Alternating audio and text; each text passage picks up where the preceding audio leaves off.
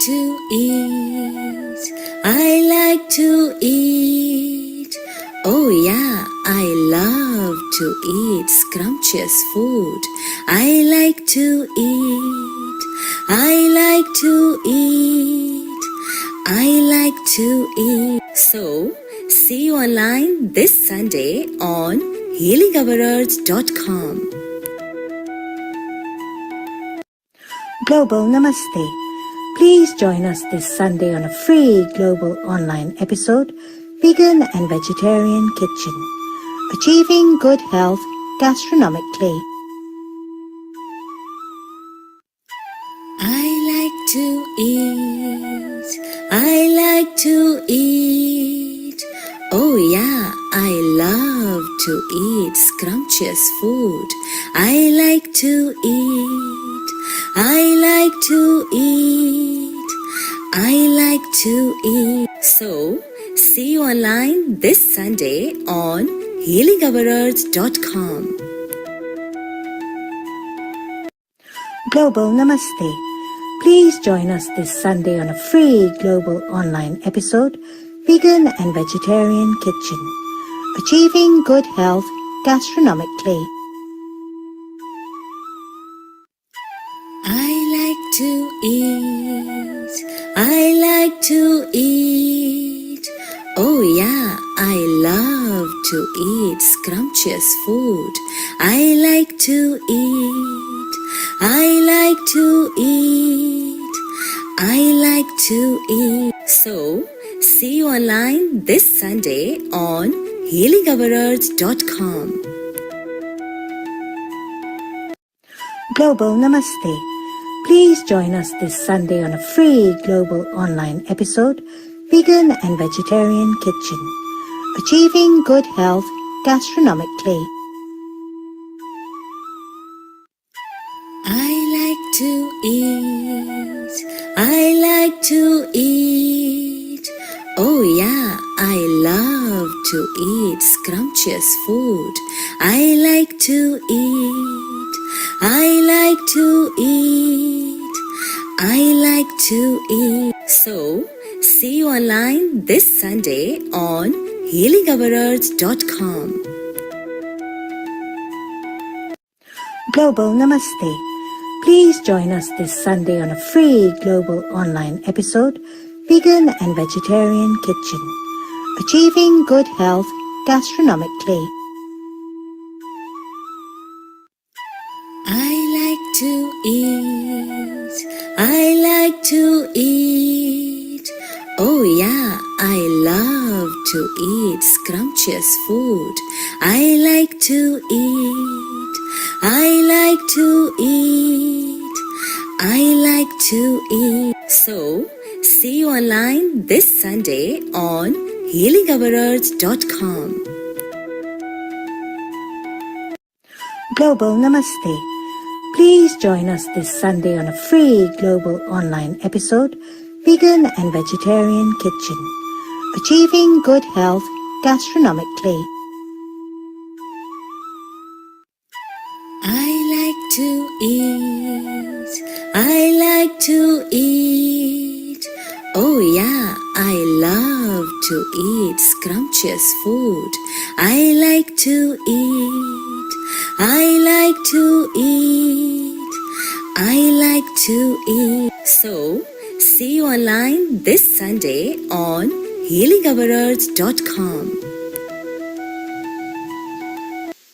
Global Namaste. Please join us this Sunday on a free global online episode, Vegan and Vegetarian Kitchen. 10, 9, 8, 7, 6, 5, 4, 3, 2, 1. A very warm global namaste to everyone from wherever in the world you're connecting to us from. Good morning, good afternoon, and good evening. Welcome to Healing Our Earth's Vegan Vegetarian Kitchen it's evening here in Hong Kong, so I'll say this evening.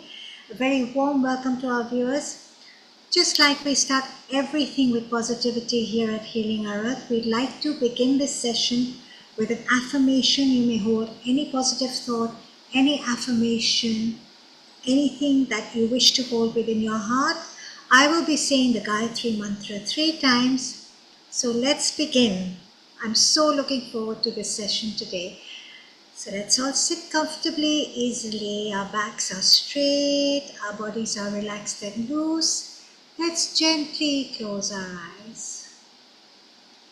Invoking all the positivity within our hearts, I will say the Gayatri Mantra 3 times. Om Bhurбhuvah Swaha Tatsaviturvarenyam Bhargo Devasya Dhimahi Dhiyo Yona Prachodayat. Om Bhurбhuvah Swaha Tatsaviturvarenyam Bhargo Devasya Dhimahi Dhiyo Yona Prachodayat.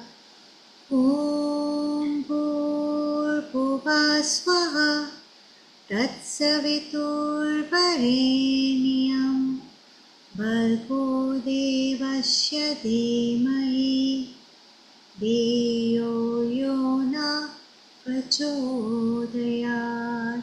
Keeping our eyes closed, a little prayer to wish happiness for each and every person, each and every living being on this planet. Loka samasta sukhino bhavantu.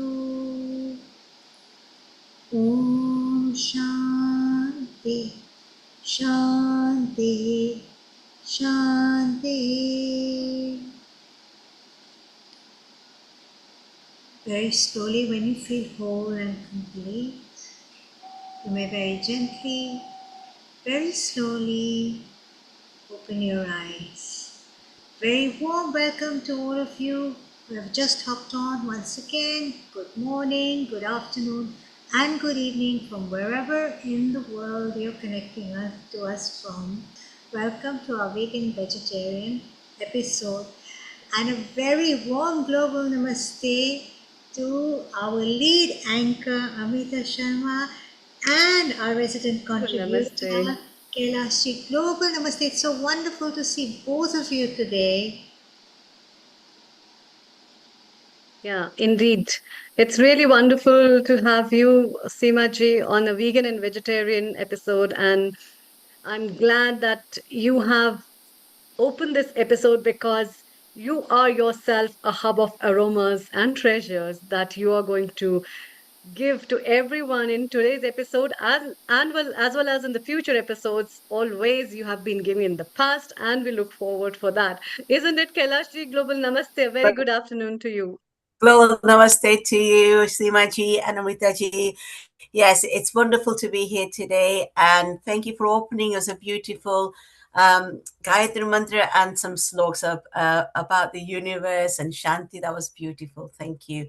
I'm really particularly looking forward to this because it's one of my favorite, and it's, we all eat and we all have to eat and, to survive. And what best, advice you can give us today to keep ourselves healthy and happy, during this episode. So looking forward to it.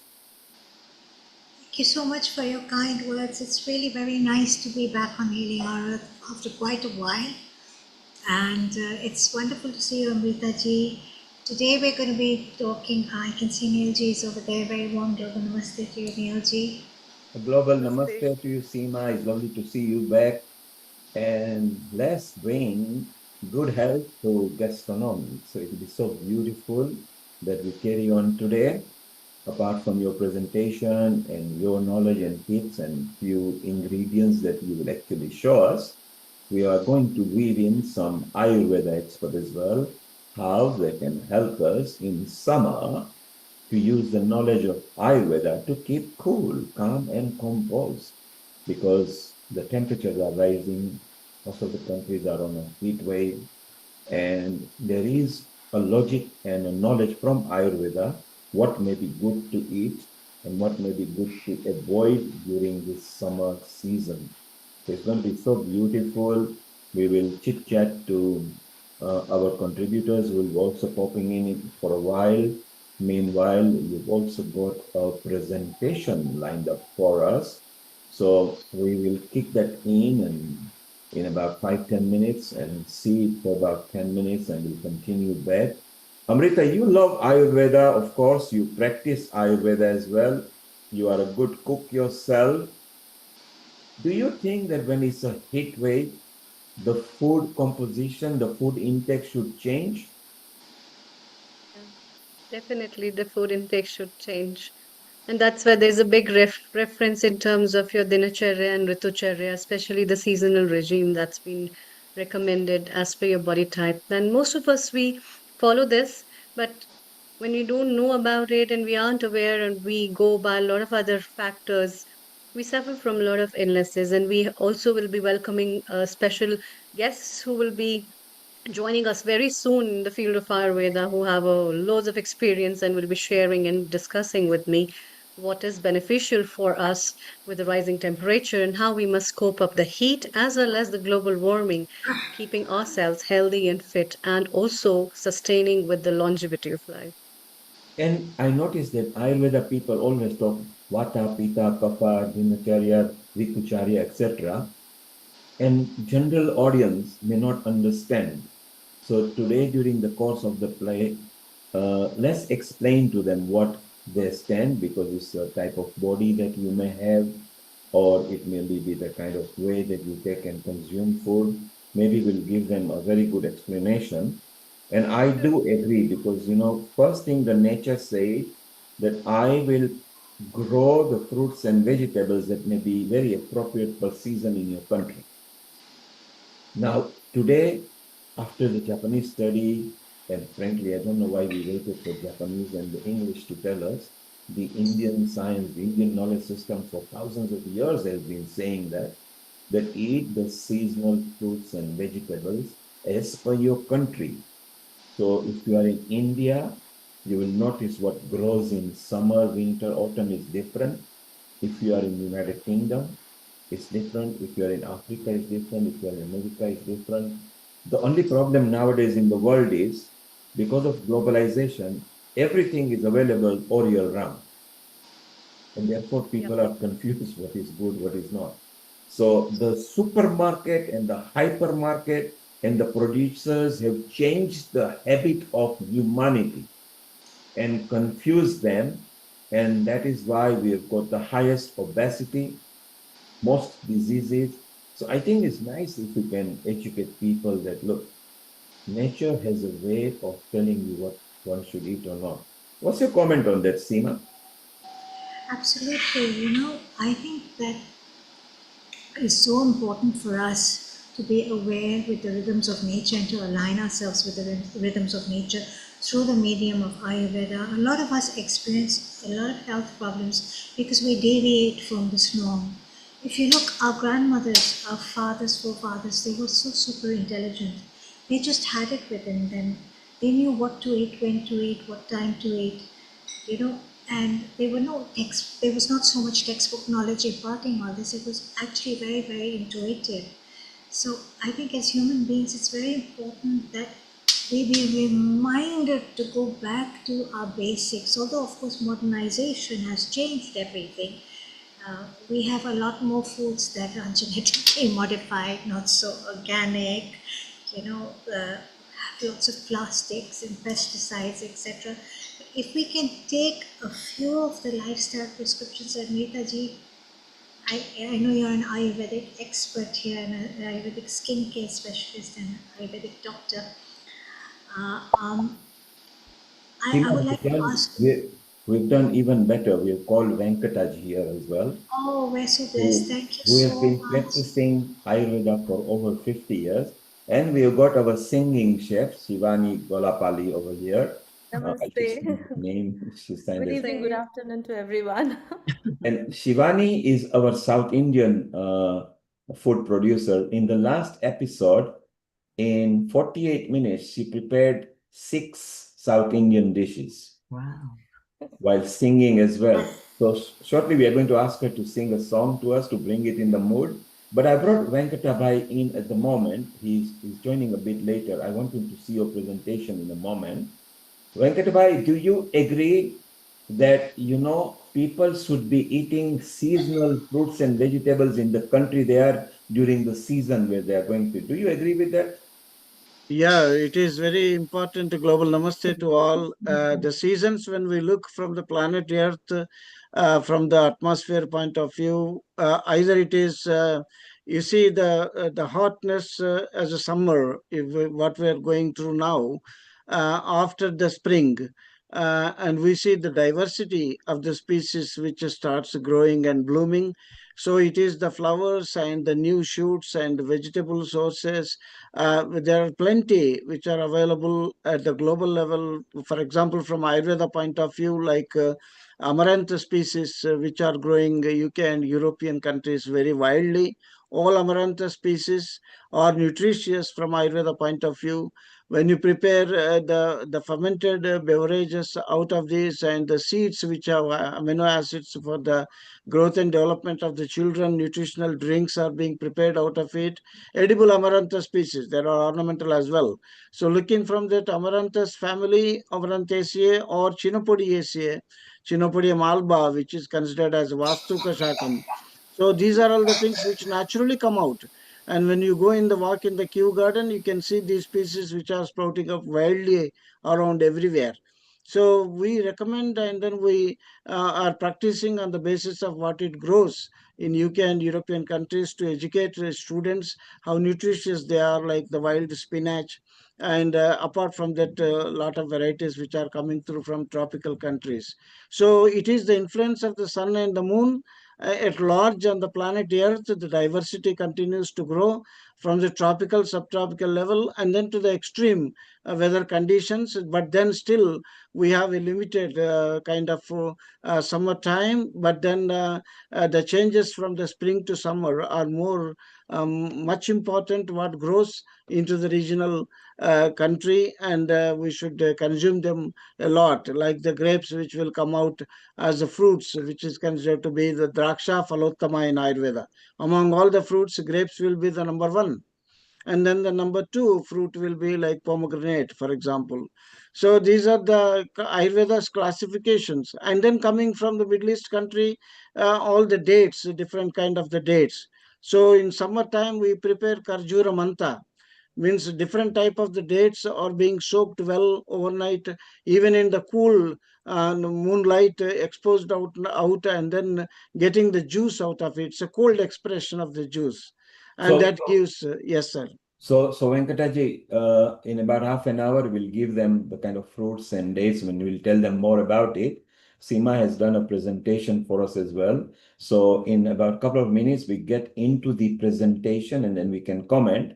And let's start off with Shivani. While we got you here, bring us a nice melodious song and then we kick off with Seema's presentation, and then Amrita, Venkataji and Seema and everybody and Kailash can jump into chit chats on how we can use vegan vegetarianism to help our gastronomy. Shivani, go and open your soul for us. मौसम कोई हो इस चमन में रंग बन के रहेंगे फिजा में चाहत की खुशबू यूं ही जुल्फों से उड़ेगी फिजायों या बहारे यूं ही झूमते और खिलते रहेंगे बन के कली बन के सबा बागे वफा में रहे न रहे हम महका करेंगे बन के कली बन के सबा बागे वफा में रहे न रहे हम Thank you so much. And I'm so looking Beautiful. forward for That's the beautiful. special episode today. That's very appropriate. Shivani, stay around because Yes. we like talking about food as well.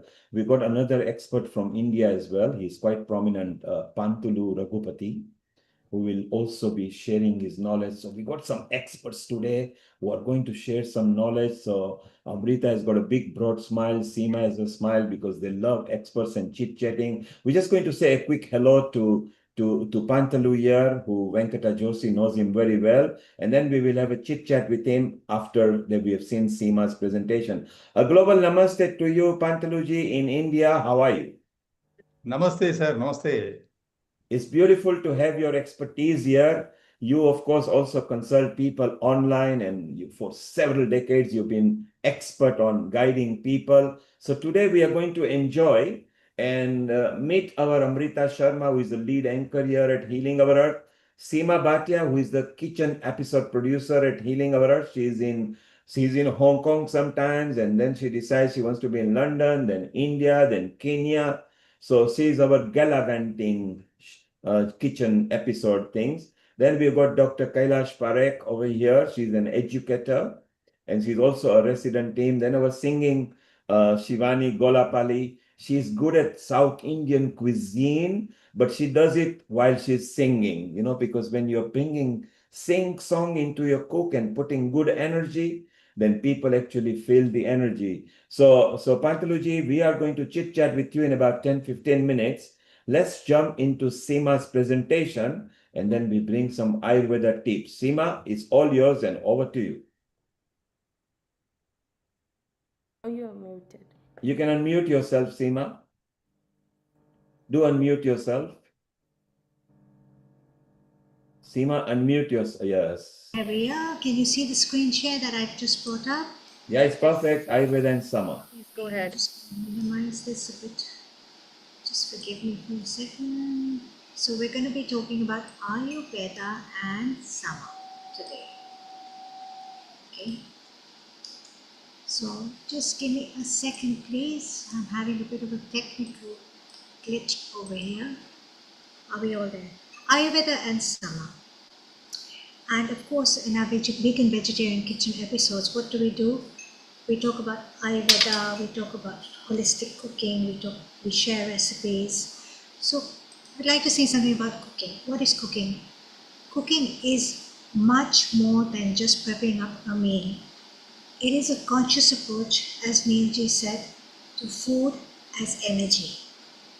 So today what are we going to do? We're going to briefly discuss Ayurveda through the lens of Sama and how we can align ourselves with the rhythms of nature. And I'm so pleased that we have so many experts here to throw so much knowledge and light further on this topic.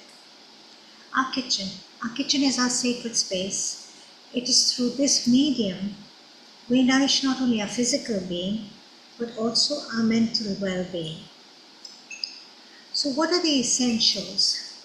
A pure diet combined with breath work, yoga and meditation can take us to a space of calm and a stress-free environment, creating the optimum space, the optimum environment for us to cook with awareness, with centeredness, with focus and love, good energy, and hence we can be receptive and our nutrient absorption within our bodies is enhanced.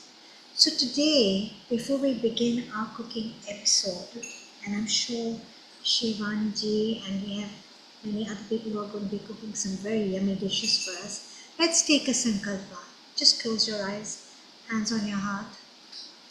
Today, I choose to cook with love and awareness and nourish my entire being and the beings of others, and to be grateful for all the food that we have to eat.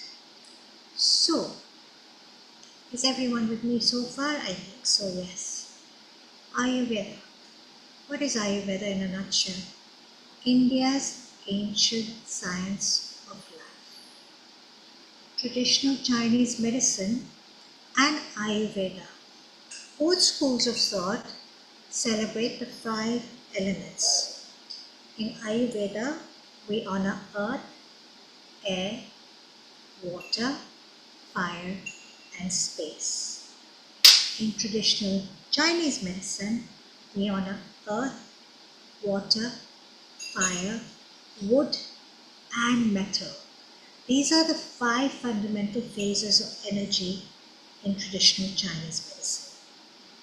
Both schools of thought are similar in many ways in that they focus on diet, herbs, and lifestyle. There is one more school of thought, modern medicine, allopathic medicine. Allopathic medicine, my dad was an allopathic doctor. He would focus on the symptoms and treating them directly, as opposed to the way Ayurveda or traditional Chinese medicine approaches any condition or disease. So what are we going to do today? Today we're going to explore Ayurveda through the lens of summer. What happens to our body in summer? We feel very hot, don't we? We're sweaty. Heat rises in our body. Many a time, our digestion in summer tends to become delicate and we get upset tummies. Sharpness and intensity are more prominent. We're irritable, we're snappy because we're feeling hot and there's a lot of heat in our bodies. Now we must note that our health is not only about what we eat, but also how we adapt ourselves, how we adjust ourselves to the changing seasons. So before we delve into Ayurveda and summer, let's talk about our doshas, our metabolic types. So Ayurveda says that everything in this entire cosmos is composed of the 5 elements: earth, air, water, fire, and space. And the combination of these elements manifest within our bodies as our doshas, our metabolic types.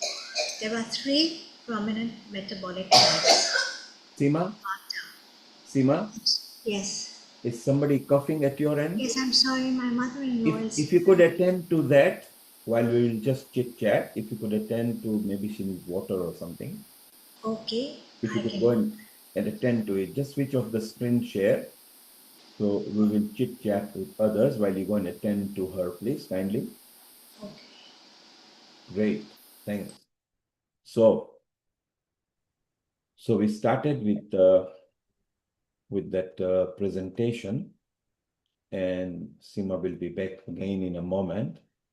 And let's see if Amrita is there. And so Shivani, do you use Ayurveda in your tips for cooking? Yes, we do actually. Especially in our South Indian food, we use so much of zira, hing, ajwain. I mean, most of the Indian cooking we do use. So, even I have this Mexican mint which is good for digestion. So, kabhi bhi, whenever kids, sorry. It's okay, carry on. Yeah. So we have any stomach upset or anything, we use jeera, cumin seed water, or just a pinch of hing, asafoetida in a tablespoon, and we give that for that gas release or something like that. So, and yeah, many we have actually day to day we use unknowingly, even turmeric. That is very good antiseptic we use for. So Let's go to Pantalu Raghupati, because he has got much yeah, expertise. expertise. He's a practicing consultant as well and guides a lot of people.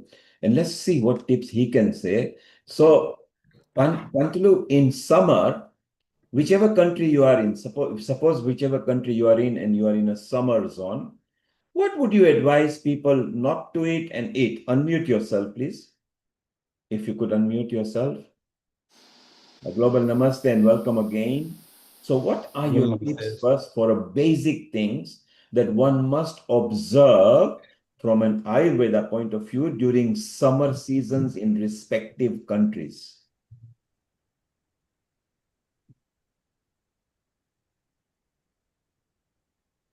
Neilji, kindly repeat it. So, in a summer season in respective country, from Ayurveda point of view, what should one consume and what should one not consume from Ayurveda point of view? Ayurveda has the concepts of holistic understanding of the universal relation to the human being to the universal laws. The Panchabhutas, the made up of the entire universe made up of Panchabhutas, and the human body is also made up of Yat Pinde Tat Brahmande. In that scenario, as you said, the respective countries, the people who are living in respective seasons, when coming to the summer season, so summer season, as already our previous speaker said, the heat is more, and we are concerned with the tridoshas of the human body and related with the summer, the nature of the summer. The nature of the summer is heat producing and taking away the energy from the, not only from the human beings, from the entire flora and fauna of the persons who are living in that area, in that season. So this is called Adana Kala in Ayurveda. That is, the sun takes away the energy and the resources of energy from the bodies of the living beings. So in that scenario, we have to understand the doshic interference with the occurrence during this heat time. So the heat is taking away the watery compartment, kapha, and jala mahabhuta from the body. Then naturally the fire increasing in the body, the pitta is increasing. So Ayurveda says ahara, vihara, and aushadha. The ahara which we are consuming in this season, we have to be careful about not aggravating the pitta. So these sour substances in our kitchen, which we use usually in at India, what we consume more in, especially where I live in South India, we consume more of a tamarind, nimbu.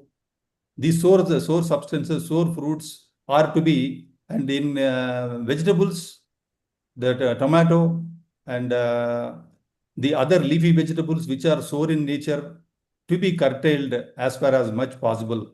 So not to increase the amla rasa, that is soreness, that is having the two mahabhutas, the Agni and Jala. So this Agni part will be naturally increasing in the summer season. So these vegetables, fruits, and other substances to be carefully to be curtailed, and in moderation they have to be consumed. Thereby not to get the pitta to increase. In that way, ahara we have to take care. And coming to the vihara, what Ayurveda says, live in the area where the coolness is more conducive to the body, so not to lose heat from the body and not to get affected with the summer heat and the sharpness of summer and the more heat of the summer, to protect ourselves from these factors. In that way, vihara. So not to go out during the mid timing of the day to the outside, and not to expose to the dryness of the sun and the ruksha, the dryness of the heat of the sun is more enhanced by the Vayu. Vayu Mahabhuta and Agni Mahabhutas are more in the in this season. So we have to protect ourselves from that effect of those things. So Vihara is important. So protect ourselves from the Vihara. In this way, Ahara and Vihara. Then coming to the Aushadhi, if at all we are exposed to any kind of a disease during the summer, the Aushadhi must also be. There is one saying in Indian society that Ayurveda medicines cause naturally they will increase the heat in the body. They cause heat in the body. It is a saying going on in the society here in the people of India. So that bear in the mind. So heat increasing aushadhis or medicines to be carefully to be taken with the appropriate indication of our diseases at that time. In this way, ahara, vihara, aushadhi to be carefully to be practiced by that person who are living in that area. And coming to the aggressive treatment modalities like Vamana and Virechana, Panchakarmas not to undergo during that season, such kind of things to be taken care of. And coming to the living style, the other our lifestyles to be accordingly modified. So not to get to the gunas, especially the Ayurveda says guna, Ushna, Tikshna, Ruksha, gunas of all areas of ahara, vihara, aushadhis to be taken care of. This is what Ayurveda advocates, and not to get increased, not to see that the pitta get chaya. There will be chaya of pitta. Chaya means accumulation of pitta due to the more heat in the summer. It will advance into the Varsha Rutu. In Varsha Rutu, there will be soreness in the substances and soreness in the Varsha Jalam. That soreness will increase the pittam. That will get aggravated in the coming next season between the winter and rainy season. There will be another season that we call Sharad Rutu. In that Sharad Rutu, pitta will increase, and pitta disease the person has to suffer.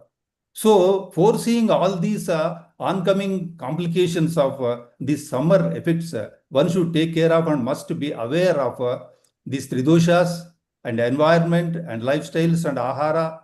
This keep in mind, one must lead life in summer in respective areas of the person. Thank you, Pantalu. Now, because our consumers are Philippines, Thai people, African, they don't understand the Ayurveda terminology.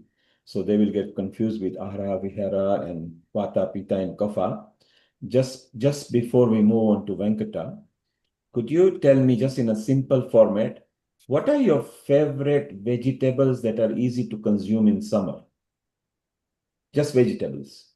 Yeah, the vegetables, the typical vegetable available here by name Vellari, which is Centella asiatica. Centella asiatica is Umbelliferae family, and which is considered as a Brahmi, Jala Brahmi, Nira Brahmi.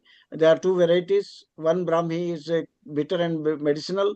Another Brahmi is sweet and very cooling energy. When we prepare this vegetable with the raw hand pound red rice and coconut based porridge preparations, that will be the most therapeutic and restorative vegetable for the summer and for the health in Ayurveda. And then the Kushmanda, which is Benincasa hispida, which is ash gourd. Ash gourd is also available from China and different countries.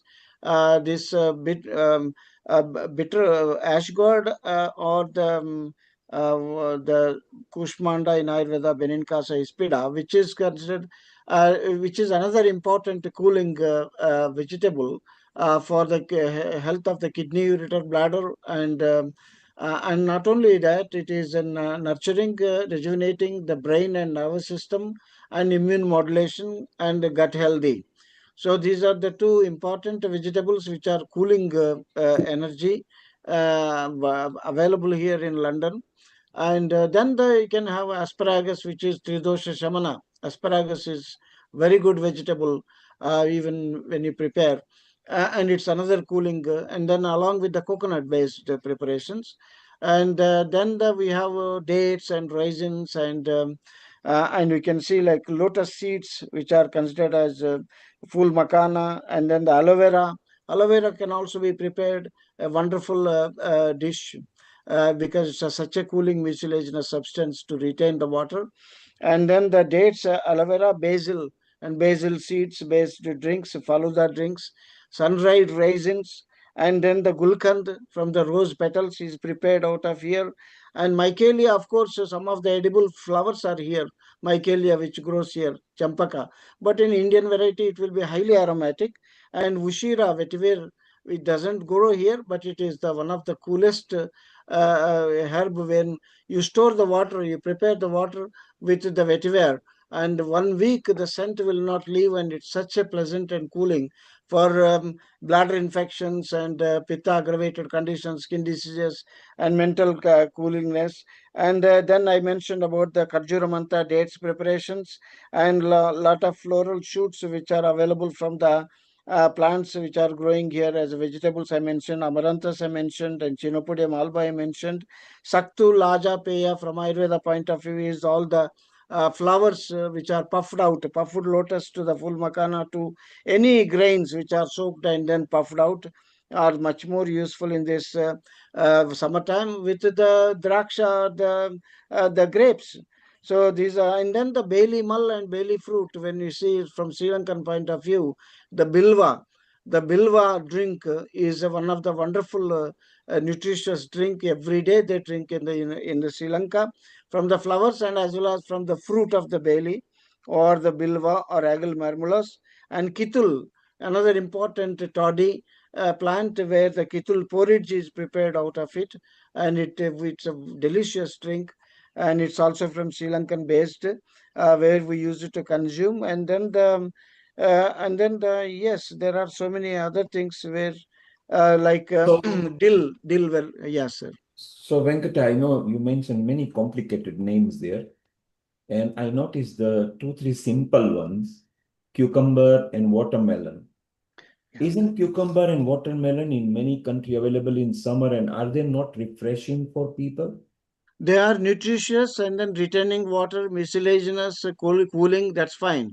And then highly therapeutic is Benincasa ispida, same family, Cucurbitaceae. So Mm. all different type of cucumbers, when it is available, ashgard, which is considered to be important, significant primary drink preparations, food preparations, porridge preparations, even juice. 50 ml of the Benincasa ispida juice, if you take in the morning with honey, and that will be not only just a pleasant cooling, it cools the brain, blood-brain barrier capacity will be very high. It is considered as highly medhya rasayanam, means nourishing the brain for the stress, strain, all the sleeplessness, to the energy for children. That's the way the therapeutics will be much more. All cucumbers are water retention and mucilaginous, and hence they are good for the kidney, ureter, bladder, and infections, and then cooling in the summertime. And yes, that's for sure. All So, good family. Yes. so we discussed what could be good to eat. Shortly, we'll discuss what to avoid in summer. You mentioned China as well. Seema, who better than you, because you are good at Pan-Asian cooking, you're good at Hong Kong cooking, Chinese cooking, you love Thai cooking and everything. Do you feel that the Chinese and the Chinese origin people, uh, do you think they follow Ayurveda rules, or maybe they do, but they call it a bit differently? Well, they follow traditional Chinese medicine, which is very similar to Ayurveda in many ways, and they focus on balance and enhancing qi, which is prana. I mean, you'll always see the element of qi in Chinese cooking, or ki in Japanese. So yes, they will favor a lot of local seasonal produce. Ashgod, for example, is a very, very, very prominent one. I mean, I've been googling coconuts, as you can see. I have this Thai coconut here. I don't know if you can see it clearly. Yes. You spoke of pomegranates, which are astringent in nature. So we've got pomegranate here.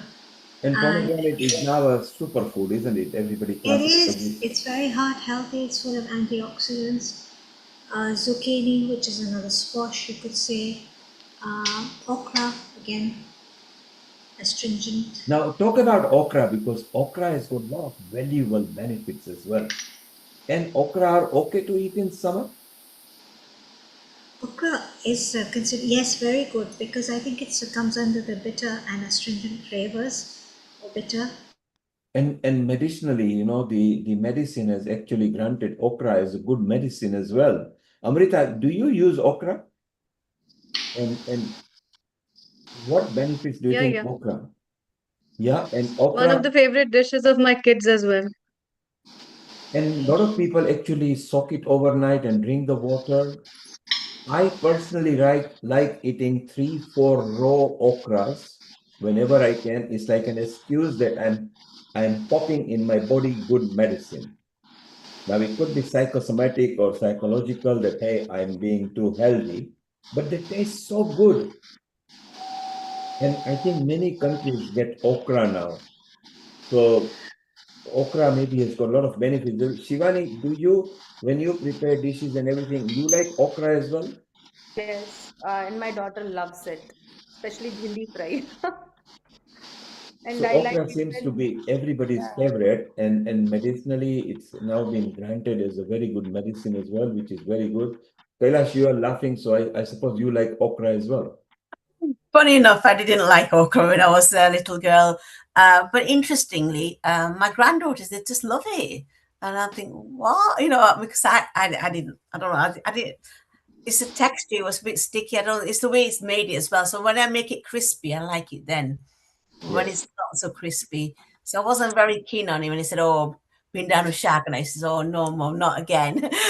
but The okra but then is yeah, but then my granddaughter loves it, so that's great. It's amazing. I think it's so good. So I want to go, Seema, I also want to see the other part of your presentation because we've got Panchalu and Venkata here as well, and it'll be nice to have a comment on it. Uh, This song, Amrita, from a point of view for practicing Ayurveda person like Panchalu and Venkata, does one need to know Ayurveda as Ayurveda, or do you think our parents and grandparents and forefathers and grandmothers and everything, they naturally practice the Ayurveda style without knowing that this comes from Ayurvedic knowledge? Thank you for your question, Neilji. I think we have got great people in front of me. I have, so I would definitely like to pass on this question to the experienced stalwarts of Ayurveda. Over to you, Dr. Raghupati ji, and then Dr. Venkat Joshi ji. I So for will over the next answer. 1 minute, if you could just tell us, does one have to study Ayurveda by Ayurveda for Ayurveda, or the natural practice comes from Ayurveda? Let's go with Pantalu in a quick answer, please. Ayurveda has been our hierarchy and our ancestors. Since the Vedic period, we have been inheriting the principles of Ayurveda in the life of Indian people, not only in the lifestyle, but in the dietetics and in every walk of life. We have the touch of Ayurveda. Especially the people, our old people used to know practically the kitchen. Just now, our one of the speakers, she presented that it is a sacred place, this kitchen, where the mothers used to know all the properties are the guna we call in Ayurveda, the property of a substance. All the spices, condiments are all the eating, whatever we eat from the kitchen, we're taking from cereals, pulses, and vegetables, everything is having the medicinal value, and our people used to know all the guna properties of each one, and how they are affecting the health of the family members. And the mother used to be the chief physician of the family, and she used to monitor the health of the entire family. And she used to administer whatever medicine is required. She used to prepare the kashaya from the spices or condiments, whatever available with her kitchen, in her kitchen. Like that, she was the physician in the house. And similarly, they used to observe what is happening in the nature, and the nature they used to relate with the planets also, with the jyotisha or astrology. They used to relate the vata pitta kapha and the universal other factors and seasons. Like that, they used to observe comprehensively, holistically. They used to practice the health system Ayurveda during those times. And the modern times has lost the parampara or the lineage, and now we don't know what are the substance. It's what is the difference between dry ginger and the wet ginger? What are the properties? What are the properties of cow milk, and what are the properties of buffalo milk? What is the property of cow ghee, and what is the property of buffalo ghee? There is a difference. They used to practice that the ghee, the curd should not be never to be eaten during the summer season, because the curds, it produces heat in the body, and it makes the it creates the inflammations in the body. Like that, the very subtle scientific information is available with our diet, which we are from the kitchen, we are consuming. Those things they use it to know in very scientific manner. The science of Ayurveda is that much prevalent at that time, and the many generations of India and Asian subcontinent were living with the knowledge of Ayurveda. That is the lineage, and the modern times have definitely lost the lineage, and we are missing it because in the summer, these the substances which I said, the buttermilk, the sour buttermilk should not be taken, it increases pitta. Whereas the people consume buttermilk because it is cooling one. When the heat is increased in the body, they consume the buttermilk. But the buttermilk has having two aspects. That is the sweet buttermilk. The fresh curd should be made into sweet buttermilk, and that should be consumed to bring down the heat in the body, and that acts as a cooler one. And whereas the sour buttermilk, due to the increasing of the sour nature of the buttermilk, it increases the heat in the body, that is pitta.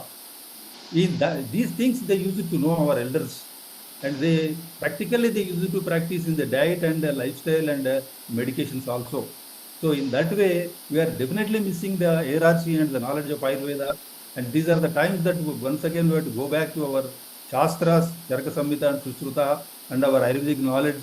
We have to again study them and see on the preventive aspect on the people and the curative therapeutic aspects of the Ayurvedic principles on the people. This is the time the science, the modern science must take over and do work on practically in the hospital or in the preventive clinics. Like that, Ayurveda must be linked with again with our ancestors' knowledge. Thank you. Thank you, Pantalu. Venkata, let me come to you and for a quick answer, please. Can you tell me 5 foods, whether they are vegetables, spices, or fruits, one should, just 5, they should avoid for summer? Yeah, for hot summer should avoid is like a garlic or spice. We can say black chilies, for example, garlic, chilies, mustard, and mustard plant sag, which is used, and then the hot potentiating, of course, the linseed oil also very hot, not to consume, and the hing, saffrotida, another spice, I would say. So some of the things like even ginger, not in excess quantity, should not be consumed like in teas. So with a lemongrass can be used instead of ginger into the tea. Cardamom is cooling. So like that, the mustard, asafoetida, chilies, garlic, and yeah, and So avoid garlic, hot chilies, mustard, reduce ginger a bit, avoid hing, asafoetida, if you can avoid that. So I think some common sense points we want to talk to people so what they can avoid. Seema, let's continue with the second part of so if you go back to the PowerPoint, and then we can bring in the comments on there. Shivani, keep a nice gastronomical song ready as well, so we can even enjoy in a moment. Seema, over to you. Share the screen and tell us more So I've about. gone back to the screen sharing, as you can Yes. see. So I will repeat that Ayurveda says that everything in this entire cosmos is composed of 5 elements: earth, air, water, fire, and space. And the manifestation of these elements within our bodies is what we call our doshas. There are 3 prominent doshas: Vata, air and space. Nature is changeable. Air and space constantly react to the weather, stress, and lifestyle habits. Then we have Pitta, which is fire and water, transforming. Can change raw materials. For example, the food that we eat and the experiences that we have in life can be changed into usable energy, cellular nutrition, and of course, wisdom. Kapha, earth and water, very grounding. Kapha people will have a lot of physical stamina, emotional security, and stability. Ayurveda also celebrates hand in hand the 6 tastes which influence our body and our energy differently impacts our doshas with these 6 tastes. And these 6 tastes serve a unique function in our metabolism and our digestion. These 6 tastes are sweet. For example, what is sweet? Milk, ghee, dates, honey, and sour lemon, yogurt, as we discussed a few minutes ago, vinegar, tamarind, fermented foods, for example, kimchi would be sour, salty, olives, sea salt, rock salt, seaweed, tamari, bitter, turmeric, leafy greens, fenugreek, and pungent, as we discussed earlier, ginger, garlic, chilies, black pepper. Astringent pomegranate, I have some here if you can see it. And then we've got chickpeas, which are also chana as we call them. They're also astringent. Cranberries, surprisingly, I learned this recently, are astringent. Now, what taste does summer favor? What kind of taste should we incorporate into our daily diet during the summer so that our immunity can be high, our metabolism stays fired, and our health is optimal? Bitter, astringent, and sweet tastes are to be favored, and sour, pungent tastes are to be had in very small quantities. Right? So, as I said earlier on, Ayurveda says that everything in this entire, I've gone back, 6 days. So, how do we come into balance in summer? How do we bring our bodies into balance so that our Agni, our metabolic fire, stays very strong? Because Ayurveda says that you are as strong as your Agni, as your metabolic fire. So how can we keep our metabolic fire at optimum? One key principle that I live by is Ritucharya, seasonal regimes or guidelines. Summer it is, summer produce it should be. If you go around, every dietitian and nutritionist, you'll hear them saying, eat seasonal, it's good for you. Favor seasonal produce. In spring they'll say, eat your landscape, eat the greens, have all spring greens. So summer it is, summer produce it should be. Favor bitter, sweet, astringent tastes. These tastes, sweet, bitter, and astringent, will pacify the Pitta dosh because they are cooling in nature. They'll reduce the heat in the body, they'll reduce the inflammation in the body. Favor vegetables like zucchini, cucumber, fenugreek or methi. I don't have any, unfortunately. Okra, coriander, leafy greens. We get sorghum entourage. There's a wonderful spread of leafy greens here in Asia. It's impossible to bring them all to the table. Then of course lentils and legumes, things like green and yellow moong dal are cooling. Orange masoor dal, I have some here if you can see it. I hope that's clear. I'll hold my hand up to the camera. Very, very nutritious. Chana or chickpeas, energizing. And cowpeas are very nutritious. Fruits, musk melons are fantastic, available in abundance here in Asia in summer. Watermelon. Mangoes in small quantities. The summer berries, very high in antioxidants. Of course, coconut, cooling, and something my esteemed senior Ayurvedic speakers spoke of is rose jam, which is very cooling to the system. Gulkand, we have a lot of it in summer. Also a lot of rose sharbat,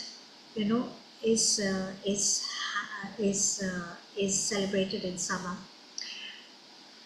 So basically it's favoring seasonal produce. Another thing we want to do with our system, with our bodies, is reduce ama, our undigested toxic waste in our body, which tends to get stored within our energy channels, or our shotras as we call them. Now, a really beautiful way of reducing ama within your system is to incorporate turmeric and ginger. These are high-powered scrapers which scrape the ama out of your body. So yes, it's not advisable to have a lot of ginger in summer, but a little bit should be allowed.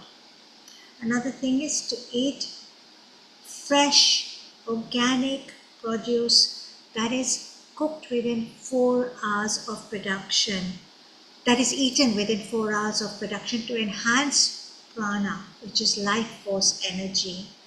We also want to build our ojas, which is our vital immunity and strength, the nectar in our body. So do indulge yourself with ingredients like raisins and dates and ghee, because they build that vital immunity and strength within our system.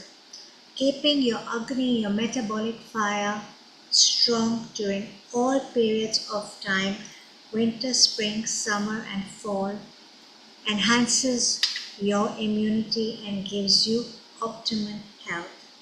Ayurveda says, I repeat this time and time again, you are as strong as your agni. And of course, wisdom, inner fire, intelligence and radiance.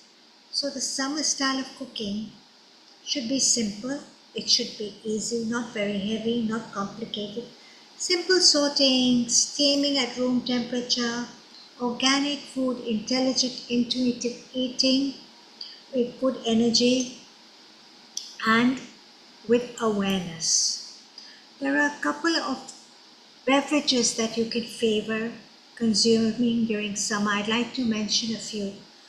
Coriander seed tea is very cooling. Fennel and mint tea is cooling and very good for your digestion.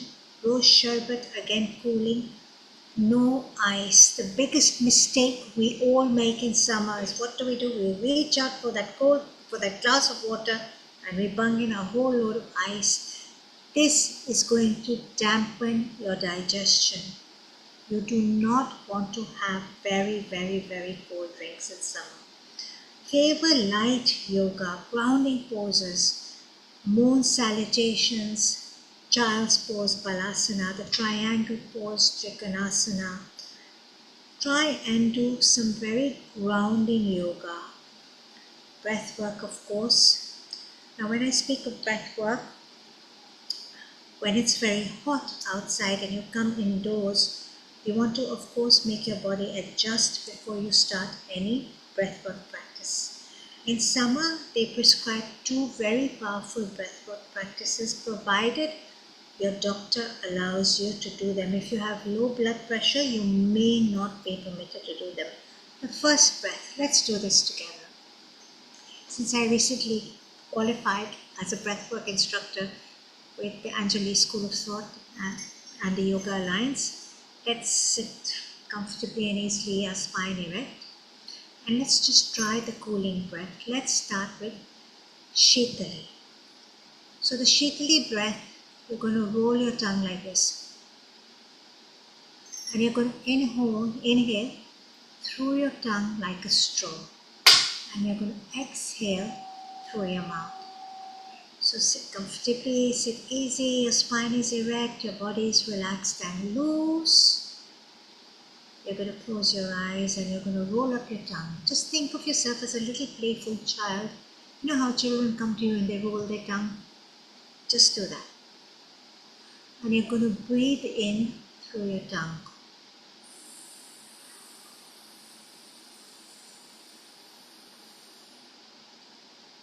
Close your eyes. Close your mouth, and breathe in long through your nostrils.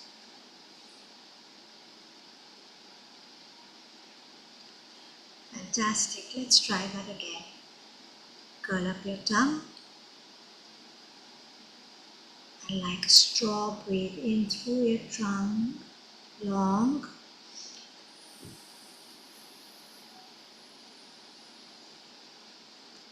Mouth closed. And breathe out long through your nose. If you're feeling a lot of excessive heat within your system, you can try this for about 6 or 7 rounds. Ayurvedic provided your doctor or healthcare expert allows you to do so. The next breath is Seethkari. Similar, very cooling to your system. Advocated during the summer months. Not if you've got low blood pressure, and only if your healthcare specialist or doctor allows you to do so. Through your teeth.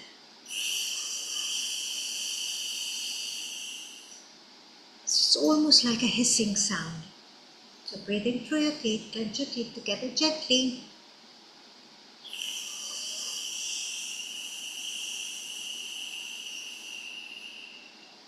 Close your mouth and breathe out long and gentle through your nostrils.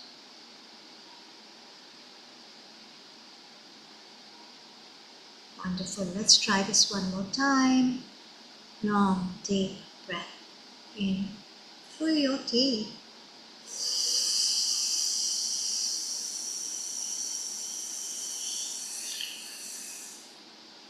Close your mouth. And long exhalation, gentle through your nostrils. 6 to 7 rounds should do the trick. If you get dizzy while doing these breathwork techniques, stop immediately and rest right away. And remember, these breathwork techniques are only to be done during the hot summer months, not during the cold weather. Another practice that I advocate during the summer months and ever so often, it is celebrated in Ayurveda, is Abhyanga. Abhyanga are massages with those rhythmic even strokes with sunflower oil or coconut oil. You can add in a few essential oils such as rose, which is great, cooling, vetiver, lavender, very soothing, mint in small quantities on and off, chamomile, again, great for releasing stress, very good to induce a good night's sleep, and sandalwood, again, very cooling to your system. Brahmi oil or Bacoba Monieri is very, very calming and very nurturing and comforting and gives you that feeling and a wonderful night's sleep. Having a massage with Brahmi oil in summer is fantastic. And maybe a scrub, a cooling scrub during the summer, maybe once or twice a week with rose petals, milk, sandalwood, oats, rice and aloe vera. And that's what it is, Ritucharya, Remember this one key phrase, Ritucharya, summer, aligning yourselves with the rhythms of nature.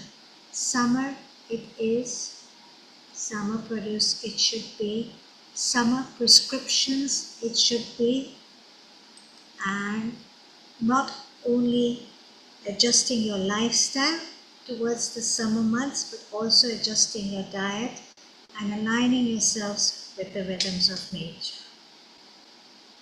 Thank you.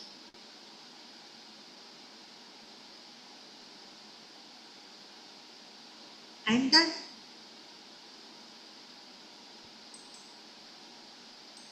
Shivani, you enjoyed that, and Yeah, Kailash enjoyed that as well.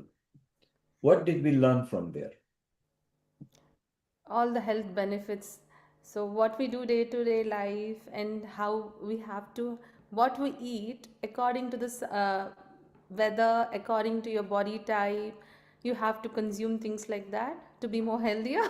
So I just loved it, the whole concept, and you gave each and every description about the food and everything. It was amazing. So Seema, we did a survey. I mean, some of your examples actually mentioned because you brought pulses in there, you brought the berries in there. And because we've done this kind of episode before, previously when we did a survey of the common best foods in the world that one can eat, and we did also a survey of the Indian kind of snacks. So the things that was to avoid in our previous summer was avoid fried and greasy snacks. If you are an Indian, avoid things like samosas, pakoras, and bhajias and all those things Terrible. because they don't help in summer. So if you were in India, for example, in a rainy season or a cool season, they love these kind of things, which is good because it talks up the body. But in summer, this kind of foods has to be eaten extremely less if you can. And also caffeinated drinks, avoid them. Energy drinks definitely dehydrate you, and people think it otherwise, so they got it wrong. A lot of people. Heavy gravies were not recommended on there. And of course, packaged juices and sodas with sugar were a no, no, no. Now, some of your study actually covered that. Earlier, Pantalu actually mentioned that we should avoid yogurt and in some form. So this was one argument we had with the Ayurveda group and the non-Ayurveda groups, because lassi and cool chas and things like that is very much recommended in summer. So there was never a conclusion on this, on what happened. And I think there is still a difference between the Ayurveda fraternity and the food fraternity. The WHO, World Health Organization, allows yogurt drinks, not heavy. And the Ayurveda fraternity says definitely don't use yogurt on there. So apart from that, general food matters and everything. I think the Ayurveda knowledge that was passed to our grandmothers and their grandmothers came natural to them. They knew how to feed the children cinnamon, clove, because they were not the things children would eat otherwise. But they put it in like sambar or dar or a soup, as we call it. And then children would love it, the tastes on it as well. Kailash, have you used tricks by feeding your children or your grandchildren by putting things in the food which otherwise they wouldn't like, but then they end up liking it? Absolutely, yes. I think that's the trick, isn't it? To sort of blend it in so they don't really realize that you've put all these nutritious spices in for them.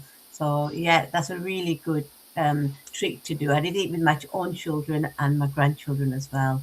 But coming back to Seemaji, that was really, really helpful. I was taking a few snapshots as well because I want to share this with my wider family as well.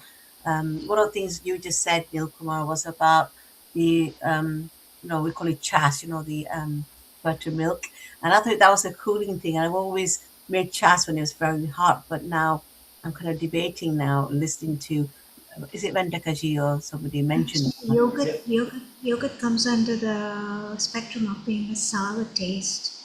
right. Right. So again, it depends what kind of yogurt you are eating, What whether kind it's of the yogurt it Indian way is. of the curd, as they call it, the modern way of the Greek style, non-fat yogurt. So it's something that we need to come to some conclusion. I think it would be nice to bring all the experts just for yogurt point of view and things, because Ayurveda fraternity is clear, no, no, no. Yeah. And then a lot of people actually uses it. The best every different country, the number one overall on average was watermelon. Interesting. And yeah, melons or watermelon that came. As sweet as honey they are over here, by the way. Yes, and now there are studies which shows which kind of watermelon are sweeter, which are watery, with the long spikes, or if it's got a proper nice yellow patch than if it's a sweet one. Again, it depends where you use it. So Seema, what are your 5 favorite summer either dishes, made up dishes? I have to swear by okra. Okra? I love my okra. I just love my okra if it's done right now. You mentioned how they cook okra in different parts of the world, so I'd like to share something with you. And ladies and gentlemen, if you're interested, get a pen and paper and take this recipe because it's really yum. So what we do in our home is we take our okra and we wash it the night before, and we leave it to dry, on a towel. So rather than drying each one individually, which is so time consuming. So we wash it really well so all the laciness goes. Then we take a pot of boiling water and we just throw the okra in whole. My mom used to call this the nose and the tail or vice versa. She used to always tell me when I was a child, she was training us in the kitchen, you cut the nose and you cut the tail, or you cut the nose and you cut the tail. That's how you make benda, we call benda in Kenya, or okra. And we throw them into boiling water. Just give it a minute and then we put it into an ice bowl. So it's blanched and it's still crispy. It's raw. It's just blanched, so it's still al dente, crispy. It's still got a crunch to it. Seema, when you said you wash them overnight, do you wash them with 3% distilled vinegar or do you use bicarbonate of soda? I use vinegar and salt. Vinegar and salt, And correct? salt, yeah. How many minutes you use it for? I leave them for a good 15 minutes soak. And then you just rinse it. Under flowing water, just to get the pesticides out and everything. Yes, it's very important that people know. Very, very important. Almost Because you can't do organic 24/7, right? It's impossible. Then we get these little limes here. They're known as calamansi. Okay. Calamansi, and they grow extensively in the Philippines, and they are delicious. It's a citrus fruit. They have big seeds and a very fragrant juice. One calamansi has quite a lot of juice, and we squeeze out the calamansi juice and we add in a little bit of red chili, just a touch, because you do not want too much chili. Fresh chopped bird's eye Thai red chilies, and we add soy sauce. Again, it's not in large quantities because soy sauce and tamari are very salty, and you don't want to excessively have them in summer. We take our chopsticks and we dip it in there, and dip the okra, and we have it. It is absolutely divinely delicious. So in Asia, you'll find many different ways of having okra and salads. They make it with lotus stem as well. They do lotus stem and okra salads, which are quite. I really haven't done that, but I've tasted it before. Very delicious. So you have the Filipino way of doing it, and the Thai way of doing it, and the Indonesian way of doing it, the Japanese, the Chinese. The Chinese would just stir fry it lightly. So it's my favorite vegetable, okra. We do a lot of cucumber in summer because it's hot. I have bowls full of watermelon, lots of zucchini, lots of the different squashes in my sambars. I love to have sambar and rice, so it's light, it's tasty, it's sattvic, it's good for your digestion, not too spicy. I do tons of pomegranate, do lots of hummus with the chickpeas. I do beetroot hummus, and I do normal hummus with tahini and chickpeas, and I do. One thing I do is a lot of chia seeds in my water with my calamansi juice, because they're cooling as well. So there's a lot of things I do like, and of course, without fail. They say an apple a day keeps the doctor away. For me, a coconut a day keeps the doctor away. In the summer heat and humidity here, a coconut a day keeps the doctor away. And coconut also fared in the top 10 foods. Superfoods. It That's fared right. in the top 10 foods, and you will always notice in a tropical countries, particularly, the Yeah. coconuts grow. I mean, there are different kind of varieties. Some of the sweetest are the small, yellow, very yellow-looking ones. You know, they are so exciting and so so lovely to drink. I think coconut water is obviously isotonic drink as well. So very high in electrolytes as well, right? So it's very good for you. Coconut water. Yeah. I wanted to touch a little bit on what my esteemed senior Ayurvedics experts spoke of today. That Ayurveda is India's ancient science of life, and you did touch on whether our grandparents and our forefathers knew about Ayurveda. I would say yes, they did. It's a sacred text. We honor Dhanvantri Bhagwan through the medium of Ayurveda as the god of good health, and also Ayurveda in our kitchen is linked to our spices. Our kitchen is linked to the planets, not only the sacred home of Mata Annapurna who sustains and nourishes us and feeds us, but also it's linked in the planet. For example, you would know that there's an ancient Indian practice like on a Thursday it's very auspicious to mix turmeric water in a glass of water, and I think they do this extensively in South India, if I'm not mistaken, and go and pour it into a banana tree. Because you're honoring the Guru on Guruvar, Thursday, and the Guru is Jupiter, and Jupiter's color is orange, and turmeric is orange. So there is synergy between the spices and the planets. Milk, for example, on Sharad Purnima, what do? We take kheer. We make kheer at home. Seema, that makes sense, doesn't it? That most of our religious and social festivity had foods associated with them, but Precisely. we were never informed. We were just told that this is what we do. But I think there was a science behind it as well, wasn't it? Science behind it, of course, on Sharad Purnima, the rays of the moon are supposed to be very, very powerful. My mom used to traditionally make a big sufuria, I would say, which is a big, the Kenyan we call it a sufuria. It's a big pan of kheer. She would load it up with raisins and cashews and almonds, and she would, put a muslin cloth and put it on the terrace, just where the rays of the moon would hit, and she would tell my dad and all of us, I just hope to God it doesn't rain tonight. Because I have to go and give the kheer out to all my friends as prasad, as blessed food tomorrow. But something to do with the rays of the moon. Again, another astrological influence from our kitchen. And so, if you look at it, of course, our grandfathers, our fathers and forefathers had some intuitive awareness about Ayurveda, maybe through the realm of the planets, maybe through the realm of Dhanvantri Bhagwan, but it was there and they practiced it, and it is being revived again in this day and age, more so now after COVID than ever. The West is celebrating Ayurveda, and it gives me great pride being of Indian origin, as a first generation Kenyan Indian, to say, wow, we are going back to basics. It's Absolutely. wonderful. Reset. Go to back to basics.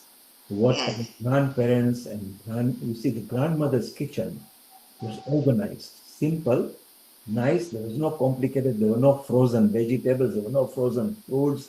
There were no processed foods at all. I mean, we just have to go only 100 years back. And every school of thought, if you look at traditional Chinese medicine as well, I mean, every school of thought has something sacred. The South American tradition, the Incas and the Mayans, if you go back to their diet and their ancient prescriptions, what they used to eat, and we're celebrating quinoa today extensively all over the world. Yes. It's traditionally from South America, and the Chinese, I mean, they extensively use, so many ingredients, goji berries, ginger, their greens, the different funguses like black fungus, the Chinese red dates, so high in iron. There's so many beautiful ingredients in every school of thought. Kenya, our sukuma wiki, the green vegetable. What does it translate to? Sukuma wiki, to push the weak. Why? Because it's so high in energy.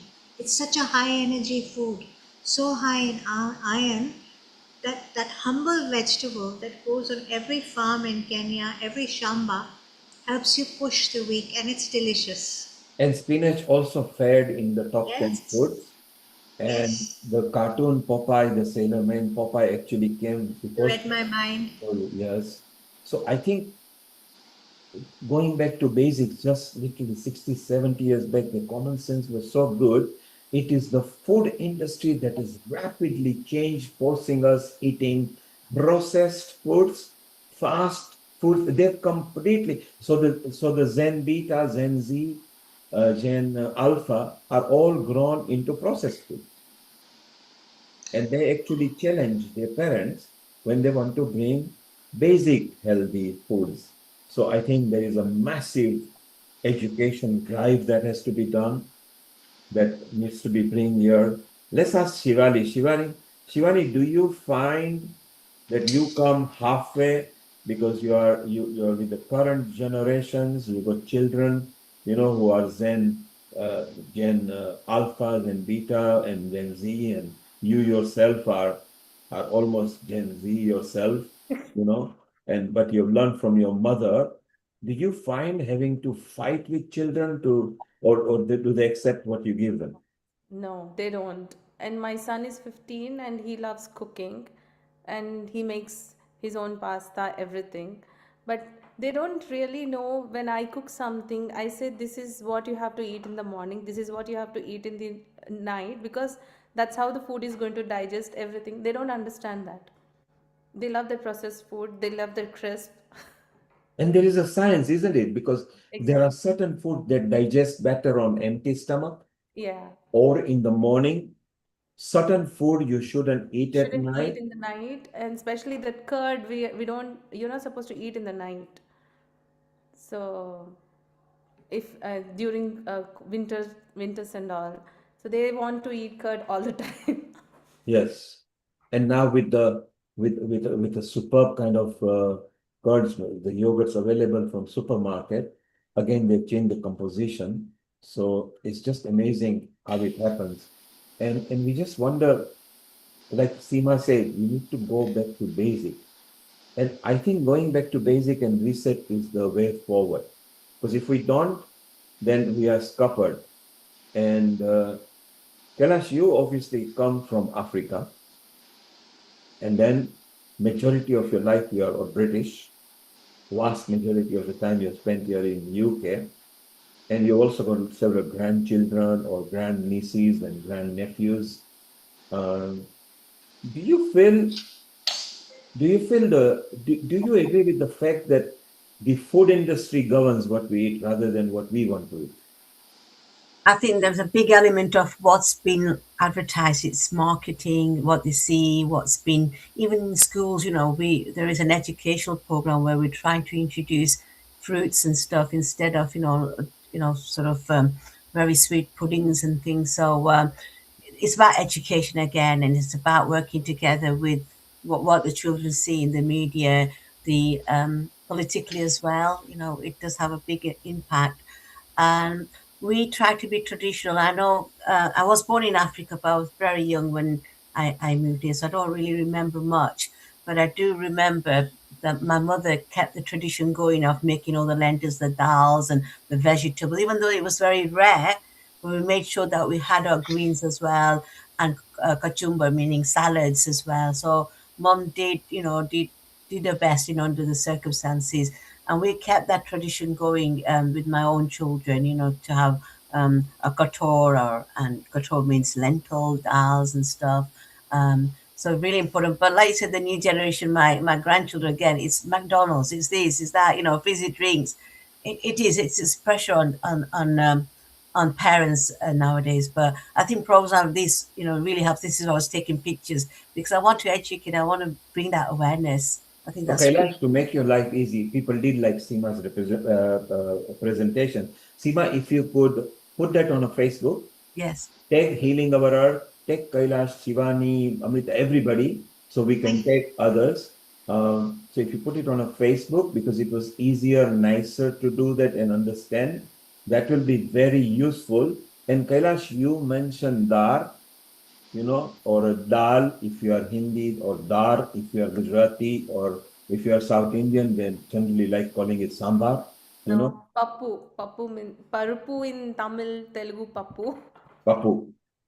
So it's your sambar and papu is nearly similar, isn't it? Pappu means dal. Sambar is that in liquid form. Yes. So Yeah. your sambar is like dal, we make it.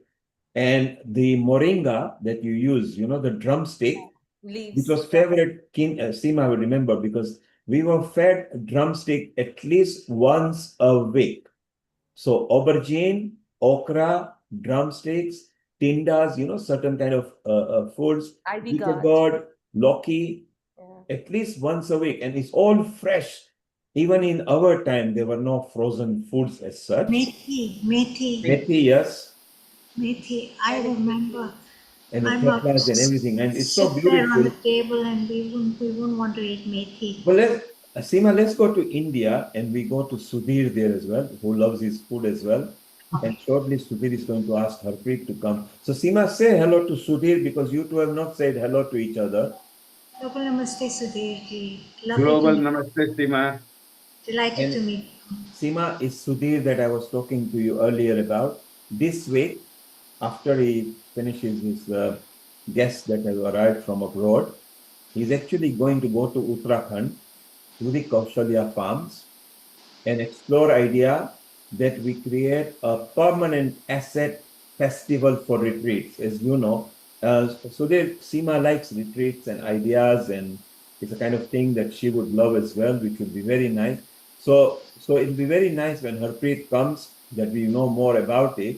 But Sudhir, we want to ask you, in summer, do you feel your family cooks a bit differently in summer? Yes. Summer is to keep you cool.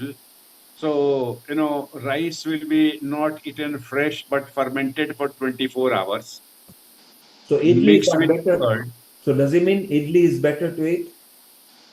Idlis will remain same. That process doesn't change because it is anyway fermented overnight. Absolutely, it's fermented food. So summer is mainly the ferment time, and Jain families are crazy after carrot kanji, beetroot and carrot kanji. So they have evolved, recipes which are nutritious, save you from the summer heat, what we call summer strokes, heat strokes. And it's very, very, ancient knowledge, as people have been very, very, very, intelligent in designing the recipe, Neil. So Seema's presentation actually didn't just recommend just fruits and vegetables. She also brought pulses and the kind of food. She also brought part of beauty in it, what you should scrub your body with in summer and how you can revive. She's going to put the presentation up on her Facebook and tag all of us and as many healing people that she's connected to, which will be very useful. And Shivani, who likes cooking as well, has got her favorite food. Shivani, idlis are always fermented, aren't they? Yes, always. And so therefore, otherwise, they are also good food to eat because Probiotic. Yeah. very less chance of idli catching E. coli, salmonella, or any kind of germs and bacteria on it. And if they are just heated with a hot sambar in it, or for the Gujaratis, the dal, it would be very beautiful to just add on to it, isn't it? Yeah, absolutely.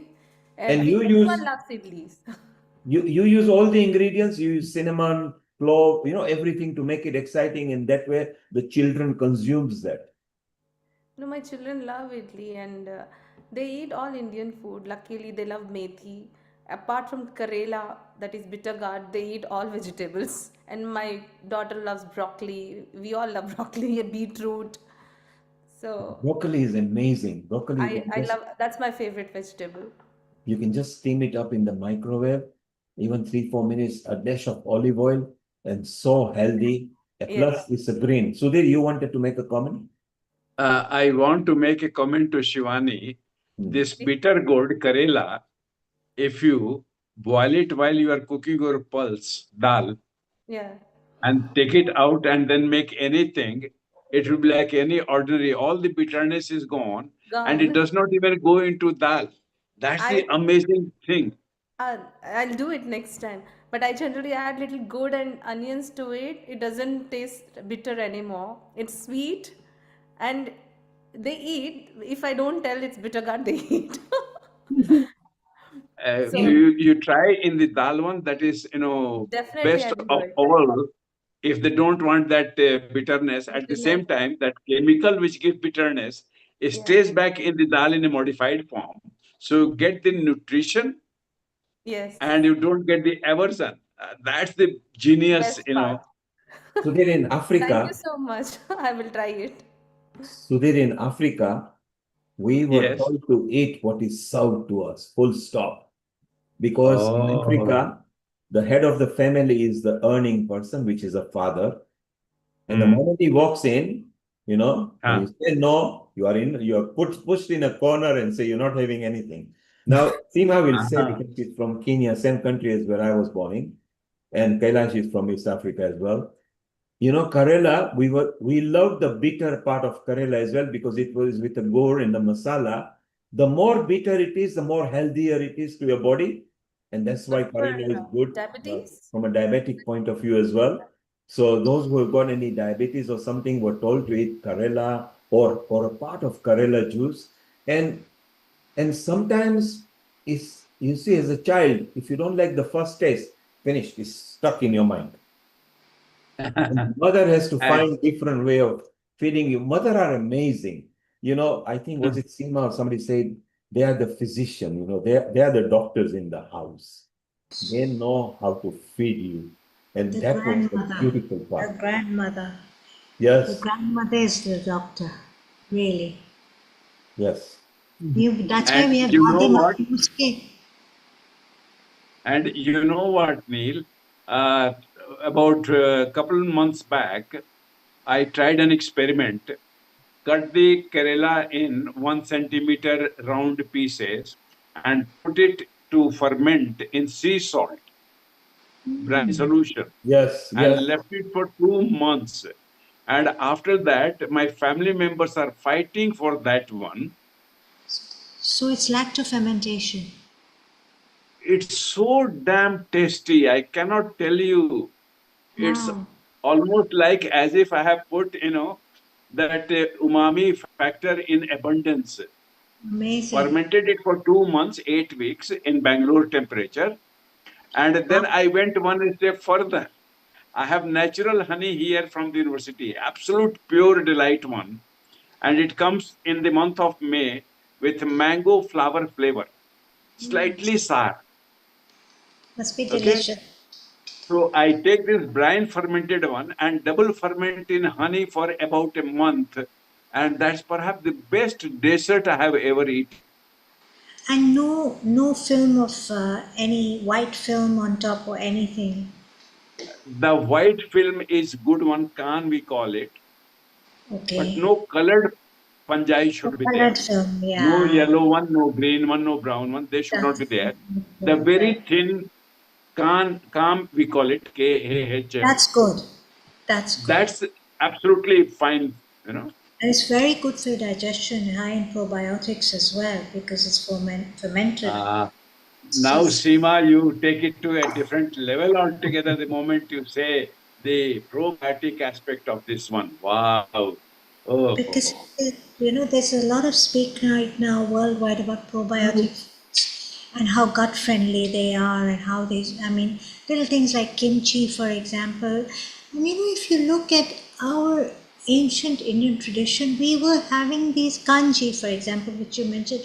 Our forefathers were making kanji. My grandmom used to sometimes say, I'm not going, achars, okay, fine, fermented, but very heavy on oil, pickles. She used to say, I'm not going to make the heavy achars with, we're originally North Indians, so, and our ancestry is in the deep roots of Punjab. So she said we use mustard oil, which is so, Amrita, heavy and heaty and so death by delicious as well. It's very tasty. She used to say, बहुत heavy हो जाता है. It's very heavy, the pickle. So she used to make water-based pickles with mustard seeds and ferment them. They were so tasty. Simple things like turnips and beetroots and cauliflower and carrots. Vegetables we wouldn't actually eat, as children we'd say, oh, I don't like it. We would land up eating it because it was so tasty. And they were fermented and they were good for us, they were good for our digestion. So, our grandmothers had so much awareness and knowledge, and their whole life revolved around feeding the big extended family because they had 7 children, 8 children, 5 children. That they took so much time to make things, but intuitively they knew what was good for you and what wasn't good for you. And And Seema, Seema, we have Dr. Anupul here. He will say that hygiene plays a huge role when you are going to ferment. And look at it, our mother, I remember, she will wake up at 4 o'clock. By 4:30, she had her bath, be Yes. it winter, be it summer. Yes. And today, only then she will enter the kitchen. Can you believe it? Every day of her Every life she did it. day of her life, and before entering the kitchen, she would do the ghee lamp and the incense stick in the house and Yes. invoke the gods and goddesses before she went into that sacred space, which is our kitchen. which is a mandir actually. And Amazing. today you mentioned Anukul. I can tell you Anukul loves his food. Just last week, Anukul, I and Venkata, we went and I said, shall we eat a thali? Little did they realize that thali is a huge thali over there. But each one of us really enjoyed it so much that, the whole thali was completely cleaned up. So the kitchen was very happy. They didn't have to clean it very much from us. Anakol, Global Namaste. How are you? Global Namaste, Neil. And a lovely I'm trip still you had. remembering the thali, and Yes, that's and why lovely trip you had in India with Amrita and Rajiv and Sri Shivam and Pranay and lot of personalities we met where Amrita was hosting at the IIT Mandi. How was the trip and did you enjoy it? I enjoyed it like crazy. I mean, it was absolutely. Whenever I go to IIT Monday, I just go mad. So I just did that, and I ate quite a bit. There was no doubt about it. But thinking of doing the puja before entering the what do you call Kitchen. kitchen, it's a very important process because after all, it is from the food that we get our life energy, and no wonder we call it pet puja. Anyway, although in a cynical term, but that is what it is. But I had a fantastic time in one day. So, Anukul, were you proud that the lead anchor, when you see her online, and then and this was the second year running, you actually saw her handling some of the top personalities in the world who had arrived there at IIT Mandi, and there our Amrita was also the anchor over there and hosting. She was absolutely phenomenal as usual. I mean, she was very measured, very calculated, and never going beyond the things. And all the people around her did have huge respect for her. That is a great thing to see. So it's amazing. It'll be so nice to see you guys building up some assets. So Amrita, you got a smile on your face. Was it tough to handle the conference with so many different nationalities arriving at so many different times, the registration, the hustle bustle, the papers to be presented, the seminars to be done, and the conferences? How was the experience for you? Yeah, thank you. It was nice. Busy but nice, yeah. Ultimately, one of the things that is like selfless service, same like healing our earth. So I enjoyed doing the work as well as hosting people. And yeah, I think these kind of conferences have a meaning and they have a real depth of purpose, which which are very important for people to understand, and that's why these conferences are held. And therefore, to host and to work for something, I think it's always a very big learning for an institution. And me So for personally. next year's MBCC, I think we should have a healing our earth session there as well. Yeah, sure. Definitely. I was very glad to have 3, 4 people from Healing Our Earths, and meeting somebody offline is always a pleasure. Beautiful Yes, soul. it's so nice to be there. Well, we're going to continue with our talk, and shortly Harpreet will be coming, who we want to visit too, because he has got very exciting catering, cuisine, and his concept is very good, from farm to table on your food straight away, which will be very useful. Meanwhile, Shivani, as we continue to talk, what song have you got lined up for us just to bring a bit of melodic mood? Well, I was just stuck with the Chandra Purnima, Sharad Purnima thing, so I'll sing something with Chand for Yes, you go all. ahead. आजा सनम मधुर चांदनी में हम तुम मिले तो वीराने में भी आ जाएगी बाहर झूमने लगेगा आसमां झूमने लगेगा आसमां कहता है दिल और मचलता है दिल मोरे साजन ले चल मुझे तारों के पार लगता नहीं है दिल यहाँ लगता नहीं है दिल यहाँ भीगी भीगी रात में दिल का दामन थाम ले खोई खोई जिंदगी हर दम तेरा नाम ले चांद की बहकी नजर कह रही है प्यार कर जिंदगी है एक सफर कौन जाने कल किधर चांद की बहकी नजर कह रही है प्यार कर जिंदगी है एक सफर कौन जाने कल किधर आजा सनम मधुर चांदनी में हम तुम मिले तो वीराने में भी आ जाएगी बाहर झूमने लगेगा आसमां झूमने लगेगा आसमां कहता है दिल और मचलता है दिल मोरे साजन ले चल मुझे तारों के पार लगता नहीं है दिल यहाँ लगता नहीं है दिल यहाँ Thank you so much. It's an all-time favorite for everybody. You saw you brought a smile on Kailash, Amrita, and Seema's face on there, because it's a common favorite song for everybody. And Most of them, yeah. And isn't it nice to be able to sing and cook as well, isn't it? Oh, I love doing that. I always do. Any song, bhajan, anything. So, And kabhi chup nahi rehti hu.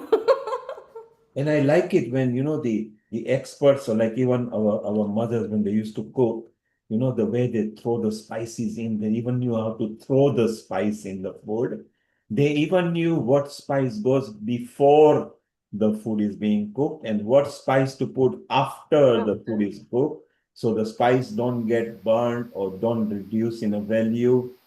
I mean, in itself was a science. And they never went to university to study. And it's so, Seema's mother, for example, was so much in the kitchen, and people liked the food that they asked her to write a book. So she wrote a book about cooking. And that brought Seema into the scene by saying, oh, if mom can do it, I can do it as well. And subsequently, she loved cooking. So Seema, mom was a good cook, wasn't she? The best. My grandmom was the best cook. My dadi and my nani, nobody could compete with them. And because we are used to eating, Mom was excellent, but they were super par excellent. Oh my goodness.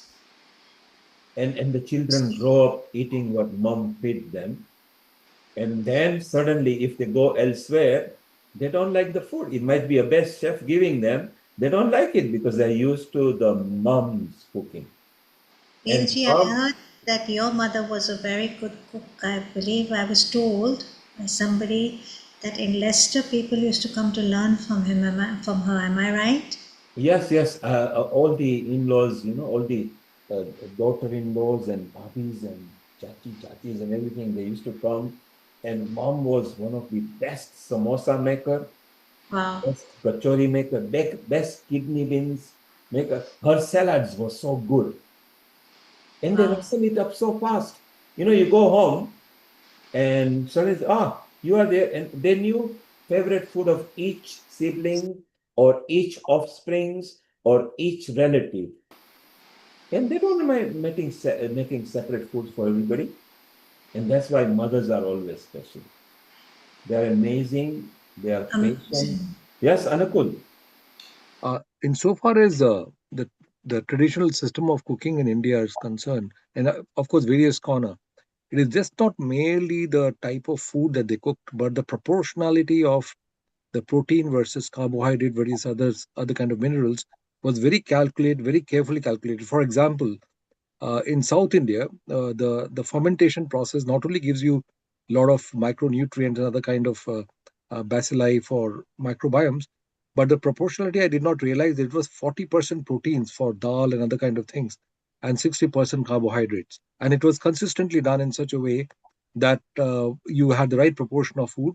Also, they had rasam, which they would take at the beginning, that would increase the acid content of the food to start with, that would change the lactate content in the blood, and that reduced the absorption of carbohydrates.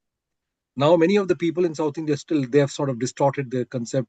They'll take a huge quantity of rice right in the beginning, but the entire concept was the thali system had the proportion of food properly laid out in such a way, and also sequence, that you could collect the right amount of nutrients, micronutrients, the various kind of these products, all in such a way that you would have the right balance. Also, the type of oil, they varied from state to state and place to place. For example, in Bengal, we had almost everything made of sarso, that mustard oil, Mustard. as opposed to Mustard South oil. India and Kerala and all, they would be having coconut oil. And they used to be produced at random at a Groundnut oil. very high quantity. Yep. So Neil Harpreet has joined. He is under tremendous pressure today because the season is there. So can we listen to him and free him? Yes, straight away we go Okay. to Harpreet. Let's welcome Harpreet. We loved his presentation just the last time he was here, and we were. Thank you, everyone, for giving this opportunity. A global namaste to all. Myself, Harpreet Singh. I feel honored to again present myself among all intellectuals. And I'm really sorry today. Actually, Sunday is a peak day here. Our outlets are just on the gateway to Devbhumi Himalayas. So people from Delhi and nearby cities in vacations normally rush to the hills just because of the peak summers there. So we are quite occupied currently. Let me give a brief introduction about myself. I am doing organic farming since 2012 when organic market was not in a right space here in our region.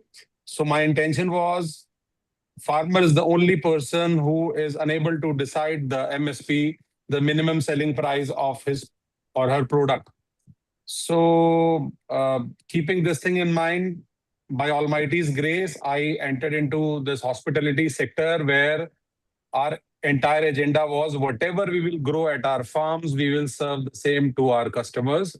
And just to exit the middlemen from between, we tried to process the entire organic produce and we plattered it to our customers in our restaurants.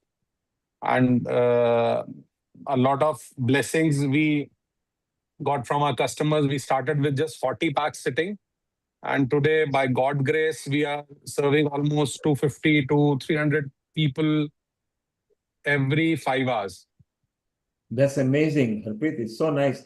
Harpreet, yes, you got your video on. If you could put it on a landscape so we can see you as well, so it will be beautiful. There you are. Harpreet is here now. I can spotlight him. So, Harpreet, the beautiful part I like from the last presentation was that it was in the farm that you learned how to do the farming, and then you did organic foods and everything. Then you took care of the nature, because on the top of the trips, you build a nest and you left 10% of your food so the birds can survive. Then you started a banqueting suite and a restaurant. So you got a complete package from the moment of planting the seed to the moment of consumption into your body. The whole traceability was there. In the current food industry in the world, in the developed world, that is called food traceability. By law, it is required now, because of food poisoning, every food has to be traced, which farm it came from, which country it came from, when it was produced. You unknowingly already have the whole process. So that's the beautiful part. Thank you. Actually, sir, the sudden change took place in 2019 when I was blessed with. So, and in 2020, it was a lockdown phase. So, whenever I used to serve anything to my child from my own restaurant, I used to think of, will it be healthy for him? So, simultaneously, in the back of the mind, I was thinking, if I am giving the best to my child, so why can't others provide the best, at least when they are connected to us? If any child is having anything from our place, so he should be 100% satisfied that he or she is having something authentic. So in 2019, when my child was born, I took a pledge that the ingredients of my home kitchen and my hotel kitchen will not be different. The brand, the quality, the collection, anything which I am using in my home, because farmers eat the best. So this is what we have learned since my grandfather groomed me up. So the best we keep it, farmer will keep the best for his consumption. So if farmer can eat himself the best, why can't he serve the best to others? So this was what in my head. So in 2019, we took this pledge that we will just replace each and every brand or ingredient which is not good for health. So first of all, we replace the artificial color, we replace the refined oil, then we replace this fortified salts, the fresh wheat, fresh rice. So in Indian tradition, we generally just keep the grains fermented for a couple of months and then we use it, just to break it's a natural process to break the gluten. So if, say in India, in North India, most people are chapati lovers. So we developed the concept, you can't do yoga every day, you can't do meditation every day, you can't do jogging and walking every day. Some way or the other, there's a miss sometimes. Maybe sometimes you're not available, sometimes you're traveling. But one thing that North Indian do every day is chapati. So we tried to make chapati as healthy as possible.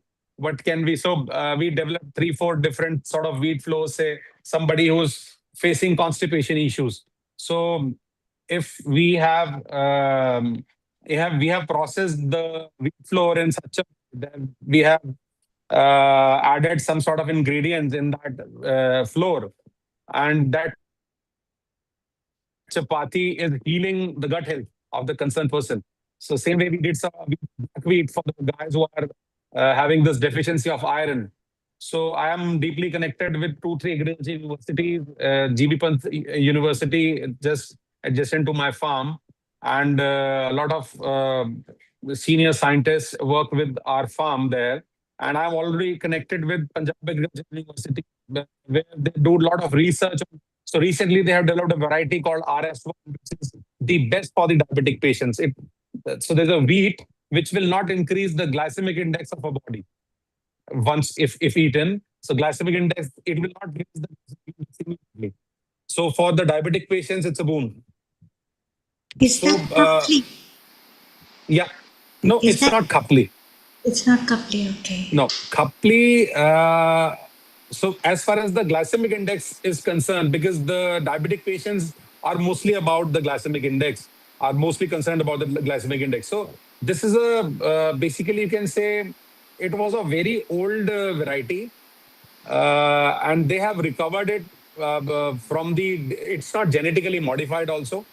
And the scientists have recovered it, and we did a successful first trial at our farm with 10 acres this year. And we have, I think almost on 12 to 13 diabetic patients, I have tried it. And in fact, I am a nap lover. After my lunch, I used to take a nap. I have learned this from Gujarat. I was on a project in Gujarat for a couple of months in 2013. So this beauty to digest the food after taking a 15 minutes nap after the lunch. So once I started consuming this sweet, so I was not able to sleep after my lunch because no yawning and no such sleepiness. Because when you will eat wheat, when you eat gluten,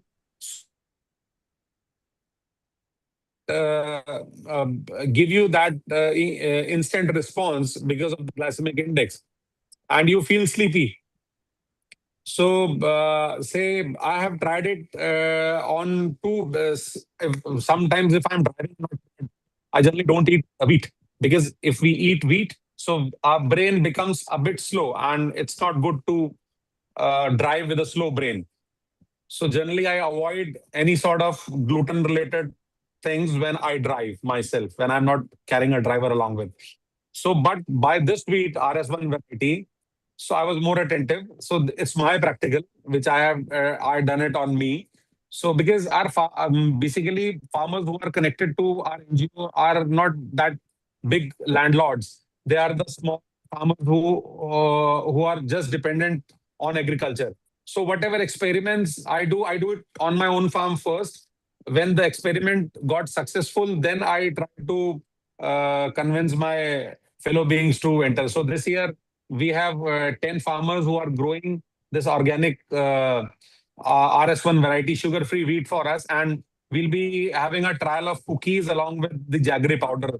So we have planned that we'll prepare some cookies out of those sugar-free wheat, and we will add our organic jaggery powder.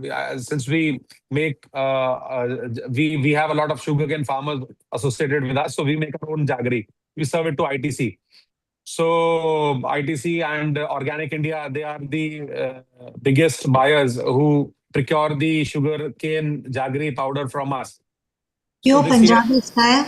Pure Punjabi style? Pardon? I have to add pure Punjabi style. The jaggery. I can't hear you. Pure Jaggery, Punjabi. yes. Pure Punjabi style. Yeah, pure Punjabi style jaggery. And the best. If anytime, I'll just send you the link online also. If anytime you can have to taste it. So whosoever tastes it says ki couple of years back we used to have this sort of taste. So whosoever has eaten our jaggery powder and jaggery cube that we make, so they say that you have taken it to our older times when our granny used to give us this jaggery on the pancake, or in some people eat it with the rice also, putting some ghee in it, cow ghee. So yeah, we are trying a lot. We are trying our level best how we can serve to our society the best. So if I can't serve the not under quality food to my son, why should others should serve, na? If they are connected to us? So this is what our small you can say. And Seema, since March this year, we have started a revolution where Harpreet lives. The place is called Rudrapur, and his mother supervises and makes the culture for the curd. Oh, wow. And the curd is awesome because it is from the cow milk he produces on his own farm. You can see the picture of the calf and the cow. And then I had been instrumental in motivating her to make it in earthen pots. Oh, wow. And that curd is not available to anybody except very special 3 or 4 people outside his family. Ah, I know one of them. And Because Sudhir, we are using it for making 2 drinks which will revolutionize your nutrition. Particularly the young kids, they don't have time. They are looking at the mobile at the same time they are eating their food. So we have made a drink that they can drink it and all that nutrition will come out. Oh boy, we are absolutely excited about the experiments we are doing with Harpreet. What do you say, Harpreet? Tell about Amazing, amazing. Yeah, that the earthen demand pot for the curd, white butter that that we earthen have. pot, yes. So that earthen pot curd is really in high demand. So so whosoever eat it once, so we have kept some samples at my restaurants. So in fact, I was also shocked about the texture when we are making it since years now, but when Dr. Sharan advised us to make it an earthen pot, so the extra moisture is consumed by the earthen pot, and that texture, creamy texture of the curd, so one can eat it without adding anything into it. Harpreet, Yeah. Since many years Harpreet, at my Sudhir, home, Harpreet, I Sudhir, prepare curd you in the can earthen pot only. That's what is the speciality. And it's very nice. कਦੋਂ ਆਈਏ ਅਸੀਂ ਤੁਹਾਡੇ ਕੋਲ ਦੱਸੋ? Anytime, Seema ji, anytime. we want to go. कਦੋਂ आइए मैं ਅਸੀਂ? तो जा रही हूँ ओके मैनू मेरी अच्छा, दादी जा याद आ रहे रही हो? है आई एम रिमेम्बरिंग माय दादी माँ ਮੈਨੂੰ ਵੀ ਨਾਲ ਲੈ और चलो। then pots I mean I was thinking to myself the first time I had Greek yogurt they said oh it's Greek yogurt you've never had it before I said are you sleeping I've been eating yogurt from an earthen pot my whole life you know it's better than any Greek yogurt you could Yes, give me yes, actually. so we are a family of farmers from Moga okay and Wow, great. my grandmom used to have sarson da tel, sarson da tel. We make ये sarson. कच्ची धानी तेल P मार Chidani. का ना P मार का तेल That's my dadaji. दादाजी's That, legacy. yeah. And we used to have a dairy behind, and my Yeah, dada used Moga to is make very famous for it. I've been to the Moga. lassi Yes, in the big yes. clay gada with that thing like that, and the dahi and the atta used to be peso. The atta, the wheat used to come home. We used to chugo it, and then it used to be washed and dried and taken for pesoing. Oh my God, what a sacred kitchen there! And Amrita, you know what I'm talking about. So much fun, eh? and Thank you. Seema, I I was was Yeah, I in think Kenya. Anukulji wants to say I, something. I was Yeah. just Seema, I was going to protest when Harpreet ji was not talking about ghee. I said, how can good go without ghee? You know, it's impossible. A2 ghee, the best ghee in the world, I grew up eating. A2 ghee. The world came to know about A2 ghee long after I'd been eating A2 ghee my whole life. You know? and Like, Seema Harpreet mentioned about jaggery cookies. Well, oh, good wali roti. Hi. So In these East cookies Africa, we made it with jaggery and sea buckthorn. So we Please have farmers. send me your website, please. Please so send me Sure, your I'll. website. Harpreet, in East Africa, this was Yes. fairly standard because the settlers who came from Gujarat and Punjab, they brought the technique from there. The Punjabis were sent to East Africa for particularly engineering and farming. They were very good. Patels were very good farmers. So from Gujarat, Patels came. And then the business people from Gujarat came.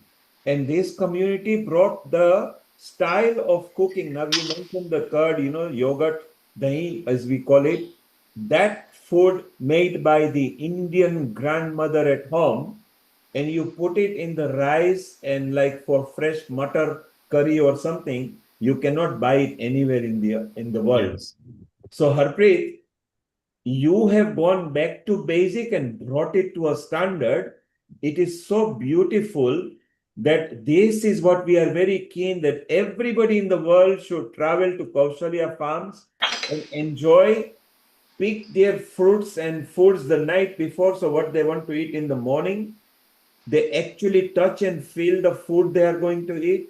They actually farm up over there, and you are in such a zone where you are. There is trekking, there is rafting, there is walking, there is bird watching, and this is why it makes it very exciting. So, Sudhir, when you are going there sometime, you need to explore all this. And Seema, obviously, keep in touch. Sudhir, you are connected to Seema, so if you keep in touch, Harpreet, Seema's mother was actually an author of a cooking food. Wow. And She she was a came cook. from Punjab, Wow. slightly different from the Jalandhar. She came from Jalandhar. She was born in Jalandhar. Wow. Lovely. Grew yes. up in grew up in pre-partition India, and she lived in Rampur, and she learned her cooking in the Nawab of Rampur's palace. Wow. Wow. She And was maybe Great. Harpreet, let's say hello to Juli in Italy and Sarah here in United Kingdom.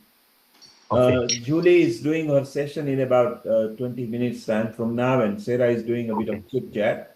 And Juli, hopefully next year we can take people from Italy to this part of India where Harpreet is, and they can actually enjoy the food. My pleasure.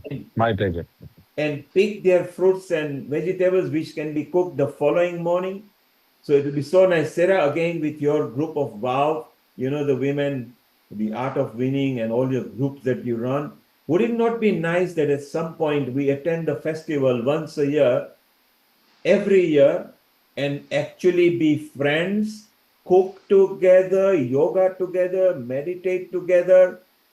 You missed out. We'll bring Harpreet again, and he can show his presentation, where he also, as a young boy, learned about food growing and everything. And Sudhir, who is very close friend to Harpreet, are developing some ideas. So I thought it would be a very good idea if all of us had a fixed timing. And I think the weather in February is so superb. And It's a very pleasant weather. yes, it's a superb. And Neil, now that you mentioned February, myself and Harpreet are working on non-cook kitchen, which will make you fall in love with the things we make for you with microgreens, with the greens which we grow in our polyhouse, and the fruits and vegetable which we grow in the open field, and nothing will be even given a touch of the oven. It will be all freshly made without that one, and lots of ferment will be there. Innovation, innovation, innovation from top to bottom. You will love your existence for those 7 days. We are extremely excited, and for good reason. For good reason. The kind of things Harpreet and me are doing. Yes, Neil, you will love it. You create a food revolution. Let's take a comment from each three women. How would they think this kind of retreat be in India? Seema, we go with you first.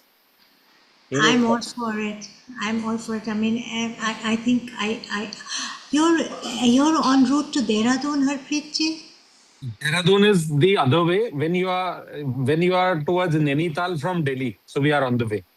My mom studied in Nainital, so you're not far from Rampur, no? No, Rampur is just my district is in Rampur. Almora, Ranikhet, all that lovely region of India, Almora, Ranikhet, Sara. Oh my God, I'm coming. Yes. So look, Seema loves the idea and the thought. Juli, what do you think? Would it not be wonderful that in India, in a beautiful month of February, where the inbound flights are even at a better price because the peak season is finished, the wedding season in India, and all those things, would it not be wonderful to take a gang of people from Italy and UK and get them actually enjoying, living, eating the food they select, they prepare it, and they in an organic way of doing it, and share and enjoy everything that Harpreet is enjoying? I can't think of anything better.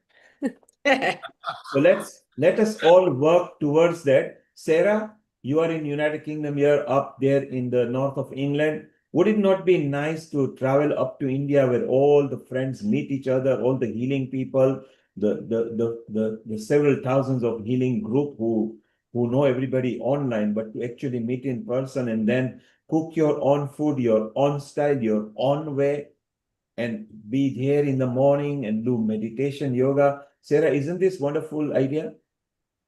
Oh, it sounds like heaven on earth. Absolutely, heaven on earth. Well, Sarah, hey, Neil, allow me to say this. The 7 or 10 days which you spend there will be defining and redefining the heaven itself. That's what me and Harpreet are planning for you guys. And the One more thing I want to add on. For you guys. One more thing I want to add on. So the name Devbhumi itself says it all. So Devbhumi stands for Devo Ki Bhumi, the land of gods. So there's a saint who is 137 years old and is eating the wheat flour from our farm since years. And his age is 137. And he still walks, he still talks, and he was born and brought up in London. His mother was the Chief Justice of Dhaka High Court, and he took sannyas in 1930. He came as a medical superintendent with Britishers in India when our country was not independent. And he stays in Haldwani now.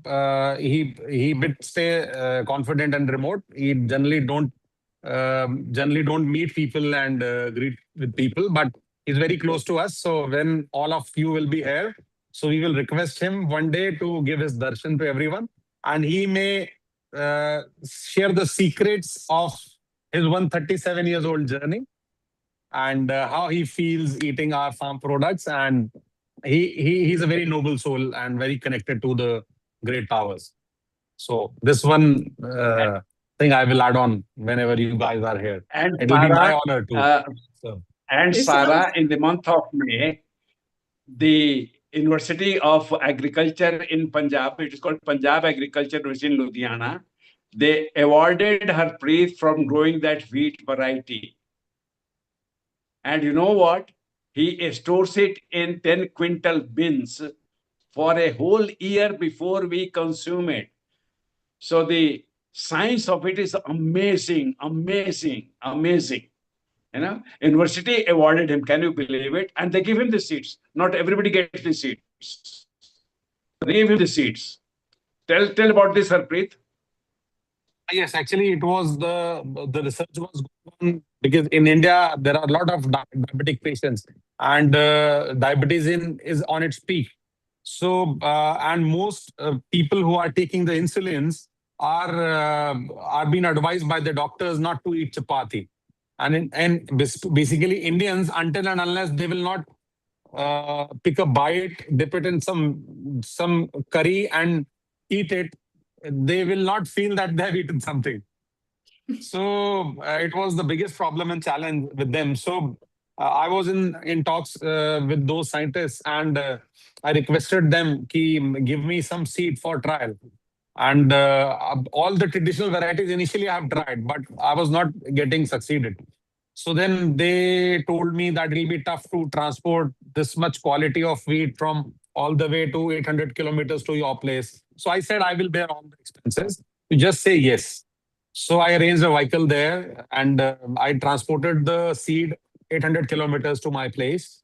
And last year we did a small trial with 1 acre, last year. So it got successful. Then we did this trial next year with 10 acres.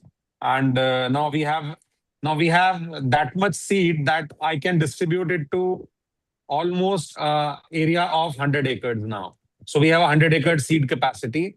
So and this year we are 50%. We are keeping it in our seed program. So farmers who will be connecting with this seed program, we will buy it back from them, and for their own consumptions, they'll get their share, and rest it will be multiplied, and so that masses can get benefit out of it. So it's all our it's not our commercial angle, it's all our seva and all our contribution towards the society to have a healthier society, because we feel that if we want to live peacefully, our surroundings should be healthy, wealthy, and wise and peaceful. Until and unless, so if I need peace from inside and outside both, then my surrounding should also prosper. If they are not prospering, if they are in pain, so definitely their frequency will hit mine as well. So this is what we feel. Julie, Sarah, have you either one of you been to India on a holiday? Neither one. Never. Mm-mm. And I suppose really want to go. I've always wanted to go, especially since I've met all you amazing people over the last 3 years. It's always been like a little, sounds like a little, like I say, a piece of heaven of total well-being in so many different ways. It just sounds Yeah. amazing. And Yeah. I think this could be what you're creating could be like end up being the finest, well, not a food festival because it's more than just the food. It's about, like you said, the environment, the well-being, every single part of it will raise your energy and make you feel great. So how joyful is that, is all I can say. Yeah. so it We sounds have a hill station just 70 kilometers from our place. In one single day, you will experience 3 different seasons. So first hour before 12 o'clock, you will feel the best winters. Then you'll feel the autumn. Then evening, you'll feel the rainy season. And the nights are... So 4 seasons in one day you will experience. This is my guarantee. And you know that I went to Pannagar when I was all of 19 years old. And 3 seasons in a day. Can you believe it? No other place on earth can do that. We have that, in us. It's, summer, autumn, and winter in same 24-hour cycle. Wow, that's unbelievable. You have to come and experience it. Yeah, it sounds What do you say, Neil? amazing. so Julie. I think you need to, sorry, I was just thinking of something else. When Harpreet was talking about the wheat consumption and the gluten, I was thinking, yeah, you need to come and educate the British workers because most of those have an afternoon slump mindset at work because the tradition is to grab a sandwich at lunchtime, which is full of wheat and gluten. And I have so much more energy when I don't eat wheat and gluten products.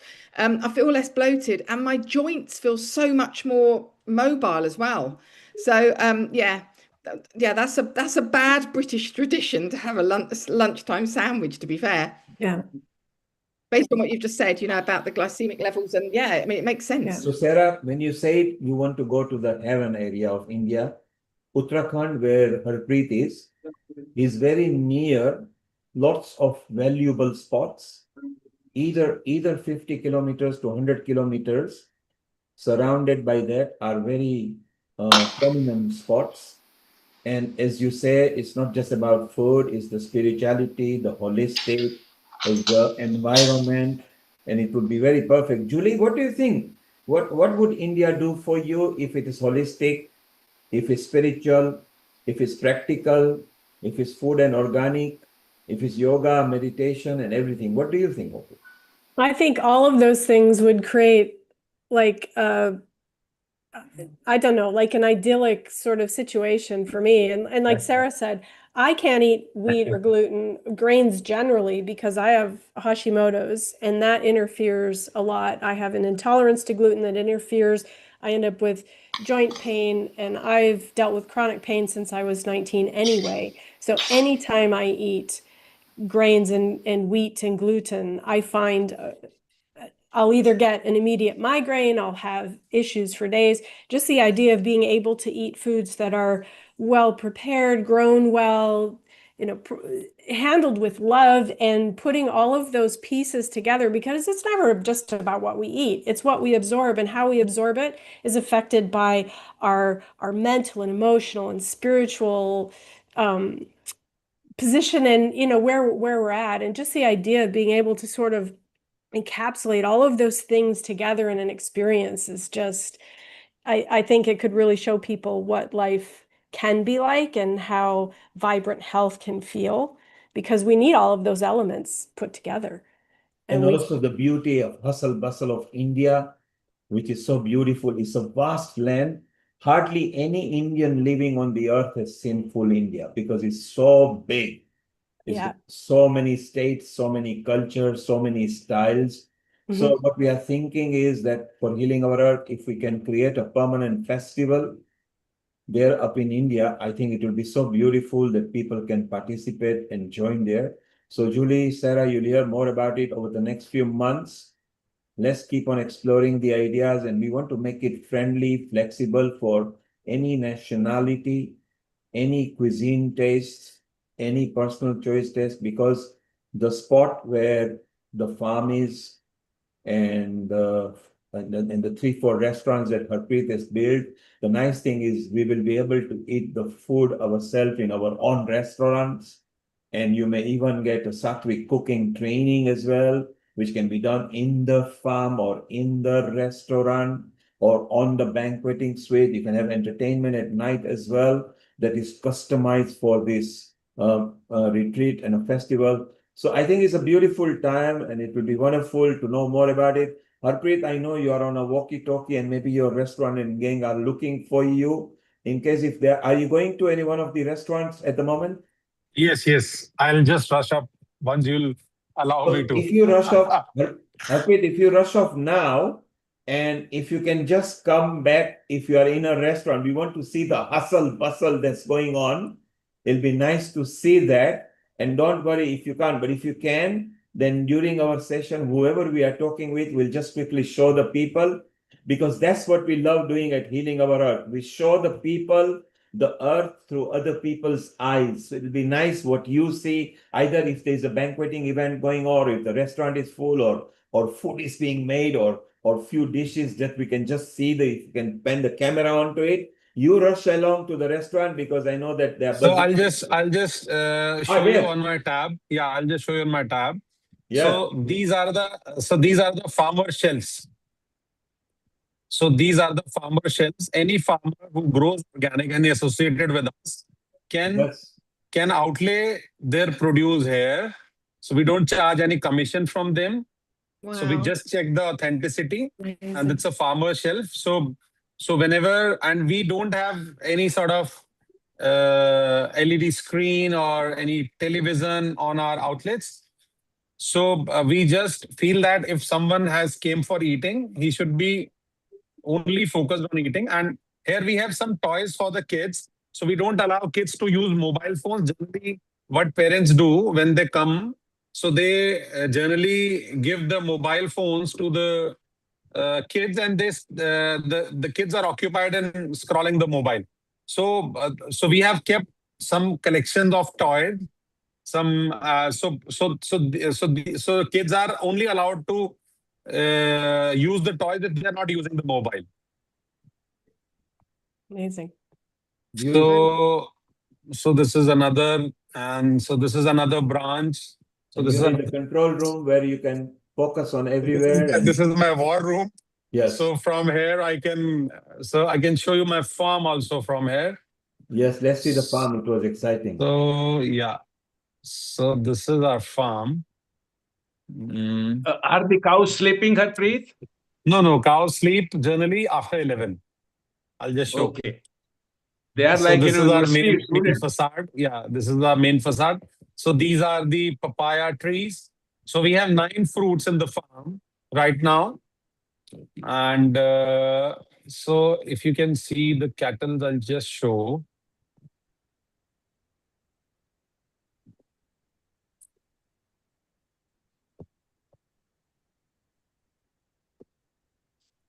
And while we are waiting, and Neil, we are going to give you cherry on the cake. We are developing a cold milling unit, which will be run by water. So we'll be taking Rochester Bank to Rudrapur, and we are putting a engineer to work on the gear to gear ratio. So it will be rotating at less than 100 RPM, and that's what will grind our flours. So by the time you guys come, it should be ready. Yes, sir. So basically the concept is when we mill anything and the temperature crosses 32 degree, so the protein content nutrients burns. are gone. So nutrients are gone. So in our mill we have this sensor. So whenever the temperature reaches above 30 degree, the mill stops. So you retain the maximum nutrients. Is that right? Yes. Exactly. And So we are going to next step. Nature wants things to be combined, not in isolation. So we are finding companion grains to be mixed for the flour. Harpreet, thank We you are very much. almost there. Harpreet, thank you very much for spending time. We are not going to keep you too long. Do please shoot off to one of your restaurants or something. If ever you are there in anywhere and you still want to come live on the screen, just pop back in. And Definitely. we will also have off Zoom line sessions as well, maybe in a week or 2 weeks' time, where we can discuss ideas. So this is going to go and explore to you. Anakul, Amrita, Bindu, Hiral, and Himanshu will all be in touch with Amrita. Will coordinate it with Sudhir, and let's see if we can create a festival that is annual, where any nationality can come inbound and literally enjoy. Because I think the airport is not far too far, the Delhi is not far too far. Haridwar, Rishikesh, you are in Dehradun, you are in a zone which is very near. Yes, it's very central. It's very central. 3 hours from Delhi. And trekking, rafting, farming, food, yoga. You are in the yoga kendra of India anyway. Yes. And Yes. Parmani with Sadhvi Bhagwati and Muni Swami and Swami Ramdev. Yes. Yes. These are all the perfect areas that when you are in. So I think it will be very beautiful. Let it take time, but if we can create a festival where that can be good. Yes, again, we are looking So at. is Dr. Sharan at our hydroponic farm? Yes. He's just inspecting our greens. So this is the fodder making for the cattle. So this is sattu. This is chickpea. That is Sudhir's favorite. And chickpea, yes. So this is chickpea being roasted at my farm. Yes. These are black chickpeas, correct? Yeah, black chickpeas. Yeah. My favorite as well. And it's nothing done like this, manually. Neil. Nothing like this, Neil. So she's my I'll farm die for this. cook. So it is roasted on sand. So this is the Mahabaleshwar and Panchgini's speciality. You get some of the best ones there, and everybody that travels to Mumbai, they drive up their way on the way to Pune, and they buy a few kilograms of this and chicky, and they come back. And this powder of chickpea, we are adding in our yogurt along with the mushrooms to make it a complete diet. So if one has taken 4 drinks since morning till the afternoon, so the entire requirement of protein and fiber is done for the day. So this is what we are, along with Dr. Sharan's expertise. Amazing? Isn't it awesome? Anukul, you are muted. If you Thank you, Dr. Amrita.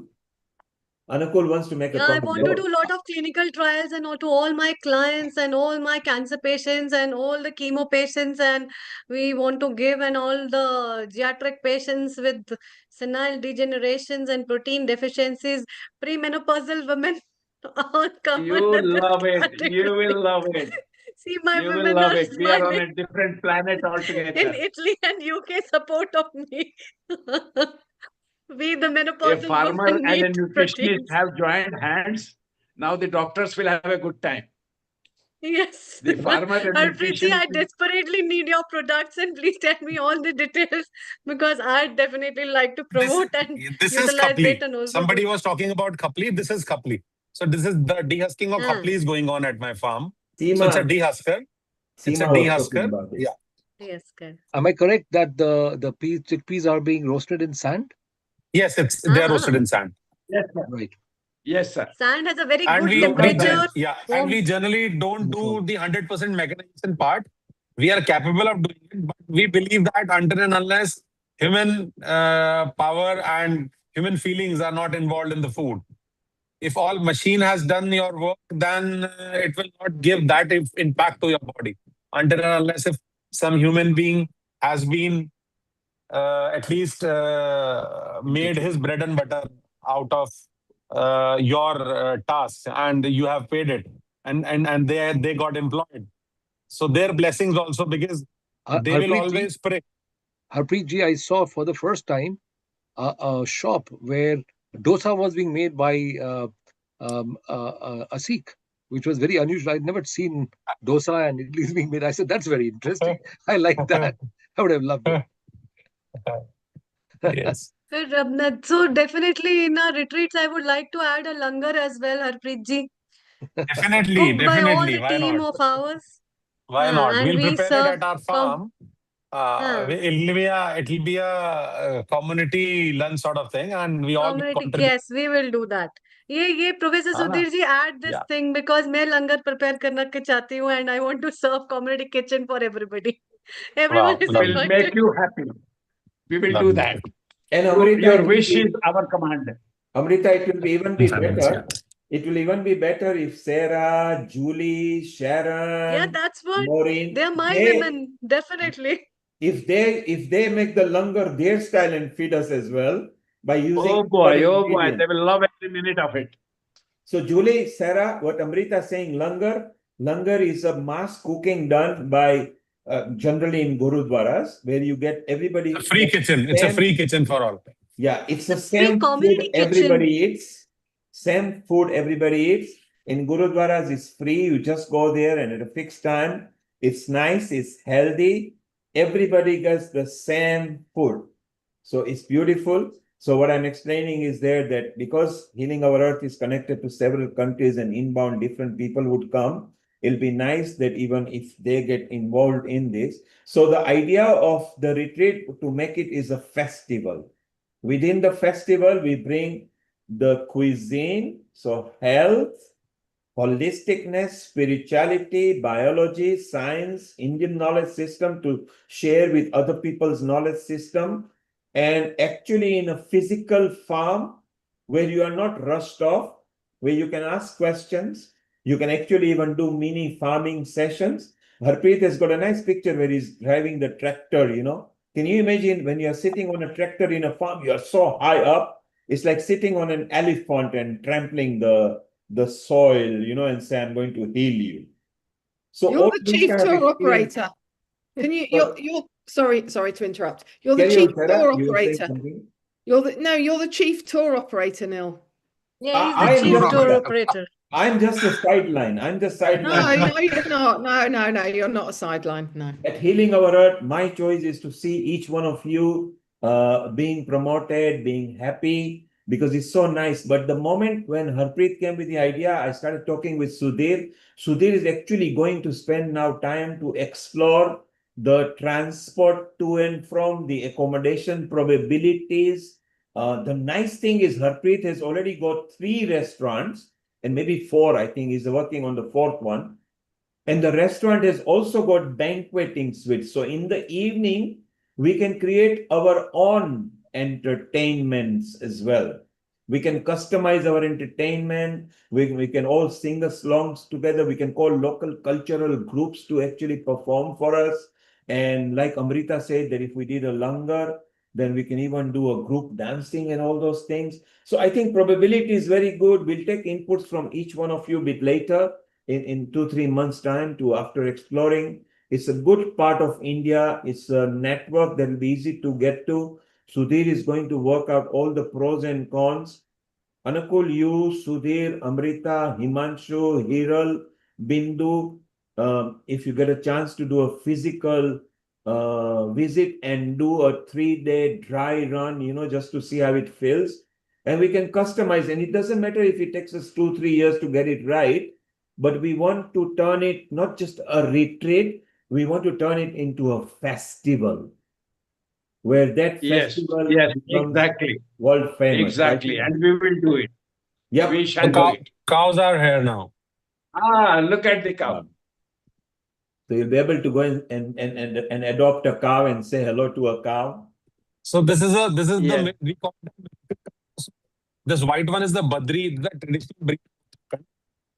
So if someone has a headache or a stomach ache, you have to stand and tap her for 10-15 minutes and the headache or any sort of ache in the body is gone.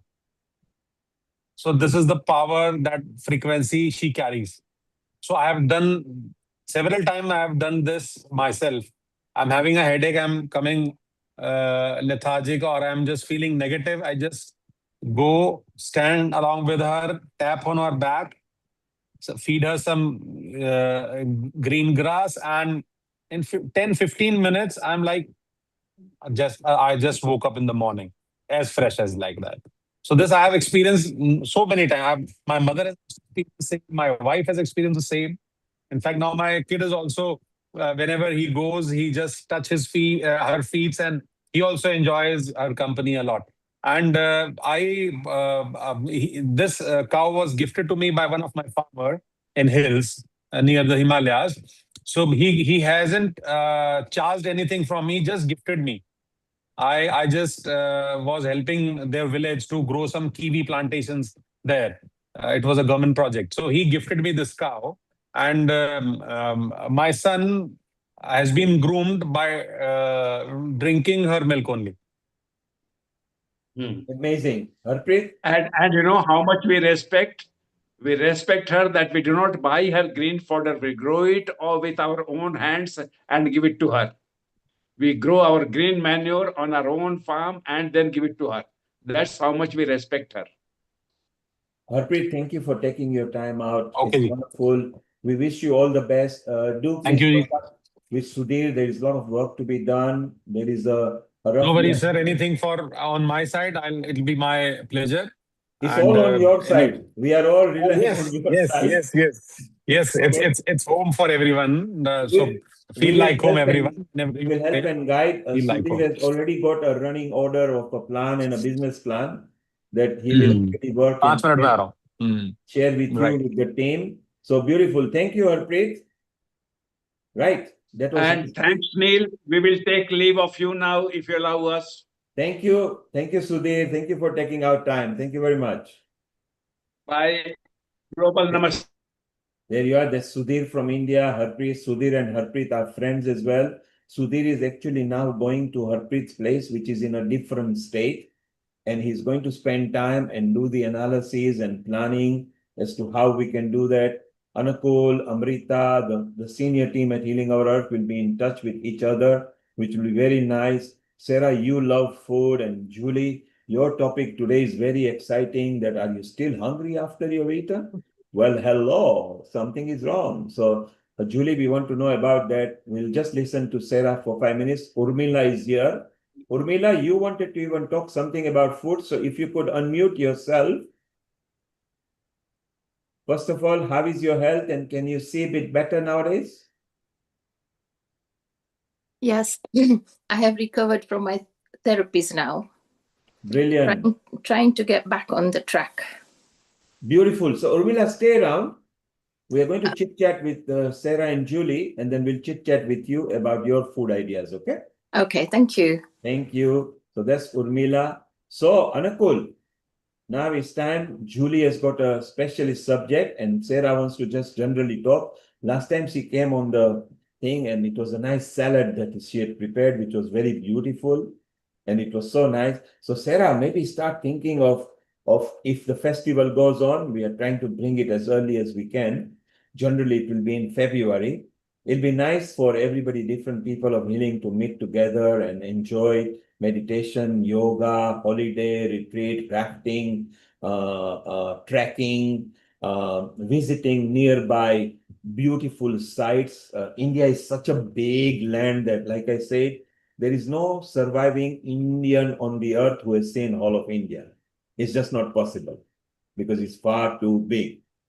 And coming from smaller countries like United Kingdom, it will be so excited that almost each state of India is like our United Kingdom. And it's so vast and so much different culture. And Sarah, as you said, having met so many healing people, knowing about cuisine, yoga, meditation, Tai Chi, Qigong, because we got everything. It'll be nice to meet the people you made friends from different countries in one country itself. It will. It would be fantastic. It would be lovely to see your face in real life one day as well, Neil. My face, you can just come and see in London in Trafalgar. I know. I know, but it'd be nice to see on. It'd be nice to see on here sometimes as well.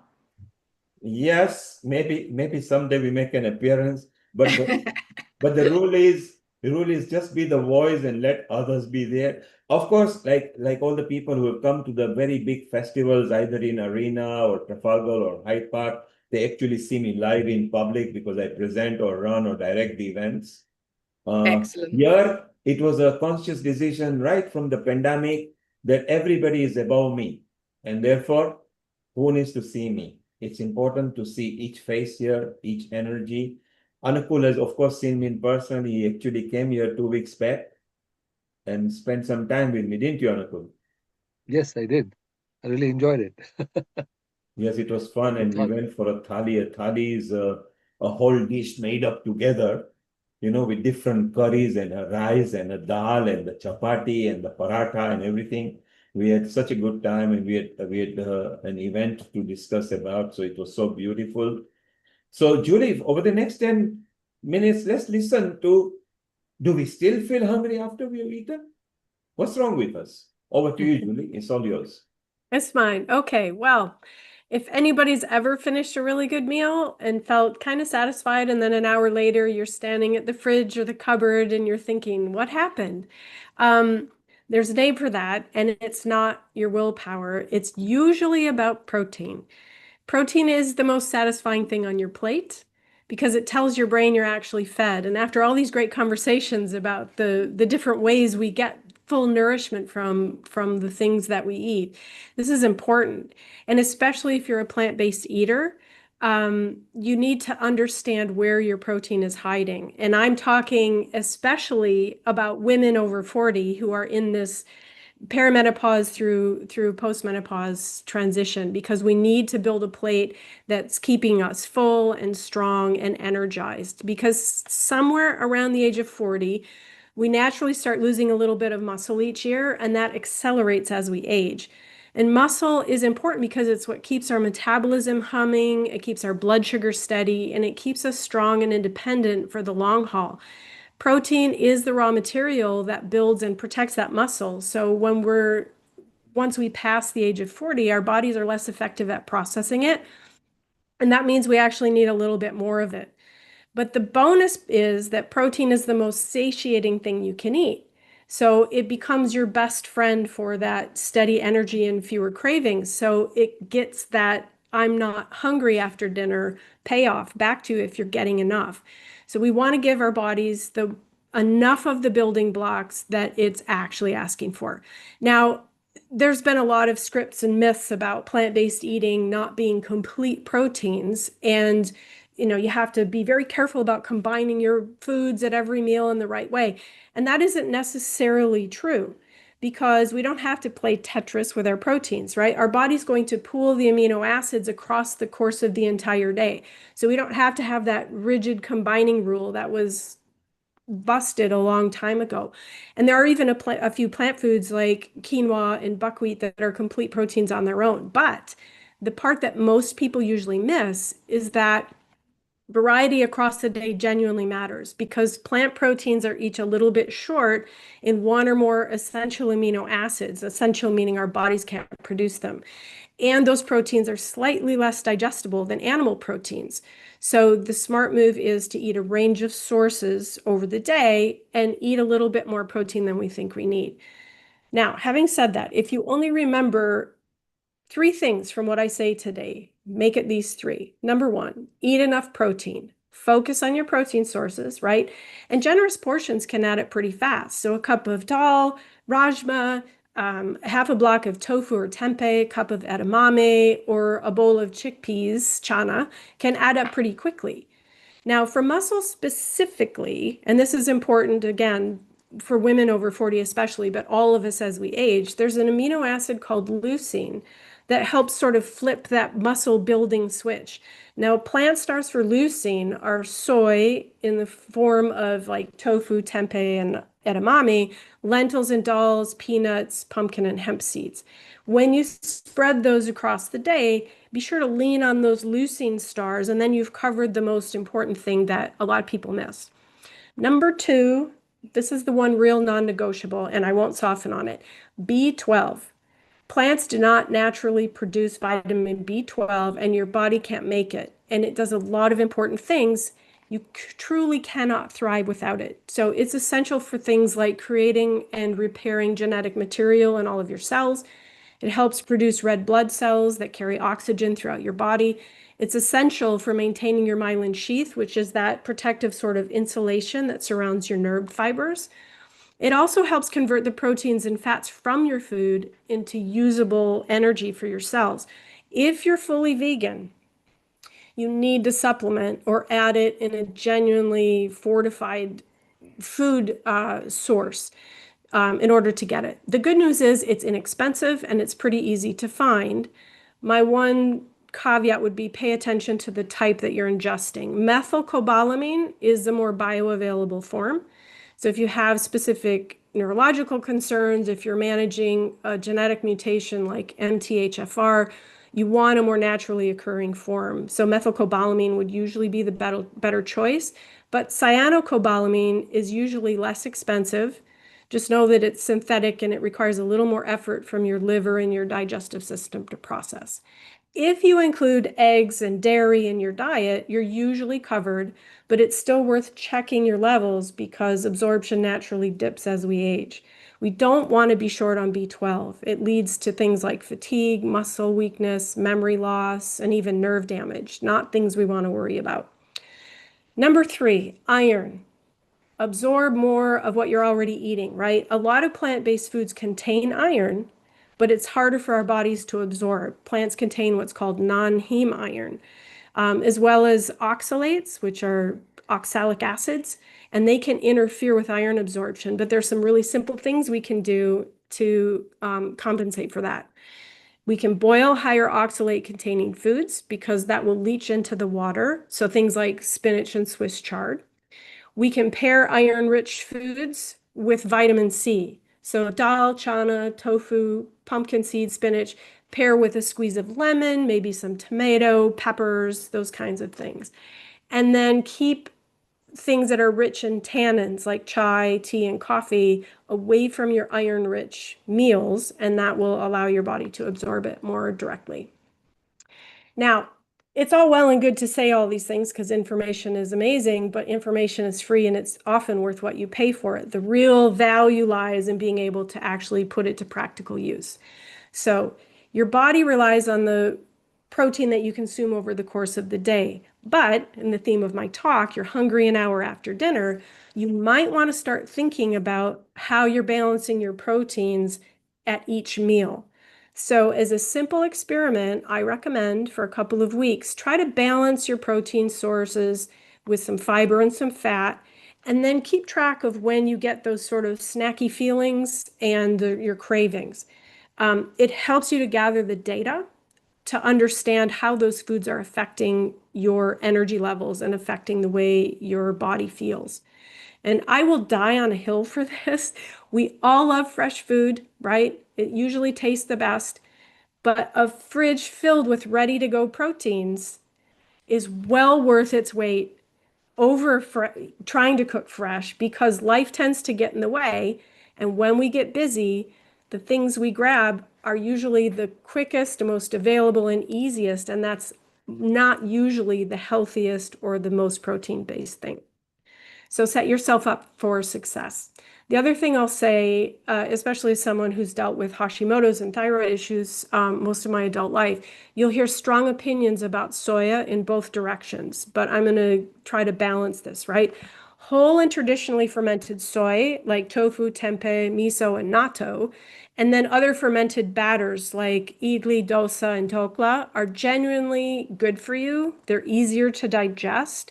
And there's a lot of research, human-based research, that shows those things are even protective for heart and bone health. Where I would say scale back as much as you can is the processed and ultra-processed soy.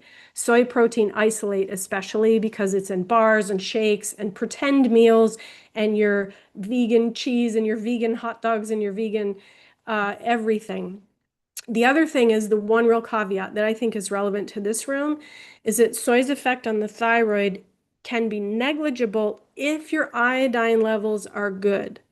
But it matters a lot for people who are low on iodine. And in the UK and the US especially, plant-based eaters are a recognized at-risk group. So it's easy to have your iodine levels checked, and that's something that's really important. So including, maybe some sea-based vegetables or properly iodized salt. And I say properly because I know in the US they can actually use bromine in the iodizing process, and a lot of the iodized things that they sell, and bromine actually leaches iodine from your system, so that's not very helpful. But properly iodized food, salts or sea vegetables, with the exception of kelp, because that can really spike your levels. But know your iodine levels, and then you're good with your soy. So whatever you eat, make sure iodine is on the team, and especially if you're vegan. And since not everyone here is fully plant-based, and I'll just finish up with this, when you do include eggs, dairy, or fish, the great thing is to just let them pull your weight, right? They're going to hand you that B12, the iodine, complete proteins, and well-absorbed iron all in one go. So a few eggs, curd, paneer, little fish, those are going to close some of those protein gaps that I just talked about. One gentle, honest note for women 40 plus, and something I've seen with a lot of my clients who have been plant-based eaters, they feel noticeably steadier with energy and weight management when they include some animal products through this hormonal shift in their body because of the way that the protein and iron are absorbed. Now, if that's you, that's terrific. It's information, right? But you can absolutely thrive on a plant-based diet when it's done intentionally. So it's your plate. The idea is to build it so it holds you up.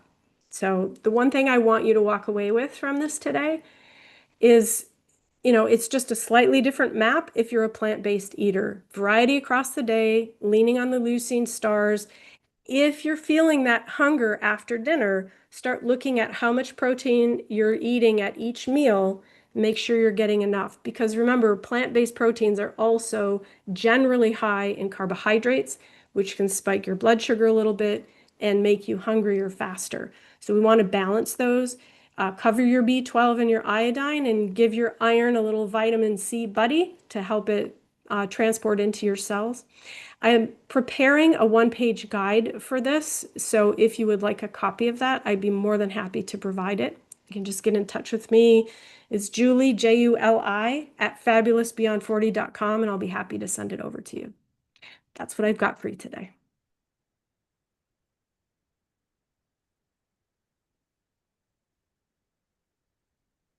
That was very interesting. And Anakul has got a comment straight away.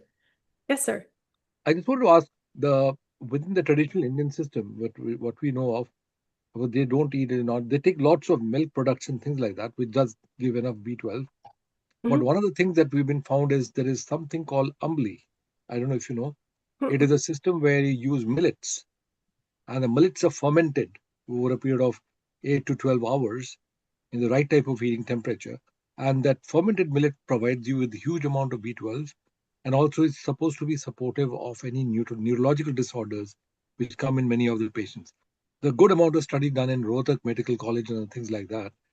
And places, they have come across a particular quantity of millet that have to be consumed after fermentation. And fermentation does seem to have some effect, but I'm not convinced as yet whether it really supplements or is equivalent to what you get in a non-veg.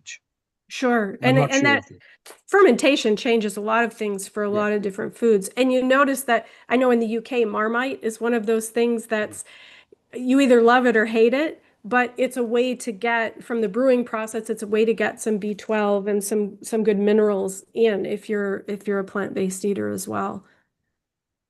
Personally, it's not my favorite, but added to soups or stews, it's a good way to blend that in.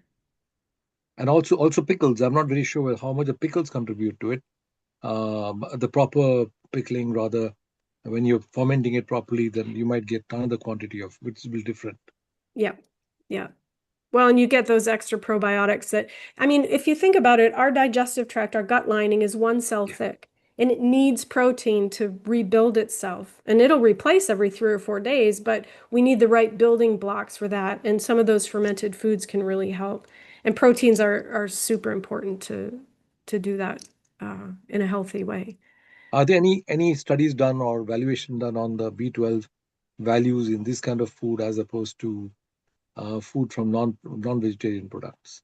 Not that I've seen. I haven't seen those particularly, but that's something that I would love to look into further, because I think it's important to find as many different sources as we can, especially because a lot of the enriched foods are enriched with cyanocobalamin, which is okay, but our bodies aren't made to ingest and digest synthetic nutrients as well and as fully as more naturally occurring ones. And so fermented foods and finding the right combination of foods to make complete proteins, I think is best. There's an institution in India called the Millets Research Institute, Okay. an Indian Agricultural Research Institute. I've not seen them as yet in terms of the valuation of the products. Okay. The Indian Millets Institute and Okay. Indian Agricultural Research Institute. Terrific. I'm gonna do some research into that. Thank you. Okay. I've seen certain other products in it, but I've not deliberately gone out looking for B12. Yeah. But it's so important. It's so important for good health. Yes.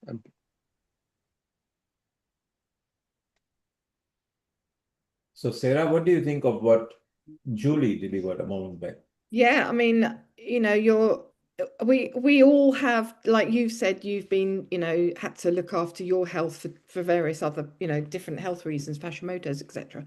And I think it's so fascinating, isn't it? Because whatever our diet is, things can agitate all of us in the wrong way, can't they? Even if they think this is really healthy for this person, but I could be allergic to it from another reason, and it's really interesting. But I don't think Julie and I know this about each other, but I'm on the opposite end of the spectrum because I was diagnosed with hyperthyroidism, which then turned into Graves' disease, which I'm in total remission from at the moment. That was one of my hormonal side effects of menopause, actually. And iodine and things like that can actually have the opposite effect for me, who has hyperthyroidism. I have to be really careful with the amount of that, which it's incredible, isn't it? How it sort of changes for everybody. And I find, the B12, I think, is fascinating as well, because obviously, yes, we can get B12 from good supplementation. And it's so interesting, isn't it? Because we know that animals themselves don't produce it like we don't naturally produce it. They get it from the soil, don't they? From a fermentation thing that then happens in their body. So yeah, it's just like the whole thing, to understand it all is, is fascinating, really. I find it, and I have been I've been a vegetarian since 1987, and I've been fully vegan for the last 10 years. And I do eat a really balanced, healthy diet. And I know there are so many great plant-based versions of protein, whether that's in seitan, but although that's wheat-based, but which I don't really eat because I'm not a wheaty person. But yeah, I think it's just educating oneself. Yeah, well, and learning to tune into your body, because I absolutely love things like chickpeas and lentils, but when I eat them, my pain levels shoot through the roof. My body just doesn't like them. I would love to eat some of these other forms and the things that we were talking about before, going to India and actually eating things that are grown differently and grown fresh, because I don't know how much of that is attributable to the things I've eaten. But yeah, one man's poison, as we say, is another man's pleasure. It just really depends. And being able to tune into our bodies and not numb out and expect this is just part of aging. This is just what it's like. This is normal. Normal is very different for different people. That's why I get functional blood work done but iodine levels, yes, absolutely important to manage, especially because, as you said, we're on opposite ends of the spectrum, but we have to have iodine in our body. It's essential for life, but how much, right, depends on what you need as an individual. And it's the same thing for every other nutrient, as far as I'm concerned. We have to really tune in. Yeah. Yeah. No, it's fascinating, isn't it? It's the same with me with dairy. I mean, it always affected my skin. I mean, it's known, obviously, it can be an allergen for some people regarding their skin and having more sort of pustules on their skin. It can affect your voice, your cords of your voice, and make them more, phlegmy. And I had friends that worked as singers in the West End, and that I remember them being told years ago, try and avoid the dairy because it can coat your vocal cords. So it's just like, it's finding what works for you. And I think so many people, unfortunately, follow just the marketing they hear from big food industry without actually considering, is this really food I'm eating? Is it really healthy? Is it really wholesome? Is it really nutritious? Or, is it just, it's marketing speak to make people buy that food mass produced, which obviously we know, all of us know, on the whole, is not good for us longevity. I mean, we've got more obesity ever in the world than we've ever had before, particularly in Europe and obviously America and other countries. But we can see how that's changed since the 1970s, right? Because of how the fast food industry is on every street corner, and that affects everybody. So yeah, I just wish I hope that people will educate themselves a little more and be aware of that. And when the Healing Our Earth Food Festival becomes the place to go worldwide, it will be the best pilgrimage ever that anyone can ever do for their health and wellness, won't it? Absolutely, Sarah. 100%. Absolutely. I think it'll be such a good idea that quite a few healing groups now meet in person in different parts. So it'll be nice that we do that. There is also Science and Tradition coming next year. There is also Homa Therapy and Agnihotra coming. So it'll be very nice and very keen to get the Glow Women up and running, because you've got the Wow Women, which is so beautiful. So that's nice.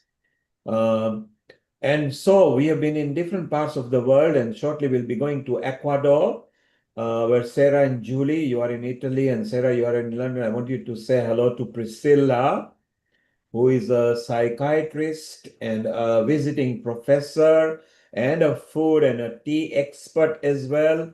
As also, she's a very good mentor and a coach for many matters. And just before we go and say hello to Priscilla, let's for 5 minutes listen to Urmila. I think she had a poem or something to do with food. Urmila, what have you got lined up for us? I'm going to touch on one of our very common food called roti. Because whichever part of the world we go, we do find some form of roti, unleavened bread, whether you go to Mexico, Punjab, America, India, UK, wherever you go. So I was asked to write something up on food, and I decided to work on roti. It's spoken word. So here we go. Global Namaste, by the way. Roti, a round flat circle or a circular flat roti. Ingredients: flour of the earth, a whisper of salt, a sunlit stream of oil, warm water like breath, gentle creative hands. Method: begin with stillness. Place the flour in your large bowl, a quiet field, waiting for the action. Sprinkle a little salt, a gift from the sea, and stir as though you are mixing unseen worlds. Let the oil fall slowly, like drops of sunlight. With your fingertips, bring all the things closer together. Pour water little by little, the giver of life, until the flour awakens, softening into something whole, something gentle and pliable. Set aside all the tools. Use your hands for creation. Ask for to be felt. See with finger eyes, to connect. Feel the love. Fold, not force. Shape, not control. Let the dough become, as all living things do. With oiled palms, smooth it into a single sphere, a small universe resting in your hands. Return it into the bowl. Adore it. Cover it. Let it breathe. Even creation needs rest. Meanwhile, warm the tawa. a quiet fire preparing its embrace. Return to the dough. Take a piece. Roll it gently between your palms as though holding something pure, very sacred. On a dusted surface, guide it slowly. Roll it into a circle. Not perfect, never perfect, but complete, a whole one. Lay it onto the heated tawa. Wait. Turn. Watch. See the bubbles rise? That's life stirring within. Turn again. Press softly and witness the miracle. It swells, it breathes, it becomes the sustainer. Each roti marked, each one different, each one alive with its own story. Finish with a touch of butter, a final blessing. Have you noticed something? No two rotis are alike. Reminds me of our unique DNA. Why a circle? Because it holds infinity. No beginning, no end. Because it echoes the zero, shunya, emptiness that contains everything. In this humble roti, the elements gather. They mingle. Panch tattva, earth in the grain, water in its binding, air in its rise, fire in its transformation, and you, the quiet fifth element, the one who brings them together. This is not just food. This calms the fire in the stomach. This is a ritual. This is the universe resting softly in your hands to nourish the body, mind, soul. Atma, admire, be grateful, enjoy. That's my little creation, which I presented at our current Here and Now project on food. Very good. Thank you for listening. Wonderful.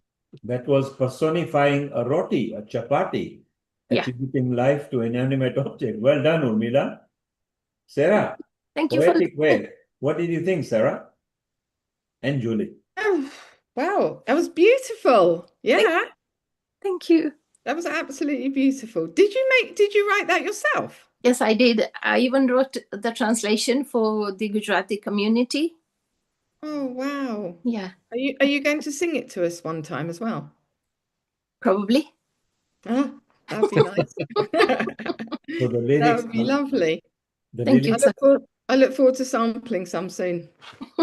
We did have some demonstration, but obviously too many people touching. We did not offer people to eat, but yes, there was a demonstration as well. Nice. Where are you based? In the Midlands. Oh, okay. So we're not far. You're in the same country. Okay. Yeah, I'm in the northeast. I'm in Newcastle, so. Oh, yeah. are you? Oh, okay. Not far. Yeah. Thank you for your comment, Sarah. Thank you. Thank you. She's your side of the world, Sarah. Thank you, Urmila. So that was Urmila, her poetic way of attributing life to chapati and rotis. And Sarah, Julie, say hello to Priscilla in Ecuador. Priscilla, hola. Hello. How Global are you? Namaste for everyone. And a global namaste to you as well. Thank you. I'm very happy to be here again. Brilliant. And we always love, because whenever you bring different kind of teas or drinks that you tell us about, we always enjoy. So over the next few minutes, it's all yours. Tell us what you've got lined up for us, and then we chit chat with you. Over to you, Priscilla. Thank you. Thank you very much. I'm very happy to be here again. And for this time, I have some tea-based special drinks to offer to you guys. I know in Northern Hemisphere, you guys are enjoying summer now. So I was thinking in something fresh and juicy and fruity you all can enjoy. And I had some special drinks I would like to prepare for all of you. Here I have a chawan for preparing some matcha. For many reasons, matcha is very popular now. It's a very rich tea. As you guys can see, is a green powder tea.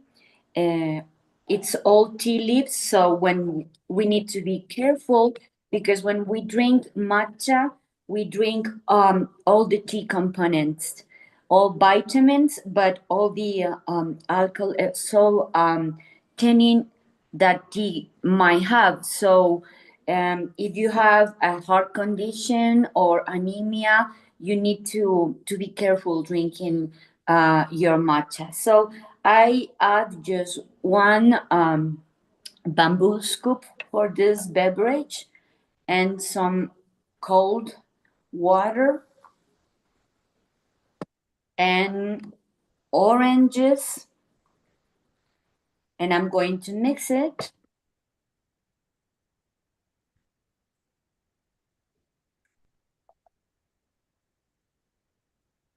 This very beautiful tool is called chasen. It's made with bamboo. It's only for preparing matcha. And I'm going to use this cup.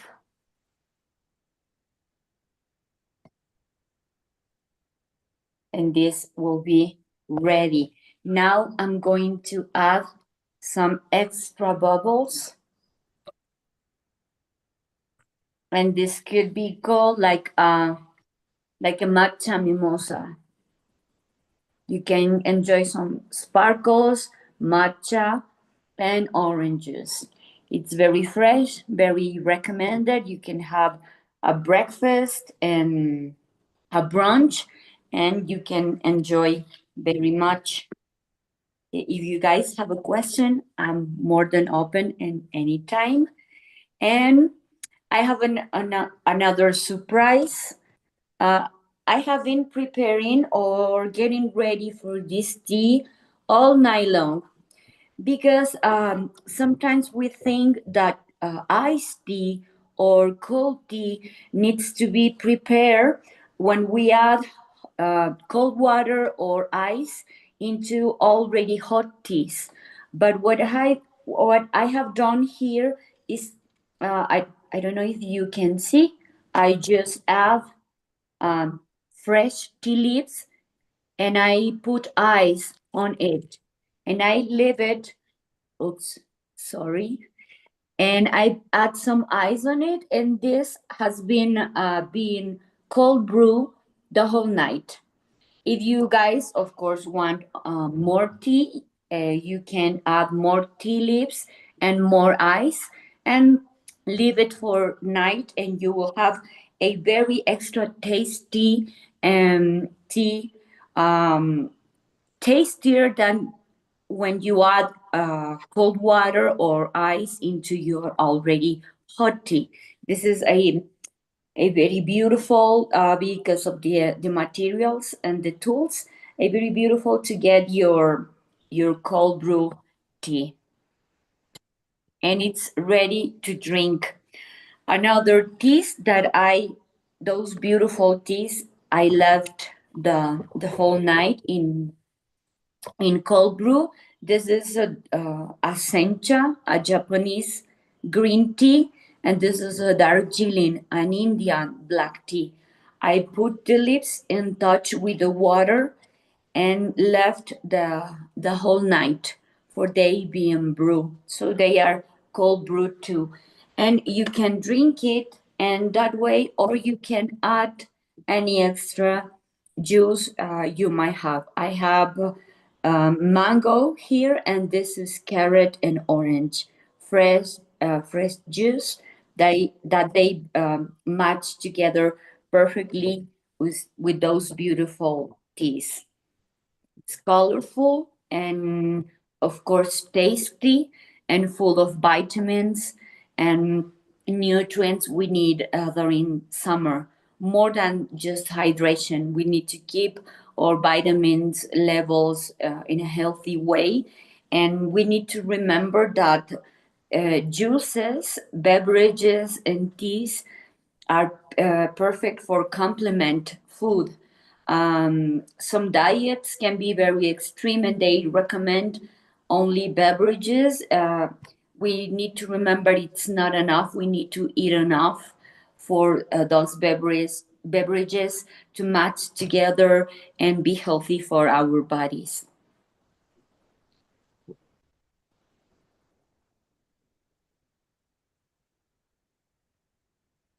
Those glasses are very, very nice and very unusual looking. They really look good. Thank you. Very colorful. Thank you very much. Julie, Sarah, what do you think? I think that sounds amazing. I love teas, and I know that there are a lot of good nutrients you can get from them. I never thought about cold brewing. That's really that would be a really great thing to experiment with. Yeah. It is indeed very new. Our coffee lovers, they are experimenting new ways of extracting coffee elements, and some tea lovers, we have tried some of their techniques. I find very interesting, and the taste indeed of the tea changes it. So we are experimenting in cold brews together. That's Not amazing. all the teas, but with cold brew, you prevent the bitterness. Sure. Well, and I mean, I don't know if you can see the cabinet over there. I'm an herbalist as well. So Wow. I'm always looking to make different ways to make healing teas, and that would be a really interesting thing. I don't think that would work with roots necessarily because they need time and hot water to extract, but with the flowers and the leaves, that would probably be a much gentler way to get some of the benefits out of them. Probably. I wouldn't say with roots because they need the boiling. I think Yeah. they need the boiling, but with flowers, it works. Sometimes I cold brew tea blends that has flowers and some other leaves, and they work. Excellent. If you do, please let us know. I will. Thank you. Thank you. Thank you. I loved that. Thank you so much for sharing, Priscilla. That was really superb. And I loved when you talked about, well, a couple of things. I've used herbal teas for so long. I know how much peppermint tea is great for calming my stomach. I know how much ginger tea is wonderful for just general health and immunity. I know how delicious green matcha tea is, especially I've noticed as well when it has that combination of the Japanese MCT oil, which I think is derived from coconut, but it helps to prolong because it's obviously slow release energy. That's the great thing about matcha, isn't it? You don't get the high rush like you get from coffee. It's like a sustained energy level.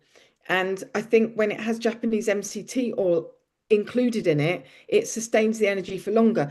And it's just fascinating, isn't it? How all these things have to work together in harmony, and then one can benefit something else. Yeah, absolutely. Yeah, big fan. Lemon verbena tea, that's another one of my favorites as well. So yeah, I'm glad you enjoyed matcha, and what you were telling us about it. It is because all teas has caffeine and has a L-theanine. yes, And that's the one. Yes, that's the one. It's when people drinks coffee, caffeine gets in your blood very fast, like very fast. But with tea, L-theanine helps to keep it in at the same time, the same quantity. So that's why some Zen monks use it for praying and meditation, because with matcha or teas, we will never get the points, the super high points, because the L-theanine. Yeah, fascinating. That was it, LTN. I remember that now. Yeah. I mean, it's just, incredible how everything, it's just the complexity of how all of these different plants. I mean, I recently went to an amazing place called the Dilston Physic Gardens near where I live in Northumberland, and there are thousands of plants there. It's a charity that's been going for about 25 years. And I could have stayed there for a lifetime. Every single plant that they were growing, it had this beautiful board next to it of all its medicinal compounds, how it can help. They were growing tea there as well, right? And I don't think of tea being grown in the northeast of the UK, right? But they had a little mini tea plantation there. It was just fascinating.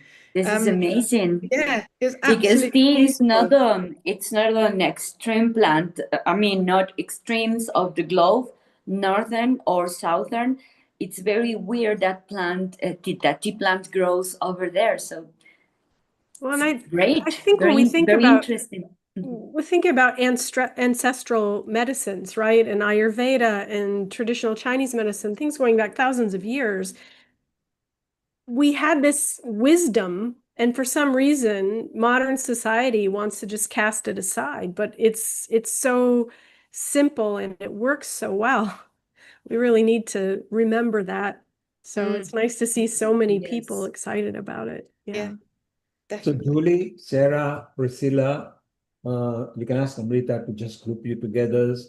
Form of friendship, there is so much professionality to share. Maybe you can cross-sell each other's online facilities or even be part of the Glow Women that Healing Our Earth wants to promote.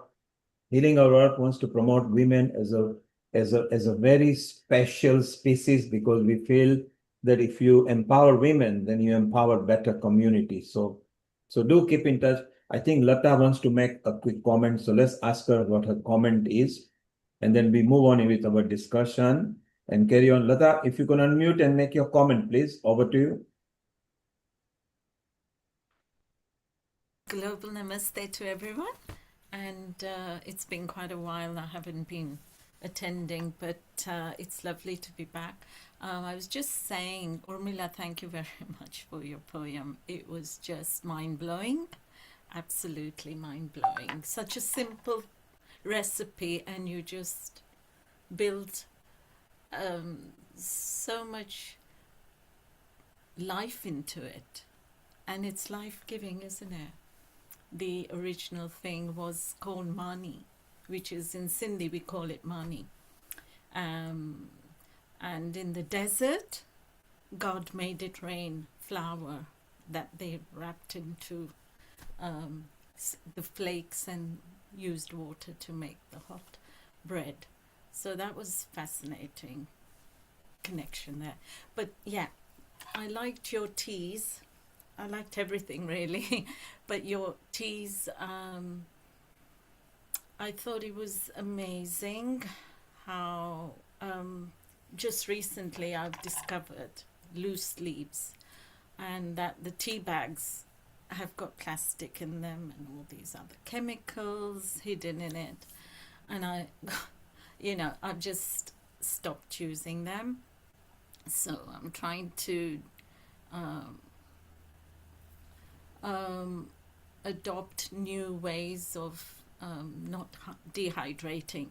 So I think, could you tell me a little bit more about not dehydrating the body, because that's what causes aging.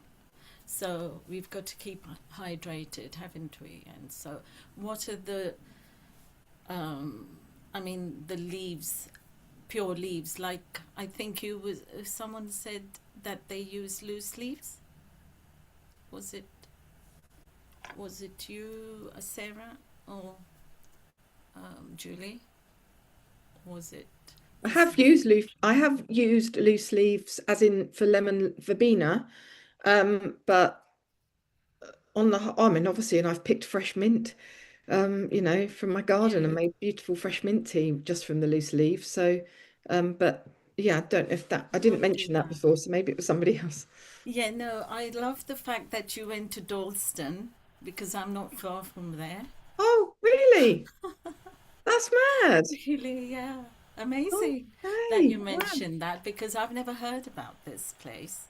And I would love to visit, because, as I said, I've just recently discovered this thing about tea leaves, and it's all the rubbish and Yes, swept off the factory floors, a lot of it. Yeah. And we go and pay money. Just think, what fools we are. But yeah, it was interesting how you discovered that. I think I would love it too. But well, is it hydrating? That's the thing, and healthy, obviously. How is it healthy and hydrating? It can be, because it contains a lot of the minerals that your body needs and helps absorb the water into the cells. I think a lot of it, we can drink water until we can't drink water anymore, but if our cells aren't absorbing it, then we're not actually hydrating our bodies. And that's when a lot of times people will recommend a squeeze of lemon and a pinch of salt in a glass of water to help that transport into your cells. And I think a lot of the content of the plants, not just tea leaves, but of the plants, I was saying, like the variety of, I think I have 40 or 50 different herbs on my shelf right now.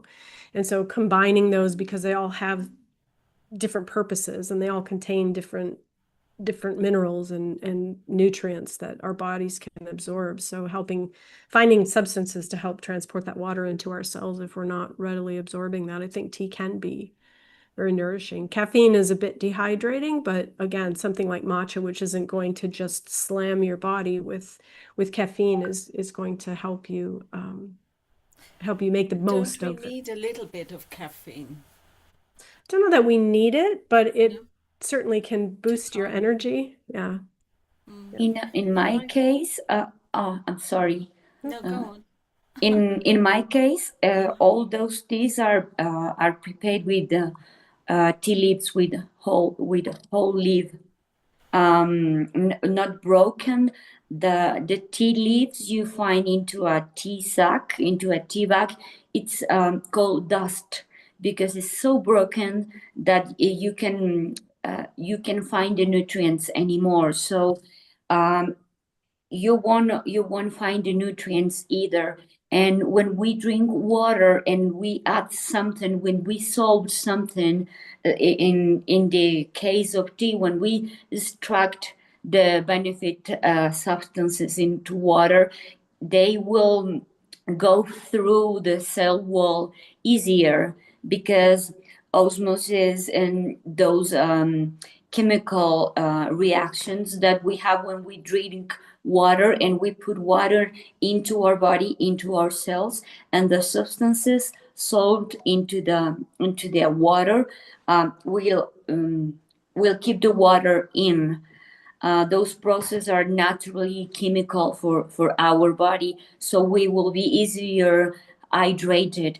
And we don't about theanine or caffeine, we don't need it like that, but when we drink it, healthy, not excessively, like some industry are trying to do now, like they are selling people matcha pills or matcha concentrates.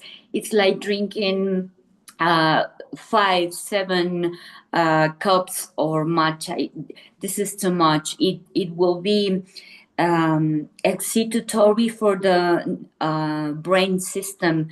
It won't be healthy. So if we drink matcha healthy enough, the quantity is 2 of these small scoops into a bowl like this. Maybe once or twice a day. We don't need any more. And of course, concentrated pills won't be healthy. We don't need it, but sometimes they won't be bad. Sometimes we are tired or we need extra concentration, like Buddha monks used to do for keep focus. It will be a help. Priscilla, those who are Yes. connected to us on our website and social media, they love your different glasses. So can you bring one by one on the camera slowly so they can see what they are? It's nice that they're noticing that. So just bring, I can see at least 4 and a bottle here or something, but if you can bring it one by one nearer to the camera and see if they can enjoy. Gladly. This one, very beautiful. It's a sencha cold brew tea. Beautiful. And is there any particular reason that you use particular shape of glass? Is it gastronomically is appealing, or is it because the way it mixes that way? Like martini glasses are very exotic, and the way it's spread around, it's like that. What is special about this? I chose those cups because in Japanese ceremony tradition, glass is used during summer. Okay. So I chose those different glasses because of the season. And the next So one. we can appreciate the colors and we can appreciate the mix. Yes. And I was thinking if we mix this juice with this tea, we are able to appreciate the change of the color, and it's a pleasure for your eyes too. So if you bring that glass back again, the one where you mixed the juice, yes? I see Yes. it has got, so is that the shape inside? So outside is not liquid, it's just a glass outside, is it? Yes, it's you can see a drop, like a drop Yes. of juice and tea, and the other part is glass, empty glass. Anupul It's very noticed that as well, visual. didn't you, Anupul? It's very visual. Yeah, absolutely. It's amazing colors, Thank and I you. think it seems to magnify the color much more. Yes. Centralizes that it is, and it gives it a shine which is very unusual. Now the other glasses have got floral pattern in the middle. Okay, Yes. that one is. Yes, the next one is floral. I choose some summer flowers too for you guys to enjoy. And is this sugary or just nice, soothing? Has it got too much sugar content in it? It's just fresh fruit. Okay. Just fresh fruit. Mm-hmm. And this is a Darjeeling Indian black tea. Yes. The shape is like a sand clock. Sand watch, sorry. Yes, yes. It's very beautiful too. And I choose this one. It's like the hand of a bear for the matcha mimosa with some flowers too. I'm glad you guys enjoy it. Sarah, do we get this kind of glasses here? I'm sure you can. Has one of them got a handle? Has one of those? No, one No. of the glasses hasn't got a handle. No, I have, no yeah, I have handles. seen. No, I thought I could see a little handle on it. Oh yeah, I'm sure you can, especially if you find not specialist shops, but they're. I love the first one you showed us. That's amazing. I With that haven't inner seen them in shape the inside it, general. it's beautiful. I haven't seen them in the general supermarket range. It must be specialist stores who might No. be. You can find, but Specialist, I think yeah. there's a practical purpose as well, because you can hold the glass without changing the temperature of what's Yes. inside. Yeah. Yes. When you drink something hot, it's easier to handle. Yeah. Mm-hmm. That's amazing. So even the shape and the glasses, Yeah, the juice looks so appetizing. Almost looks like passion juice. Thank you. I'm glad you guys enjoy it. Yeah, it looks gorgeous. And I really enjoyed what you said about it was just interesting what you're saying about the caffeine as well, because I know that if you have caffeine from green tea extract rather than from coffee beans, you need much less, and you'll still get I can't remember the numbers. Julie, you might know, but I can't remember the numbers. But you can get the same amount of energy, but at a much less, you don't get the highs and lows or the peaks from the green tea extract. You need much less to get the same energy levels, which, can be good for boosting memory and brain function and all of those things. So there are benefits, but I think it's much long-term healthier from green tea extract rather than it is from delicious coffee beans that we all like sometimes. Right. Amazing. I love the shapes of the glasses. I think maybe it also controls portion maybe in it. And that also helped. And Priscilla, you love, because apart from these glasses, in one episode we did afternoon tea cakes as well with them. In one episode we did snacks with them, and things like that. How did your interest come into this? I mean, you are a psychiatrist. You are a... Well, when I was studying my postgrad in psychiatry, I went to Argentina in South America. I went there for studying, and I just found a beautiful tea house with they were sharing tea classes. So I went for the very first time knowing nothing about tea, and it was the moment I discovered that I could be a creative person. I was thinking that the only thing I could do in my life was being a doctor. But when I discovered tea, I discovered I could be a creative person and find different ways of being healthy and being creative and have maybe a creative artistic part in my life and seeing art in different ways and still be healthy and discovering since I'm still learning 15 years later. And It almost, has been a wonderful path of life. and almost everybody who can afford tea as a luxury or even not, they drink tea. So much population in the world do. I have never touched tea or coffee in my life at all. So Wow. I have no idea what tea does, what coffee does. I have no desire to have it anymore anyway. So sometimes I'm baffled, that when somebody says, "Oh, I haven't had my morning tea and I got a headache or I can't function, I need my tea."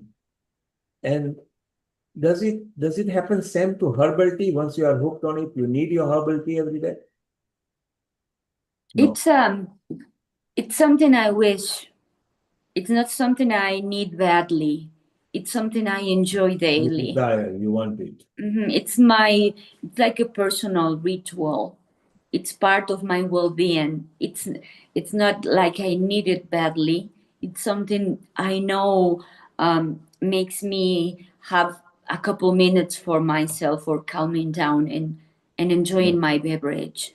And knowing I will have some extra benefits drinking this than drinking maybe just fresh water. So which is better? A herbal tea which is not a tea, or a tea which is with tea extract, which people can get addicted to. Which should one get addicted to? The herbal ones or both, or one or the other?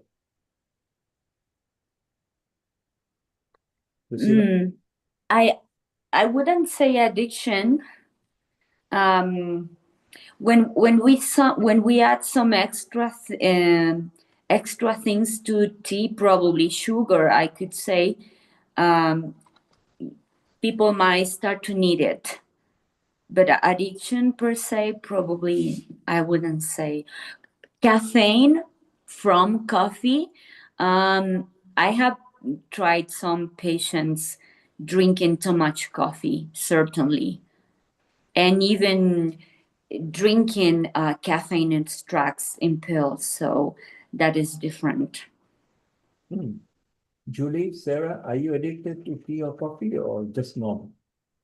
I wouldn't say addicted. I love teas because of the different properties that they have. And as you said, herbal teas, which aren't technically teas, herbal infusions, because it depends on what you want to accomplish with it. Do you like the flavor? Is there a particular medicinal benefit that you want?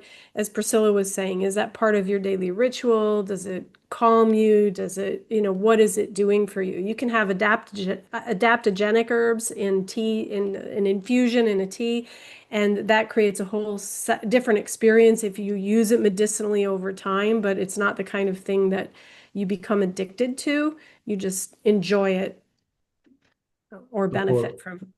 For enjoyment, it's good. Things like chamomile or mint, or I mean the South Asians, they use mint quite a lot. Tulsi, which is a must requirement. And they grow actually tulsi in-house, and they have 2-3 leaves, but then they have it in the... So once somebody gave it to me and then say, "Hey, you had a mint tea." I said, "No, why did you give me tea? I do not touch tea, full stop. I've never had tea in my body." And they said, "Okay, it's not tea. It was just the tulsi leaves that I boiled in the water, and that's what you had." So I said, "Why do you call it tea? Why not call it herbal infusion or something?" And then we had a long chit chat, and now there are also called herbal infusions as opposed to herbal teas, which is same difference.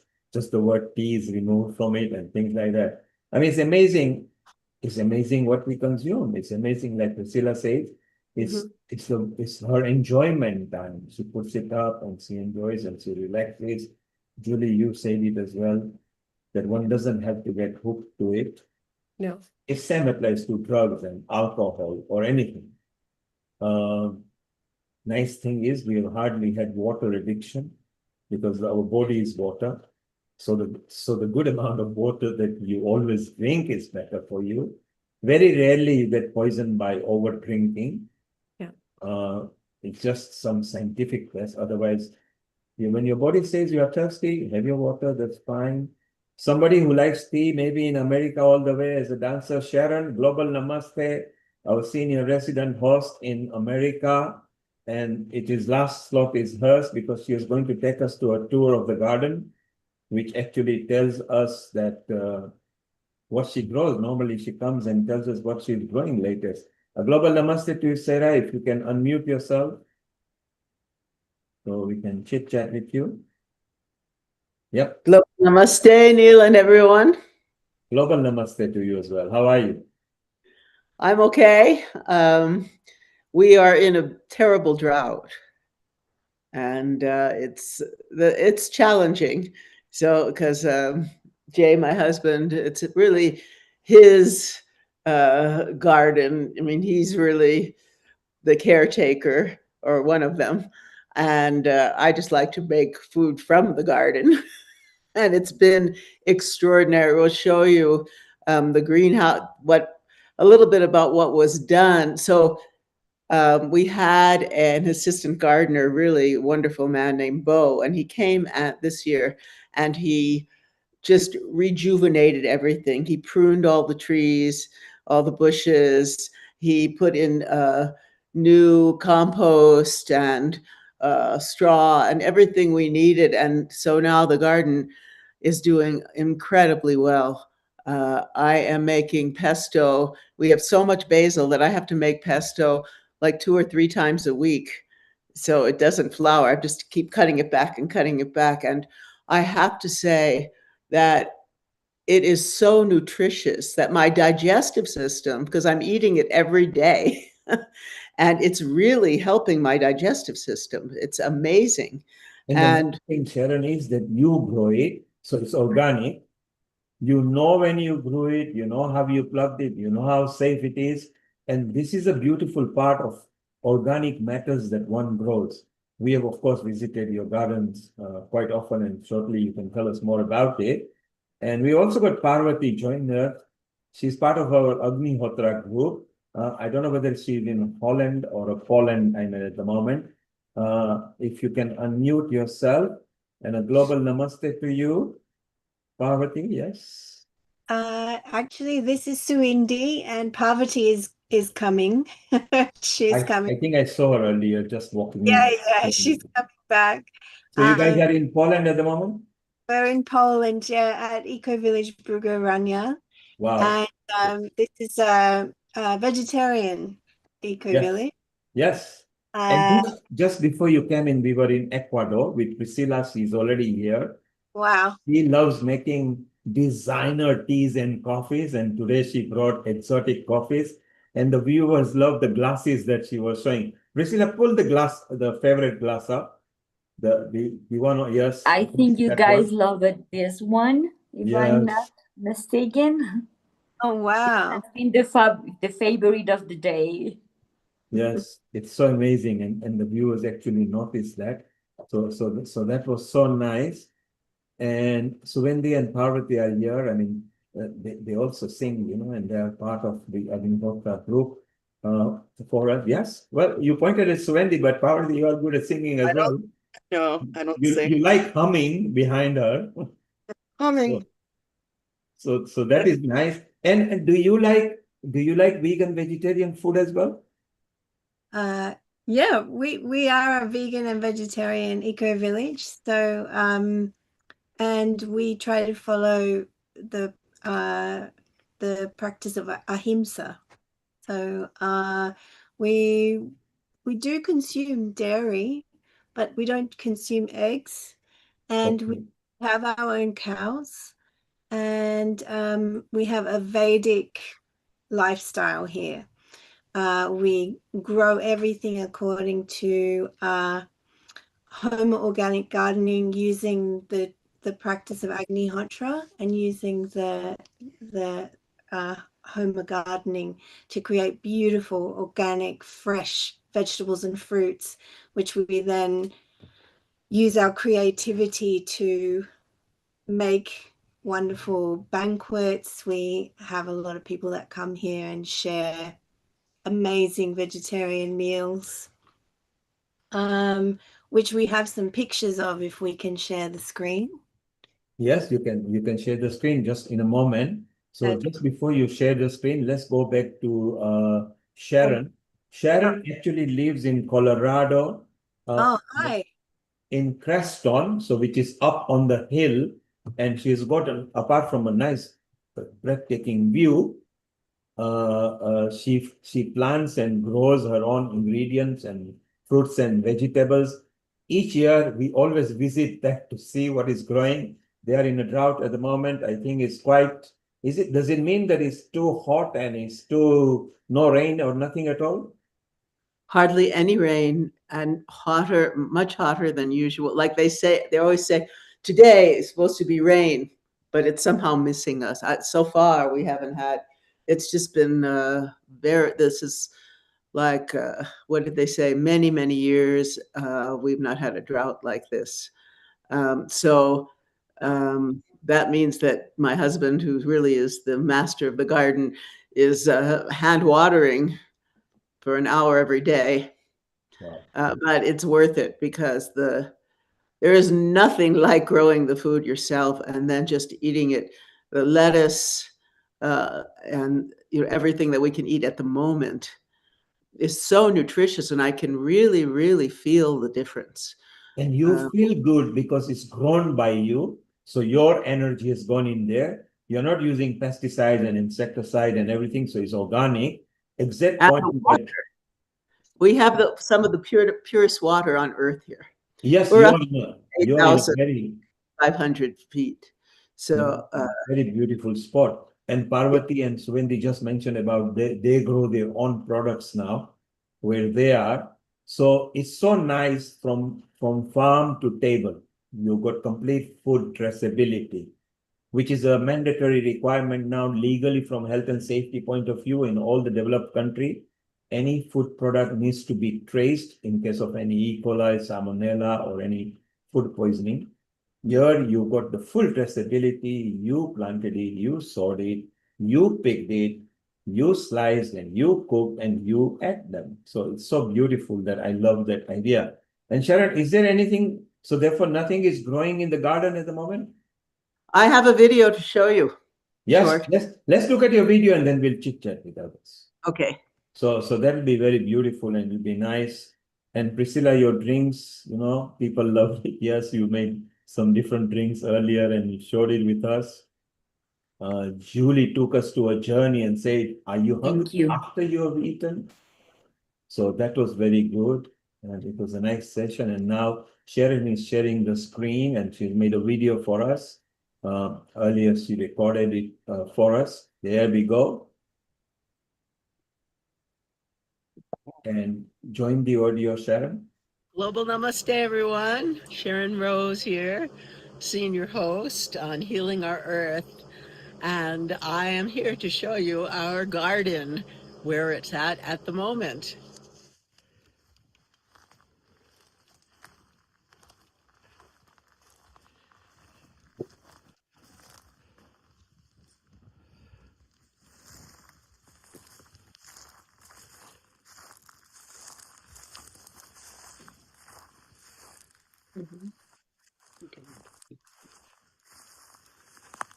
And refreshing the soil now and getting everything regenerated.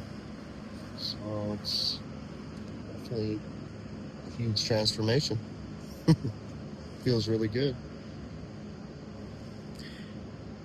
It looks really nice. Everything looks, and look at the cherry trees. Oh yeah, they're going to be so much happier just getting out all the dead debris and, you know, just giving them space to where they have, Yeah. you know, they're not all just plucked up. So what happens is all the branches end up getting damaged, and then they start twisting and going all weird directions, and it just becomes a big tangled mess. Yeah. But it did it in perfect timing, you know, so that's great. Well, thank you. Yeah, just right before all the leaves came out. And, so Yeah. it's just good, really. And now here we are at the berry patch. These are gooseberries. Let's see, there you can see lots of them. And then we have, that's elderberries up there. We have currants in the back. And then these are Nanking cherry trees. And there's our raspberries. And now we haven't planted the whole garden yet, but of course, as usual, more tomatoes. And then we have watermelon and cantaloupe. So we'll keep you updated as the summer progresses. It's been very dry here. Hopefully we're going to get some rain, but isn't it beautiful?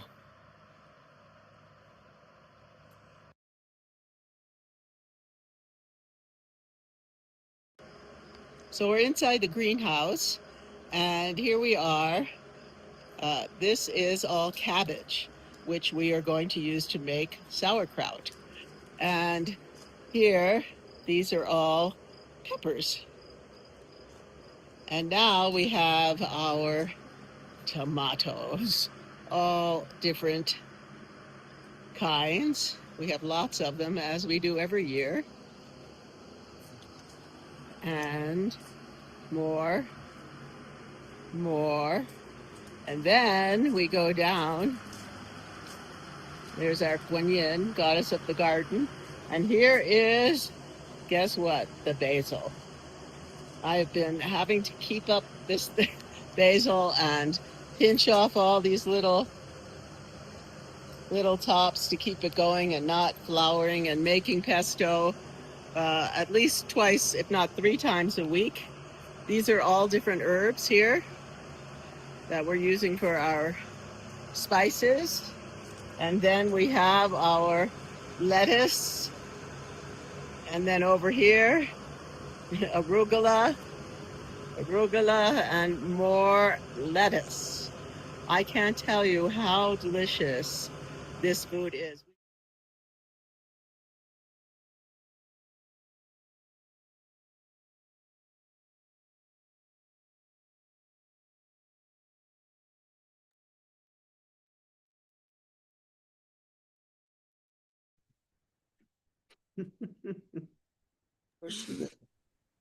So that's where we're at the moment. Yeah, Yeah. that's very nice. I just love the mountains. I love the blue sky, and I love the herbs that you've grown in the greenhouse as always. And I really wish there is a little bit of showers and the rain brings some new germination. Yes, it's not, this is very early for it to be this hot. And so we put in the greenhouse peppers, things that can take the heat. Tomatoes really like heat. And they're really, actually, they're doing better than usual this year.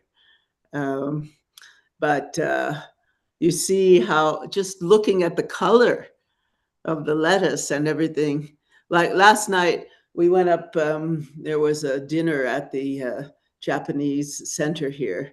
For those of you that don't know, this town was created to house the world's religions. Crestone, by my dear friend Hannah Strong, who's been with us many times. And we have temples, we have an ashram, really high functioning ashram here with pujas every day. And so there's a beautiful Japanese center. I went up and made some pesto for them, and they really enjoyed it. So it's really wonderful, wonderful, wonderful to grow your own food on so many levels. And we met again, Finn, my brother's grandson, and they got all excited. So they're growing. Pumpkins are their big thing this year. Yes. And Yeah. yeah, it's just, and here also we have a community garden, and maybe for the next show, I'll take you on a tour of that. We've seen it a little bit about it before. So the desire here is to be very self-sustaining. And we'll see. It's just that the drought has been very difficult to deal with.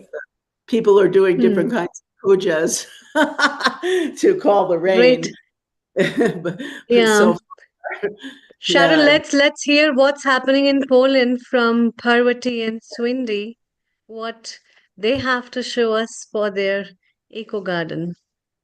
Please stay around. Yes, So Parvati. I'm Parvati, Yes. Rosenberg, and I've been vegetarian since over 50 years.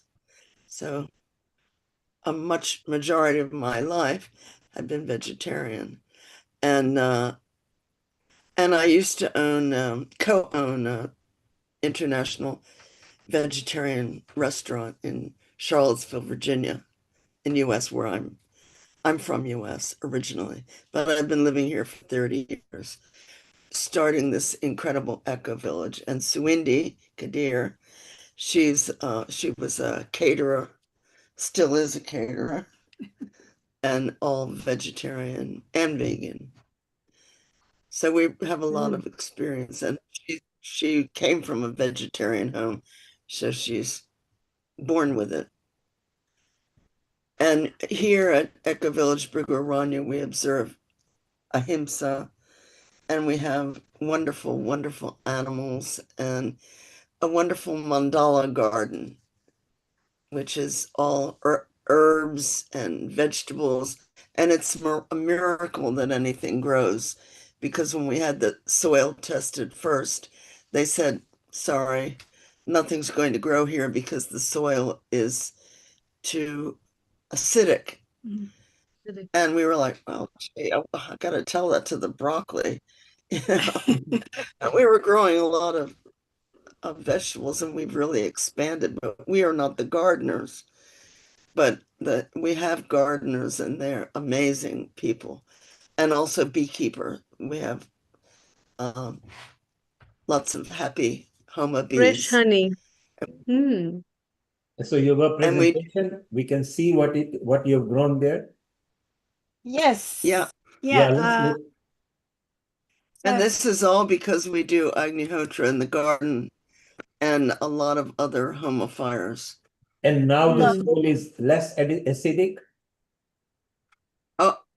Yes, but also the most important thing is that everything grows beautifully. We even grow tomatoes, and nobody in the whole area here, it's a mountainous area, nobody grows tomatoes. So can you see the mandala salads? Yes, we can see it's beautiful.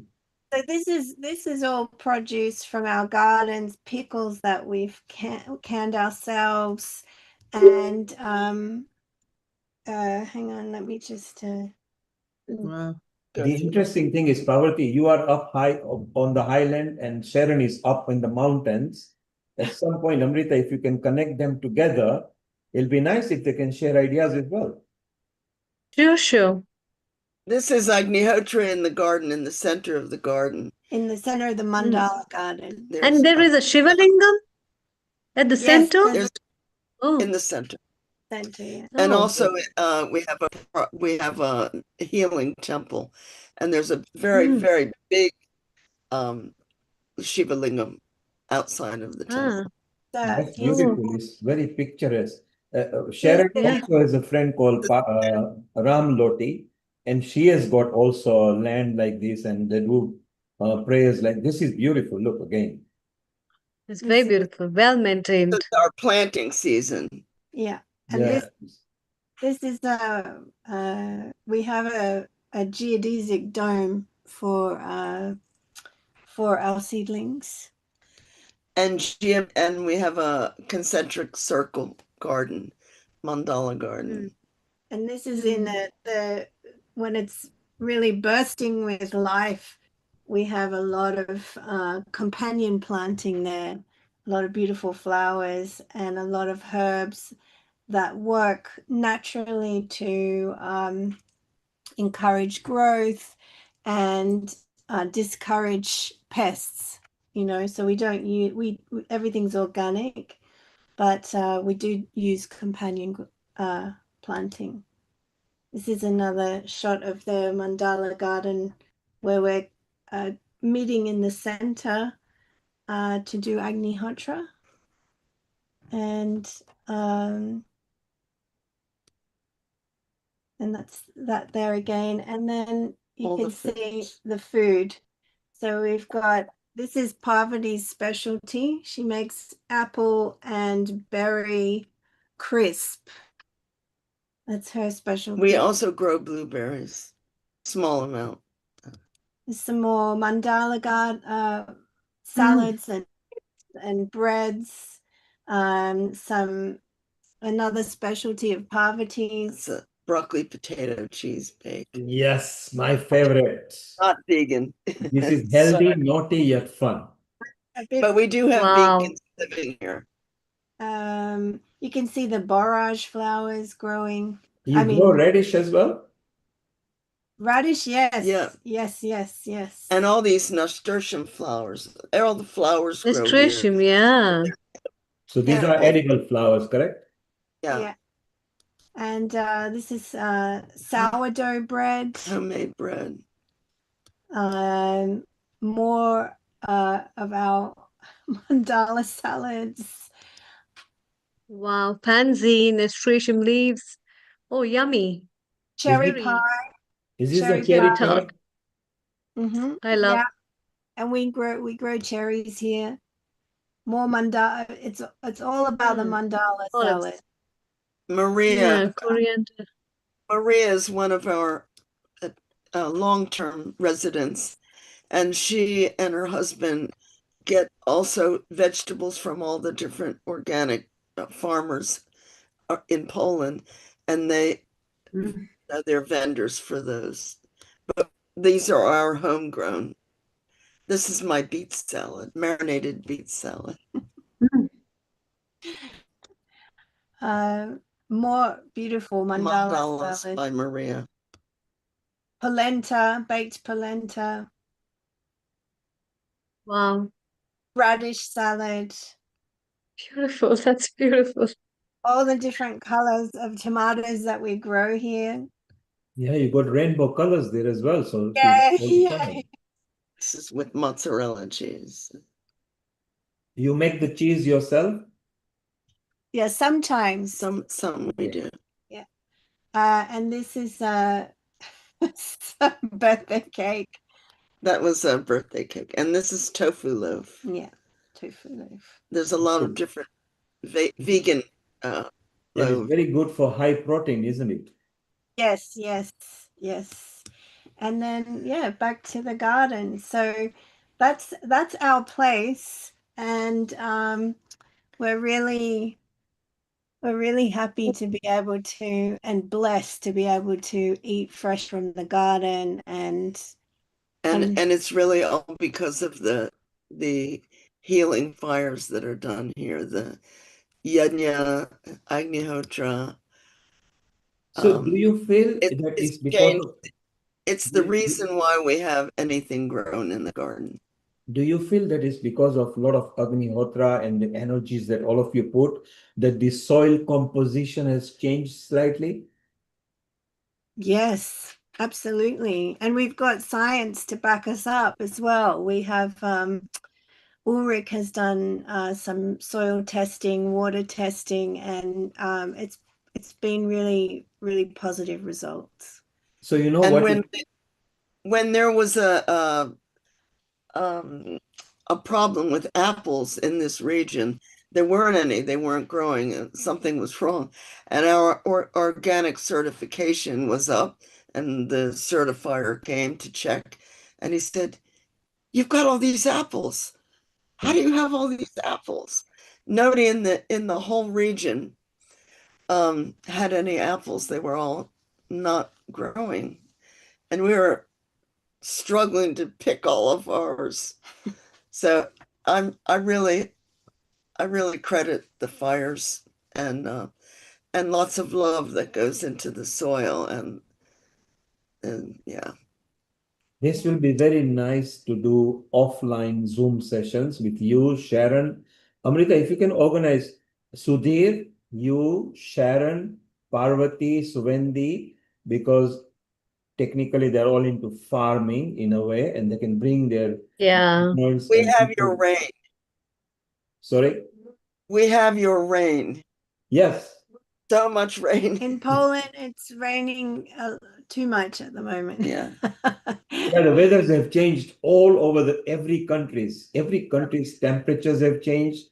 14 days back, we in UK, we were on a heat wave and we broke 100-year record, okay, by 2 degrees. And this, we're talking about London, for example, which is not designed to take heat waves because we have got houses built to retain heat, So it's just amazing, what has gone around everywhere. Sharon, it would be nice you sharing your ideas about your soil and everything. Parvati, you and Suvendi can bring the whole team. Harpreet, who was here earlier, 1 hour before, has got land there in very nice, like a little heaven in India, huge farmland, and he produces commercially as well. And then he takes his food to his own restaurants and feeds the people that he eats. It'll be nice for you to exchange ideas as well, which will be beautiful. Yeah, Amrita, if you make a note and create this group, this can be an offline conversation, which will be very, very useful. And what we are planning is to see if we can create a festival in India every year in February time, where everybody can visit and learn about the foods, the products, the yoga, holistic, spiritual land of India, which is so beautiful and vast. So it'll be very nice. So it's amazing. Sharon, you just saw the kaleidoscopic salads and decorative food. What did you think of that? Yeah. That was amazing, exquisite. Amazing. Just wanted to be there. Really, just I'm working so hard these days, and it was lovely. Why should I work with someone? I don't know where in Poland she is, but so I'm speaking 1 with hour someone. south of Krakow. I'll tell her about your place. She would love it. I'll send her the link to today. Yeah. Okay. And it will be exquisite. Really, it just wow.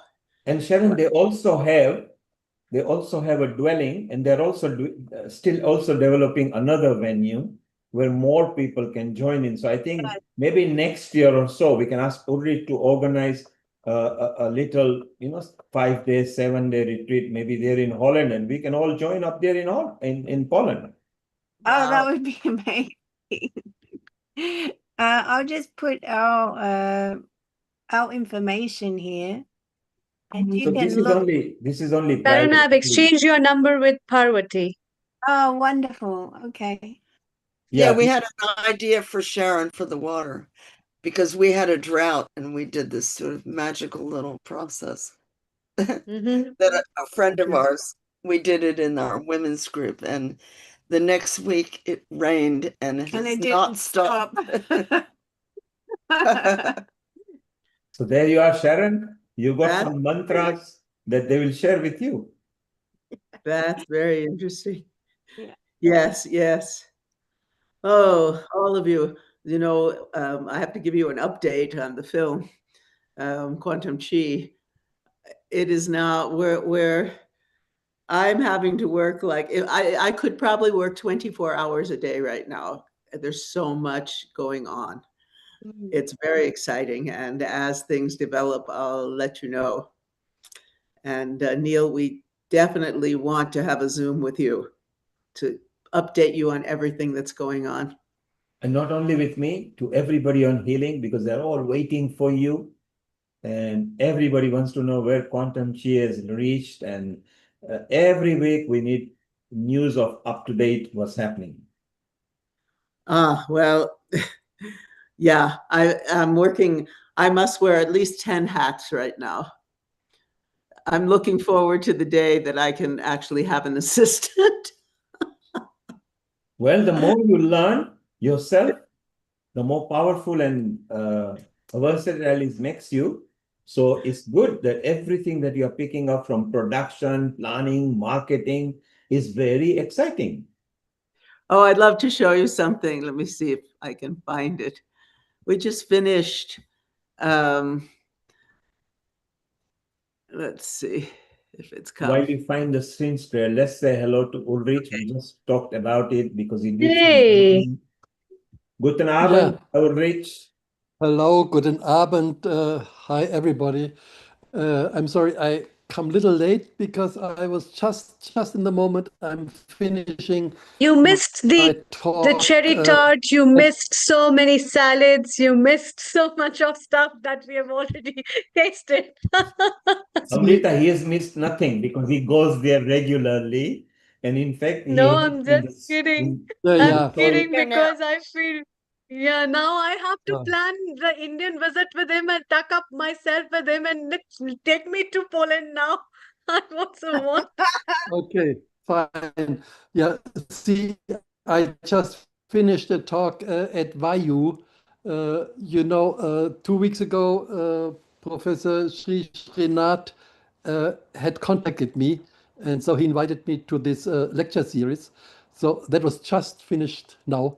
And so I'm happy to join a little great. late, okay, but I still see Yes, so Nilkumar, Parvati he's and invited see as an international faculty in that university, right? Yeah. As an international faculty, yeah.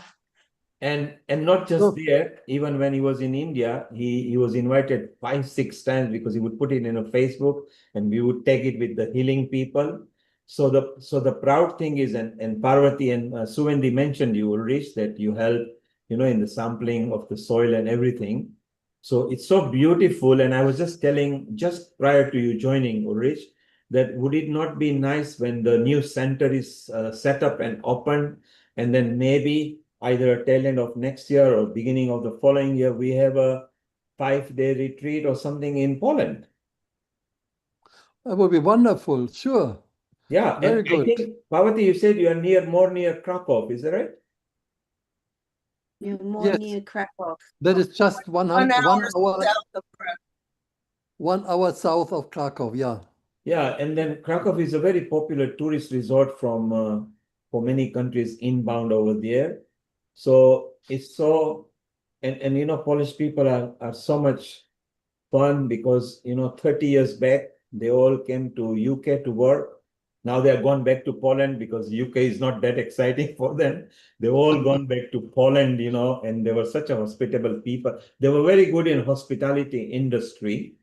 So that was very beautiful and an affinity over there. So it'll be nice to grow the family and we meet each other in person, which will be very nice. Amrita is going to organize so that the head gardener and the farmer, together with the Harpreet's farm in India, in Kaushalya, who were here 1 hour before you, they can maybe exchange ideas about soil and growth and the latest technology. He has got a very big commercial farm there up in India, pure organic, holistic, spiritual farming. So it falls in line with everything. Sharon, in her own way, in her garden over there up in the mountains in Creston in Colorado, she does that. So hopefully the next time we visit the garden, it will have some fruits and some plants and some vegetables that we will see there. So it's so nice to expand the family. And what Amrita was saying, Ulrich, what you missed was the kaleidoscopic way some of the salads with rainbow colors were designed. Yeah, great. Yes. Yes, with edible flowers. You see, I come from Africa, Kenya. We had beautiful edible. Seema, you are of course from Africa. We had lots of nice edible flowers there, didn't we, up in Kenya, East Africa, in most of the East African countries. Wasn't it wonderful that you, Seema, just missed out the presentation from both from Sharon and Parvati and Suvendi. And they had edible flowers in the salad, and the way they used the rainbow color, it was so appetizing that first you would say, okay, I don't want to spoil the plate. And then you say, okay, let's all dive in. It doesn't matter. So Seema, you remember the edible flowers of Africa? Yes, and I managed to see that today, the lovely mandala salads that are on the screen. Oh, beautiful. So you saw that, and the red ones, I don't know what colors. I used to eat them a lot. I used to go and pick them up, and you can eat them as they are. That's right. And in Africa, yes, various different flowers. But also in the UK, like in my garden, I grow a few things organic. So sometimes, for example, the chive flowers and, there's some other ones, edible ones as well, like daisies are edible. They're considered as weights, but they're really good if somebody's got a cough, for example, a chesty cough, because it's drying. And chamomile, of course. So the various ways flowers can be used and incorporated. Lavender is often used in Europe as well. But it was amazing to see how they incorporated the rainbow colors in the salads. I love the way. So that means whoever did that plate put love into it, because they took their time in slicing, designing, and putting. And that's what they say. Those who put love into the food goes to the people who digest the food as well. And in the Indian knowledge system, that's the first thing you said, that if you invite a guest at home, it's Atithi Devo Bhava. You are like a God sent to me. And it's so amazing that how people embrace all this stuff. The exciting bit, Seema, I don't know whether you heard that, where Parvati and Suvendi was showing the area, the soil was classified as acidic, so less arable and less cultivable for fruits and vegetables. And now the same spot grows things that people have not seen. And Ulrich actually did some sampling as well. Ulrich, you did some sampling, didn't you, Ulrich, the soil? Yeah, we did several experiments with the soil here, and especially with soil and adding Agnihotra ash, and there was a big change. And also we did that with water here, water and Agnihotra ash. We did some experiments. And so does it mean that the present soil is either mid-level or alkaline or less acidic? No, now the soil is okay. The pH is, last time we measured, it was 7.2. So the soil is totally okay. So that's beautiful, isn't it? To be anywhere. It was 4.4. Yeah. It was 4.4. 4.4 is very acidic. Normally you can't grow anything usable. So effectively, you brought it 42% down to a better level. Yeah. I mean, that's just amazing. And Suvendi, Parvati, what is the taste of the food and fruits? Does it, because you can pick up the local, the produce from the downtown in the supermarkets to what you grow, what are the test levels of the things that you eat, what you produce? Well, for me, I noticed, especially with the herbs here that's grown here, they have a much more potent taste. Okay. For me. Also an effect. Yeah, the healing herbs have a heightened effect. And the cherries are very, very tasty, much better than what you can get at the market. Very, very, very good. Beautiful lettuces, greens. All the greens seem to have a kind of vibrancy to them and a vitality to them that I just don't notice when I'm buying even organic vegetables from the shop. So I taste more vitality. I taste more of the authentic flavor profile of each thing. So I'm actually surprised sometimes when I have, for instance, a herbal tea from healing herbs that have been dried here in the garden, just how fast my body reacts to those herbs. So we have a herbalist here who is also the gardener, and she grows amazing healing herbs, and she makes wonderful combinations of herbs for healing herbal teas. And whenever I find myself coming down with a cold, just feeling a little bit under the weather, I just drink a lot of that tea, and it really helps really fast, really Amazing. fast. So it's like medicinal value. Yeah. Not only that, the fact because you guys or your friends or your gardener have planted it and you are eating the same products and they are organic, so we don't have to, And then, and also during the planting of the seedlings, we use the ash from Agnihotra fires, and we also chant mantra while we plant, while we water. So I do believe that that has also an additional effect. Right. So the love energy goes right from the starting point. Yeah. Which is very important. Sharon, do you use ash in your gardens? You would have to ask my husband. I'm working nonstop on the film, and he is the gardener. He gets up, 6 a.m. every morning and does all the watering and taking care of the garden. So hopefully next time he'll come on, and then you can ask him every question. And of course, he has been on healing quite often, and particularly when he made the sauce with Seema's recipe, it was so exciting, and we all loved it, which is so beautiful. And this is what we love at Healing Our Earth. We just unite, we share ideas, we've got common thinking, spiritual thinking, holistic thinking. We love sharing knowledge with humanity, and people love the ideas. I loved. Again, I wasn't aware that in Poland, they did it. I like oh, by the way, Parvati Suvendi, you are here. How is the new venue being developed, the one that you are developing? It's going ahead, and we have a lot of wonderful plans. Wow. We have a lot of wonderful plans ahead. We're still raising money for it to be finished. Yes. And so we're doing fundraising, Yes. awareness raising, and more people are very interested in what's to come there.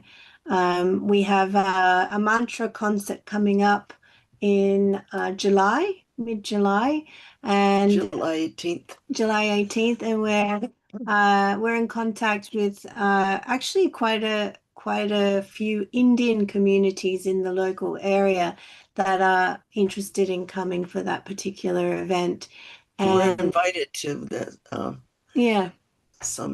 a celebration in the Indian community. And then if you make a bit of recording, because we've got, I think, Agnihotra episode coming in August. Ulrich, maybe you may remember the date. Yes. In which case we give people the news update on it.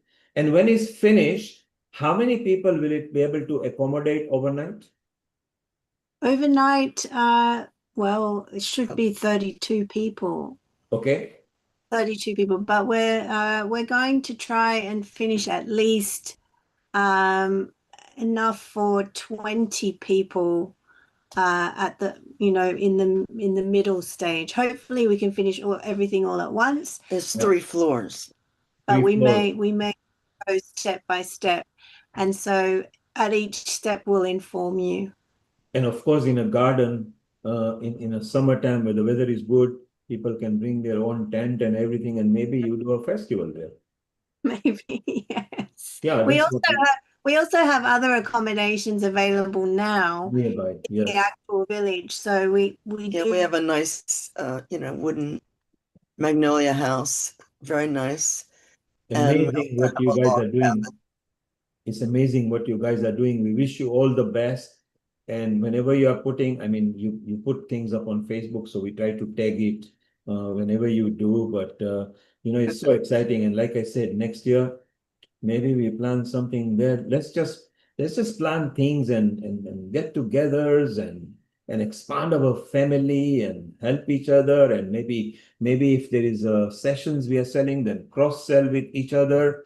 Healing Our Earth doesn't touch money as such, because it was always at foundation was said that to keep it completely just free for everybody, but its associates and families and organization can help each other. So it'll be so beautiful. Time to say good night, good morning, and good evening to everybody. Amrita, you can maybe finish now nicely with Sharon.